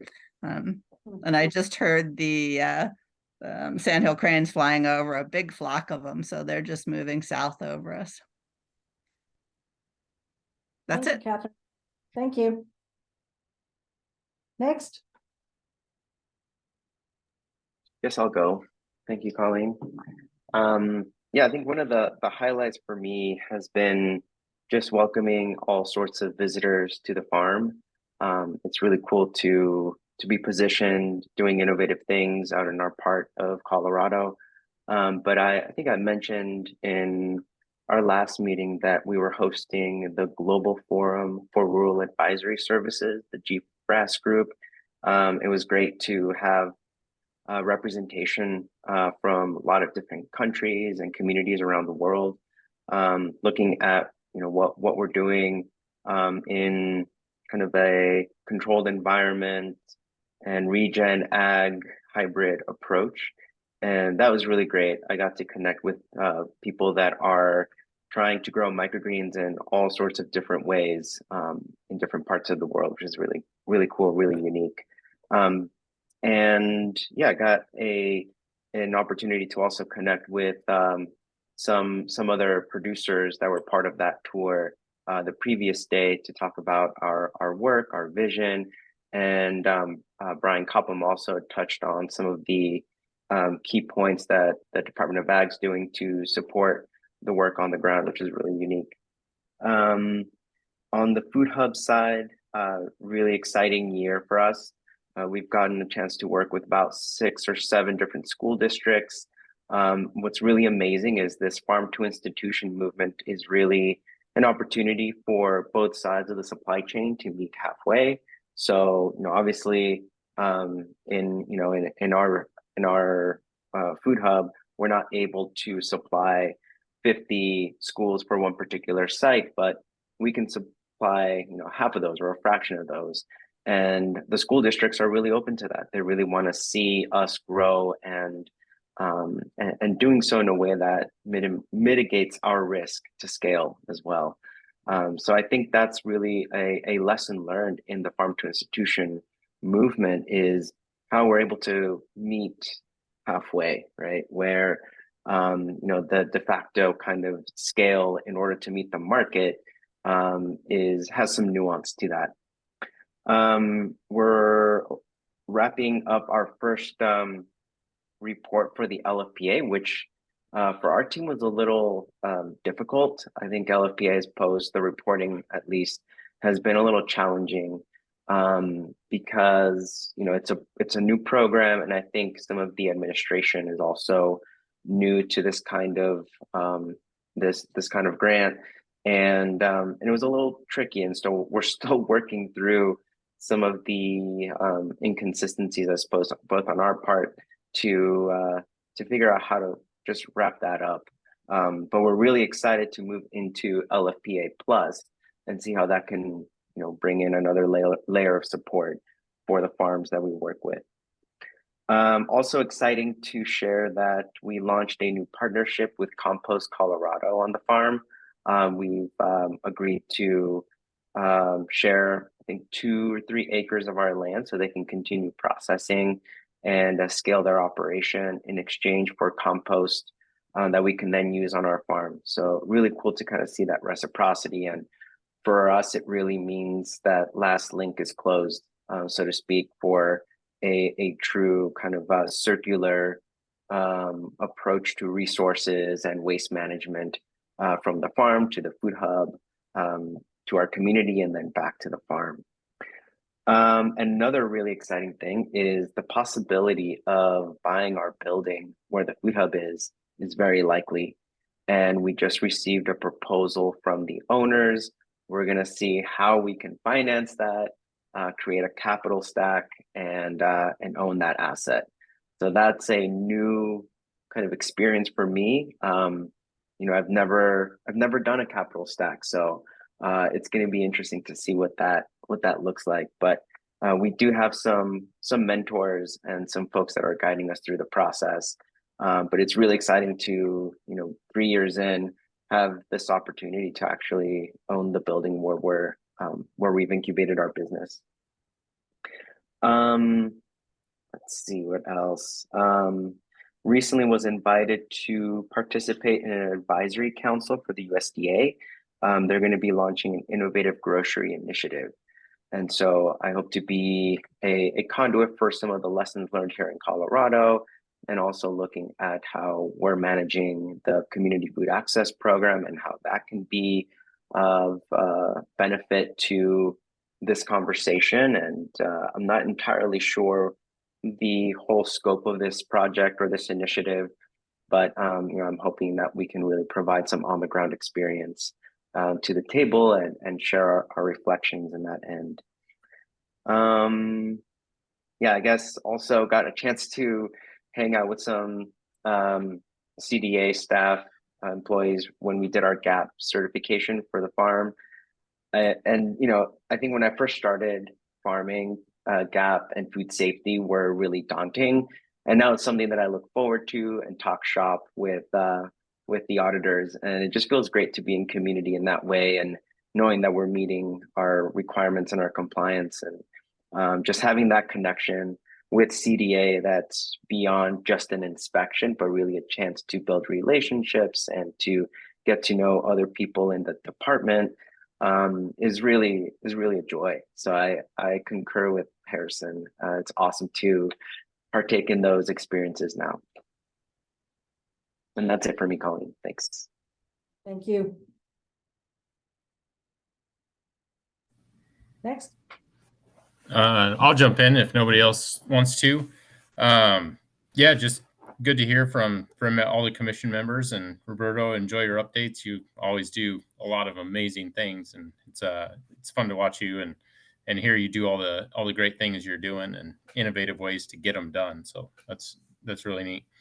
San Luis Valley wise, potatoes are all harvested, all put to bed, and then we are experiencing the biggest crop in the nation that we've seen since 2018, or even beyond then, I think, which is creating a big supply and demand problem for us, where supply far exceeds demand, and we're seeing the lowest prices for potatoes that we've seen in at least pre-COVID time anyway, or in the last 4 or 5 years. So it's really not the prices that we've been accustomed to here in the last few years.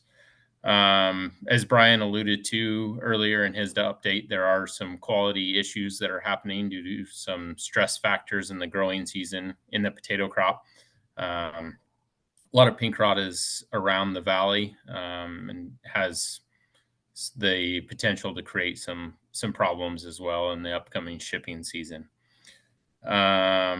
We ended up about a net zero as far as our aquifer is concerned.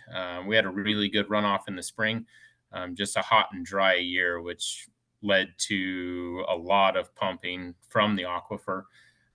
So we're about net zero gain on that from the last numbers that I saw. A few things that I'm looking forward to coming up. I guess Jennifer is going to be down talking with Brian Pauly, and I understand she's going to come and take a shed tour of our packing facility. So definitely looking forward to that. And yeah, just hearing Kevin Rhines retiring is, I'm happy for him, but he's also a really good asset and really understands the water around the state of Colorado here. So hopefully we can find somebody just as good to fill his shoes. So other than that, it's kind of business as normal in the valley. It's definitely slowed down now.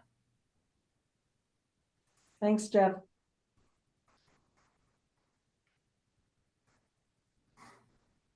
Elena or David? Elena? There she is. Sorry, my kid was crying until like a second ago. So yeah, my updates are kind of brief, Jeff. Yeah, it's been dry. It's been a dry fall. Hold on a second, let me. And yeah, I just recently had a death in my family, so I'm still kind of. Oh, I'm sorry. Let someone else go. This kid is like very unhappy. We'll come back. All right. Okay, mine will be brief too if I don't ramble off of my notes here. You know, out our way, I guess, I don't know how the brand inspection commissioners going there, but with the loss of our prior one, major concerns there too to get that going. We're back in the Palmer drought index again. I think we're in D2, so it's we had great rains early this year, and then about the middle of July they start slacking, and then other than our F3 tornado that went through that region, I believe in August, and had some rains there in minute areas, we really haven't had any moisture per se. August, September, October, and now we're into November, just real small amounts. So the wheat crop's looking pretty sorry, really, and some of it hasn't even come up that was planted. Let's see here. There's decent cattle prices out there. Even with the board dropping drastically here about 10 days, 2 weeks ago, the cash prices have stayed pretty good in our area. As far as the other grain harvest, corn and milo harvest, everybody's trying to wrap up. There'd be a lot of it wrapped up this week, if not next week, depending on weather. The sugar beets finished up yesterday, and there was a little delay there. They had gotten froze there about 10 days ago also. So the storage conditions won't allow to harvest them, store them. However, the temperatures have been ideal, so they basically healed back up. So that's why they let them go in our area again. And I think Colorado's within 5% of being done as far as that goes on sugar beet production. Major concerns in the sugar beets were the freeze, so it will affect our input on sugar, and it will affect the yield. Also, Palmer Amaranth, which is a pigweed type, I forget the scientific name, but that's becoming major issues out there as far as competition. And then there was some hail there too. So yields are down, corn, milo, sugar beets.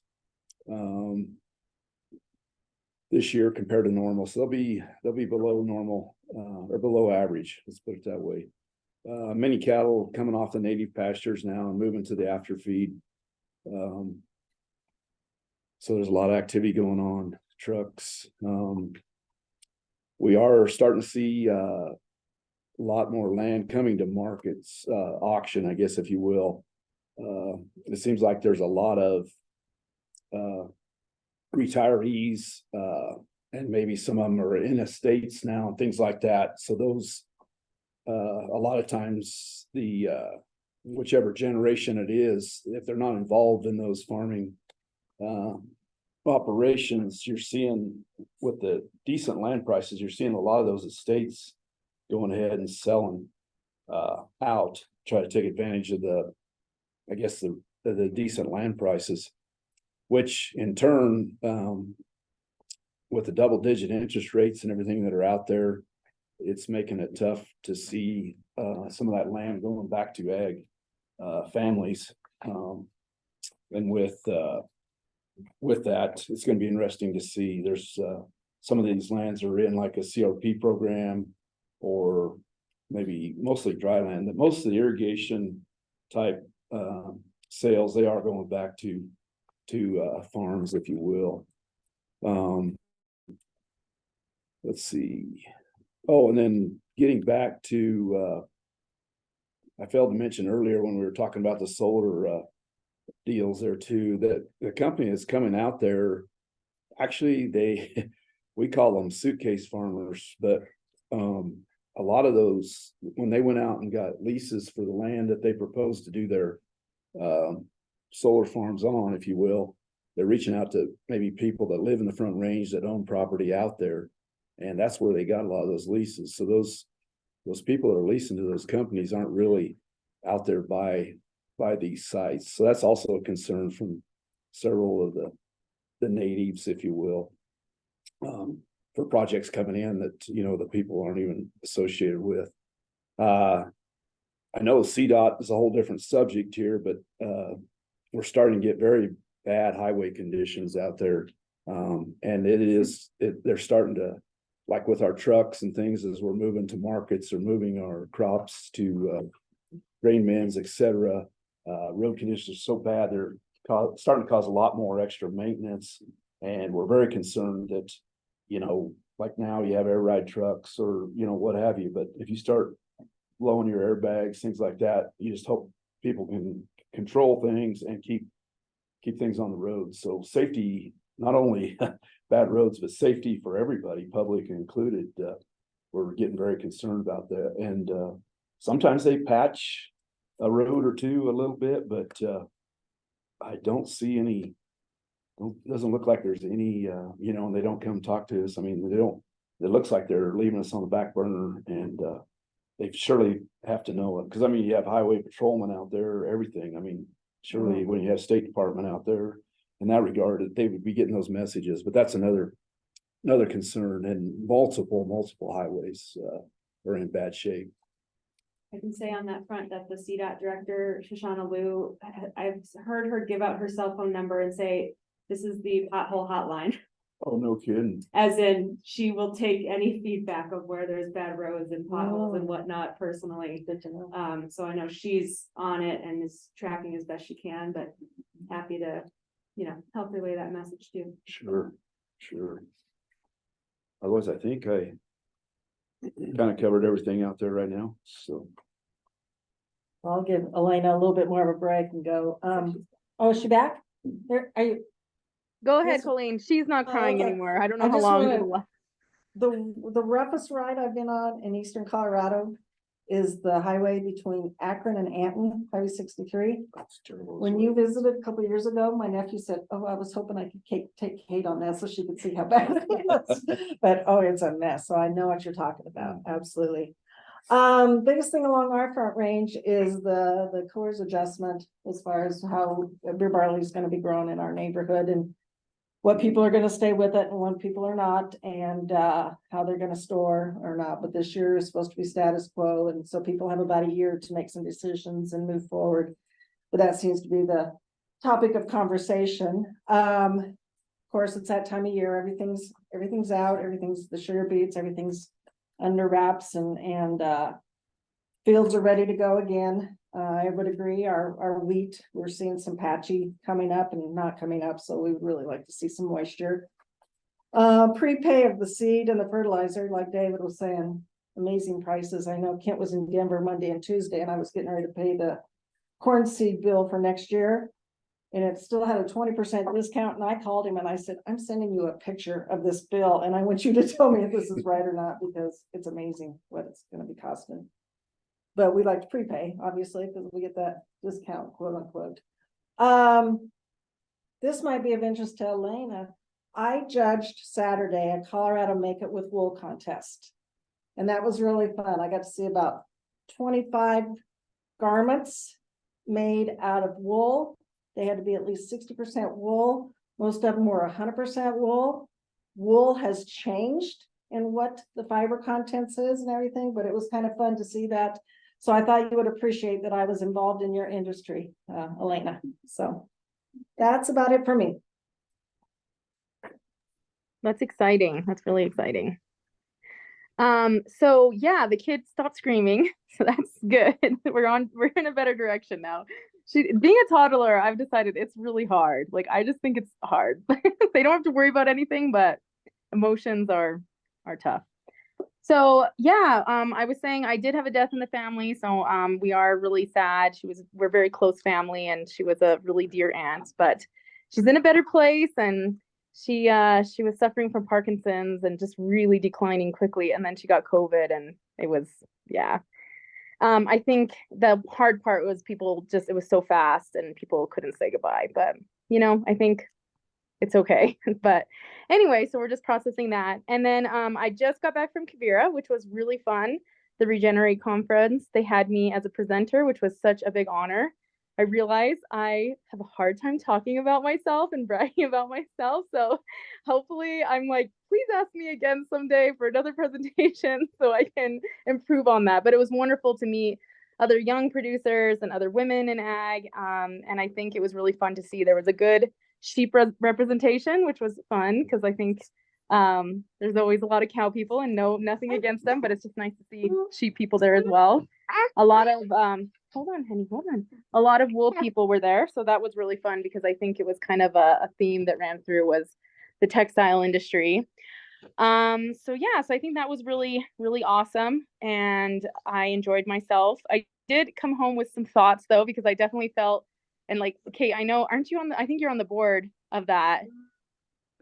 Yeah. Oh, yeah. And one of the things I got in a debate with somebody on accident about how the desert was degraded. And I was like, but isn't the desert its own ecosystem? So it was definitely an interesting conversation of I think there's some really amazing practices that I'm going to be implementing on my farm. And I know some of us are already doing them in the room.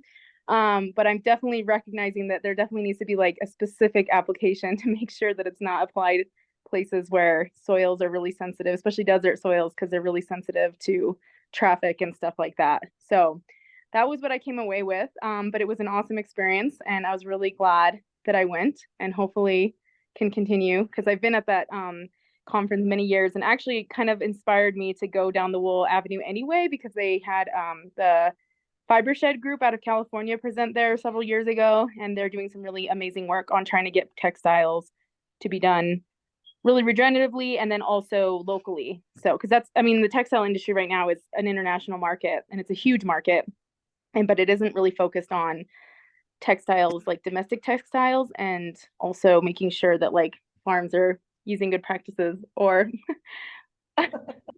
or that the dyeing process and the cleaning process is done well. And actually, the textile industry is 20% of water pollution around the world, and a lot of it's just because of the way we do dyeing, and then we do it in countries where there's not a lot of regulations. That's why most of our textiles are made in other countries, is simply because here in the States you could never get away with some of the human rights atrocities and also environmental atrocities that happen with textiles. So I think that's something I'm really interested in and passionate about. So I'm glad, Colleen, you got to go and have fun with some wool products because it is a really great product and it does grow and it does grow really well here. That's about all I have for updates.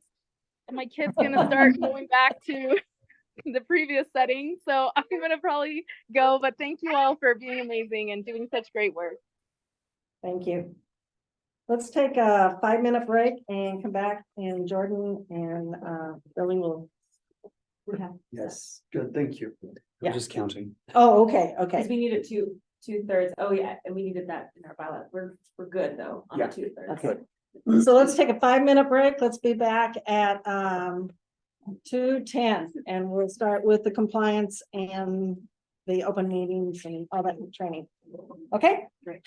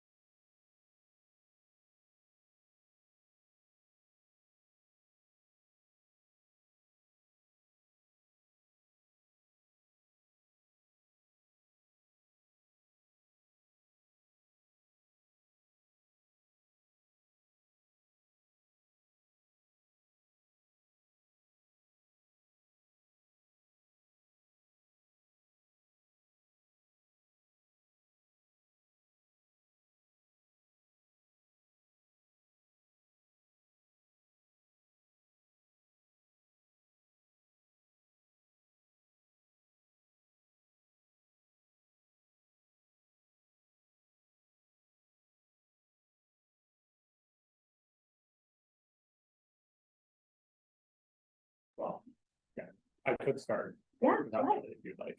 Yeah, please, yeah, if we're ready, let's, Yeah, we're on meeting. it's up to you. What you want, Billy, as your sidekick? Well, we'll quickly move into Billy's section, but we'll get through the rest of it before that. Okay, So, this is kind of the official annual training for the Ag Commission is required for all boards and commissions. There's a state statute that does require this to make sure that you have all the tools and knowledge that you need to effectively carry out your role as an Ag Commissioner. And as you have seen in your bylaws, it is also required in your bylaws. So that's the purpose of this today. We normally do kind of a very high level kind of overview of the department, the org chart, the mission, the WIGs, our core values, and our budget. These are things that we talk to you about all the time in extensive detail, and my very high level overview would just be incredibly redundant to the things you've already heard today. So if it's okay with you, I will just skip those sections to save a little bit of time, unless there's any questions. I think with no objection, that would be great. Great. Well, really with that, I will hand it over to Melissa then. It's me, I'm on. So most of you already know these, but we're gonna go over it really quickly. Obviously, we decide our meeting schedule at our October meeting, and then we kind of fine tune it here at our November meeting, setting it for the following year. All of you receive emails from me a week prior to the meeting with the board packet and all of the information that you need to review, along with logistics for that meeting.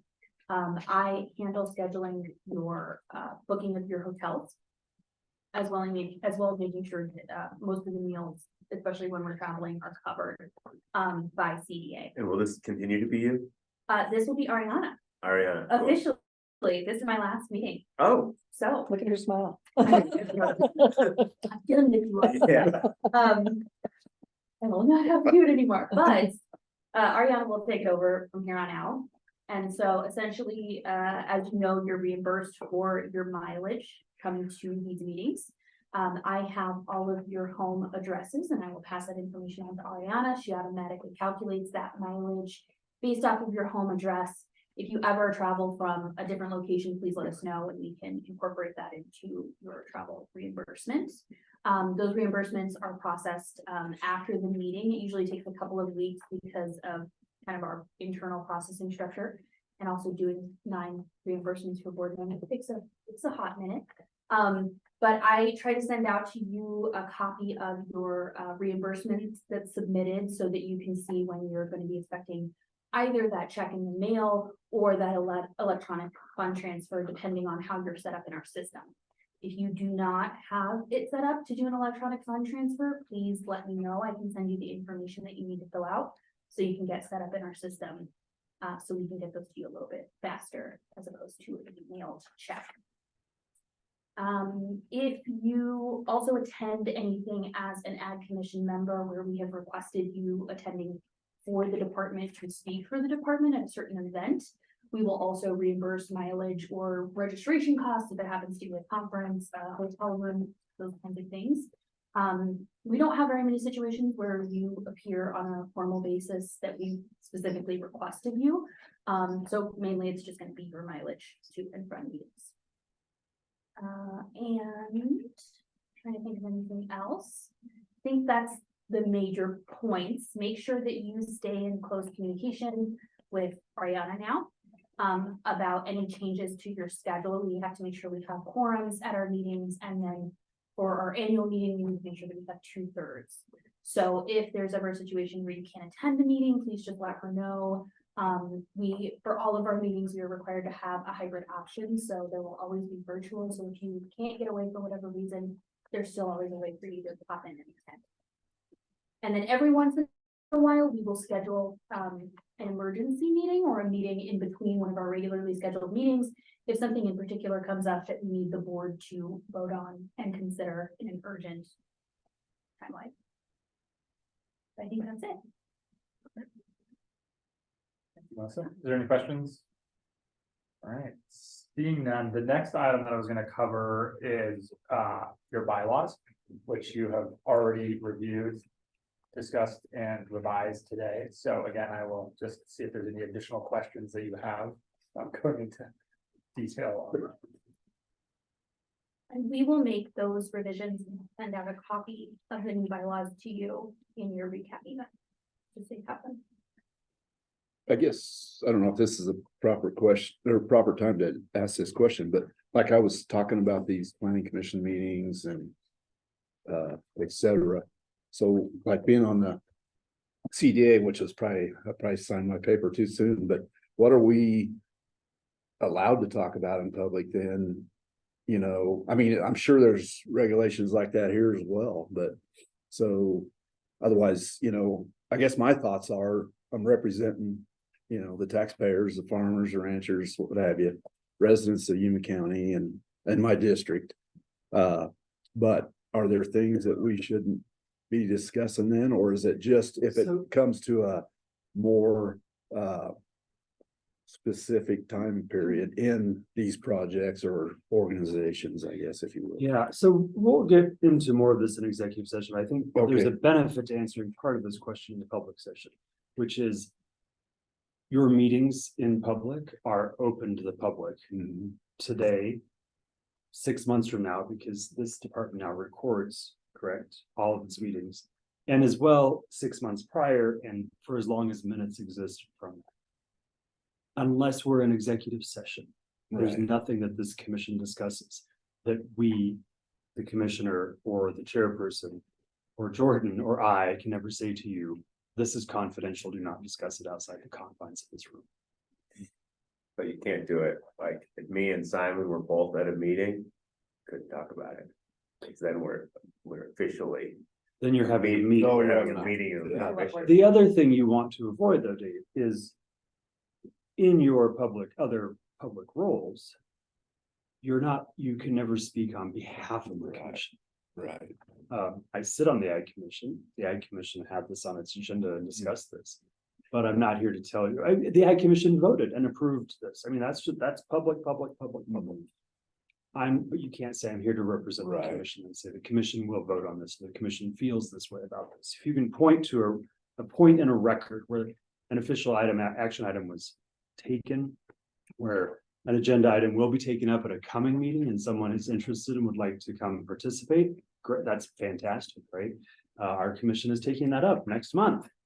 Our meeting is in Broomfield. Please join us. It's open to the public. So you should feel you have liberty to do those things and few restrictions and confines other than ever speaking as the board or as the commission. Okay. Totally answers the question. Thank you. Yeah. Yes. Roberto has his hand up. Roberta? Yeah, Billy, along those same lines, let's say we are offering a letter of support, for example, you know, and we, in our bio, let's say there's a bio attached to that, and we mention that we're members of the Ag Commission. Does that compromise any of these compliance measures if there's an express interest for something?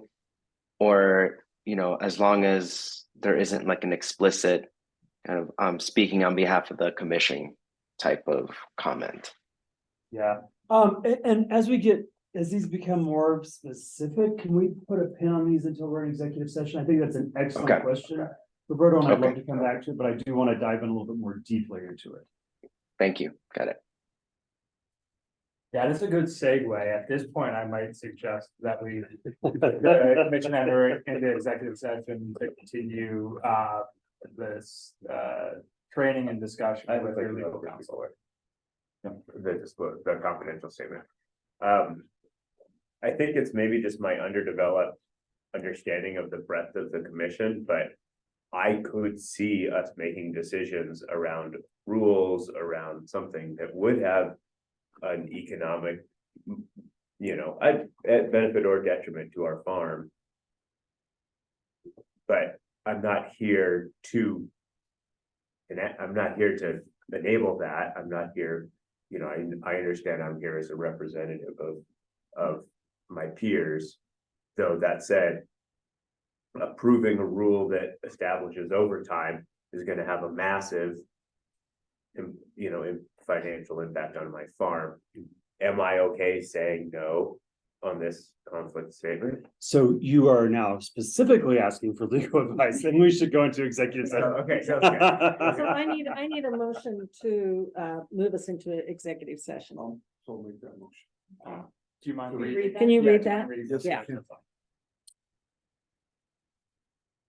Let's see, I move we enter into executive session for the purpose of receiving legal advice from the board's attorney on matters related to the open meetings law, the Colorado Open Records Act, and conflicts of interest pursuant to section 24-6-4023A11